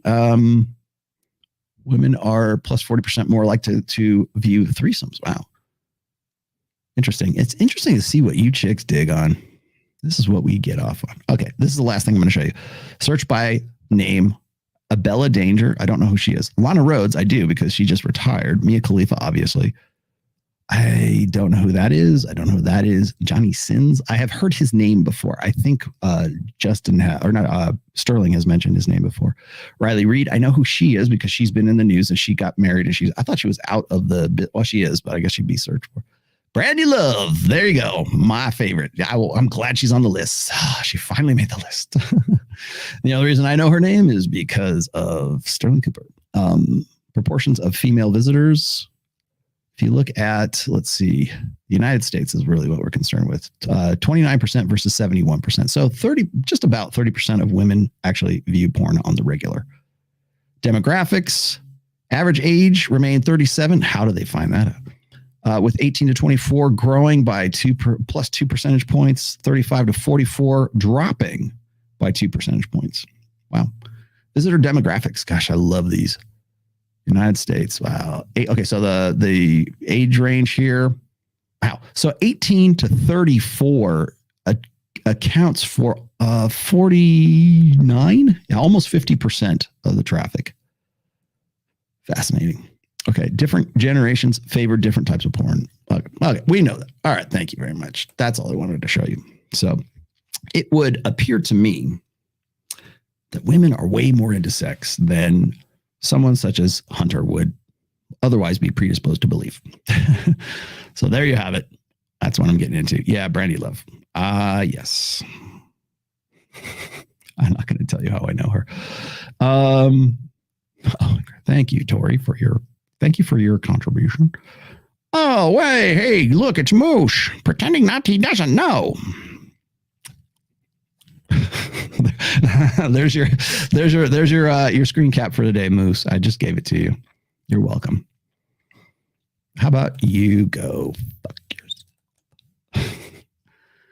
Let's see what else. I think that is it for today. Again, I'm not trying to run a Jedi up the flagpole. I thought she actually did pretty well, but I wanted to point out that there needs to be an education. You need to be a little bit better prepared. I'm not saying that she did bad. She actually did pretty good, but there needs to be more accuracy. There needs to be more follow-up. Many countries use VPN. Yeah, that might be true. You mean for the viewership? Timcast IRL is live. Okay, I'm gonna let you guys go. Then you guys can go. Oh, they got Candace instead. Shit. I thought when he was coming on, I heard I watched the video. He said he was coming on. He was coming on. Maybe tomorrow. Then I guess I'm not really sure. He told me. I thought he was having him on today. MILFs beat amateur. Maybe men aren't pedos. Who knew? Good God. Is this the real Torsha? Because I'm a little confused. Nah, maybe it is. Yeah, you. That would be you. that would be a Tory thing. All right, I'm going to go. By the way, Rule Zero on Saturday at 11:30 a.m. It's going to be on Aaron Clary's channel. I'll be in. We're going to have Mike Sartain's going to be on with us too, so he'll be a panelist with us as well. I don't know what the topic is just yet, but Aaron, if you go to Aaron's site, you'll get it. So he's got hosting duties for Rule Zero. Again, I will be back in the studio here on Sunday at 1 p.m. Pacific, 4 p.m. Eastern. That is not that. I don't think so. I don't think Tori's fake. Oh, wait. No, she doesn't have the Tori. Did I not? I think I may have. Maybe she is a fake. She should have a mod wrench on her, but it doesn't seem like she's fake. No, she doesn't. I'll give, if that's her, Tori, if that's you, text me and then I'll mod you. All right. That's it for me today. You guys have a good one. By the way, this song the outro song, which I don't usually use for midweeks, but I'll give it to you anyways. This is Giovanni Sanders. if you want to get the song, the demo is on Spotify. He'll be releasing it, I think, later this month. I think so, because he knows we're definitely, like, I'm trying to help him get this thing going. But this song is The Best Head of My Life. It's also, by the way, the intro song for Access Vegas. I'm using it as the standard intro, but I like it well enough that I figured I would try to, introduce it here at the end. So go check that out. And by the way, I will probably be doing other outro songs as well. So yeah, that's how it is. All right, guys, thank you very much. And I will see you guys on Sunday. Peace be with you and with you. Here you go.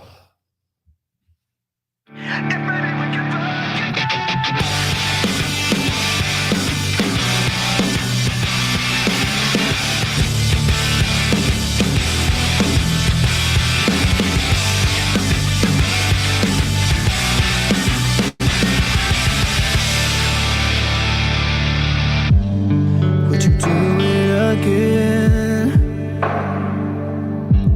I need to feel you on top of me. It was my first time, but I was just a kid when we met and went to bed. It was my first time. What do you expect from me? I'm breaking up the rules now in the game. I've got some new tools. Please do the same. Time came by and went over like a matchbox stereo. Time to get my thoughts now, let go. Bound to keep me up all night. But maybe we can fuck again, and maybe things are different. Goddamn, baby, one more again. Won't you put it on me one more again? I need to know if maybe we can fuck again, then maybe things are different. Goddamn, baby, one more again. You could have the best of my life. The best of my life.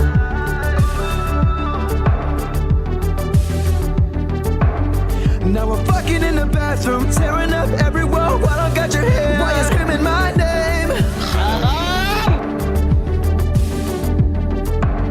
She was swinging in the bedroom, whole time stopping and stopping with her hair like she's calling you Kelly. So baby, come run me up and down like a pony, turning up my song, getting messy, working up and down on your body. Run me up and down like a pony, turning up my song on your body. Baby, we'll get down to it all night. But maybe we can fuck again, and maybe things are different. Goddamn, baby, one more again. Won't you put it on me one more again? I need to know. Hello there, children. How's it going? Then maybe things are different. Goddamn, baby, one more again.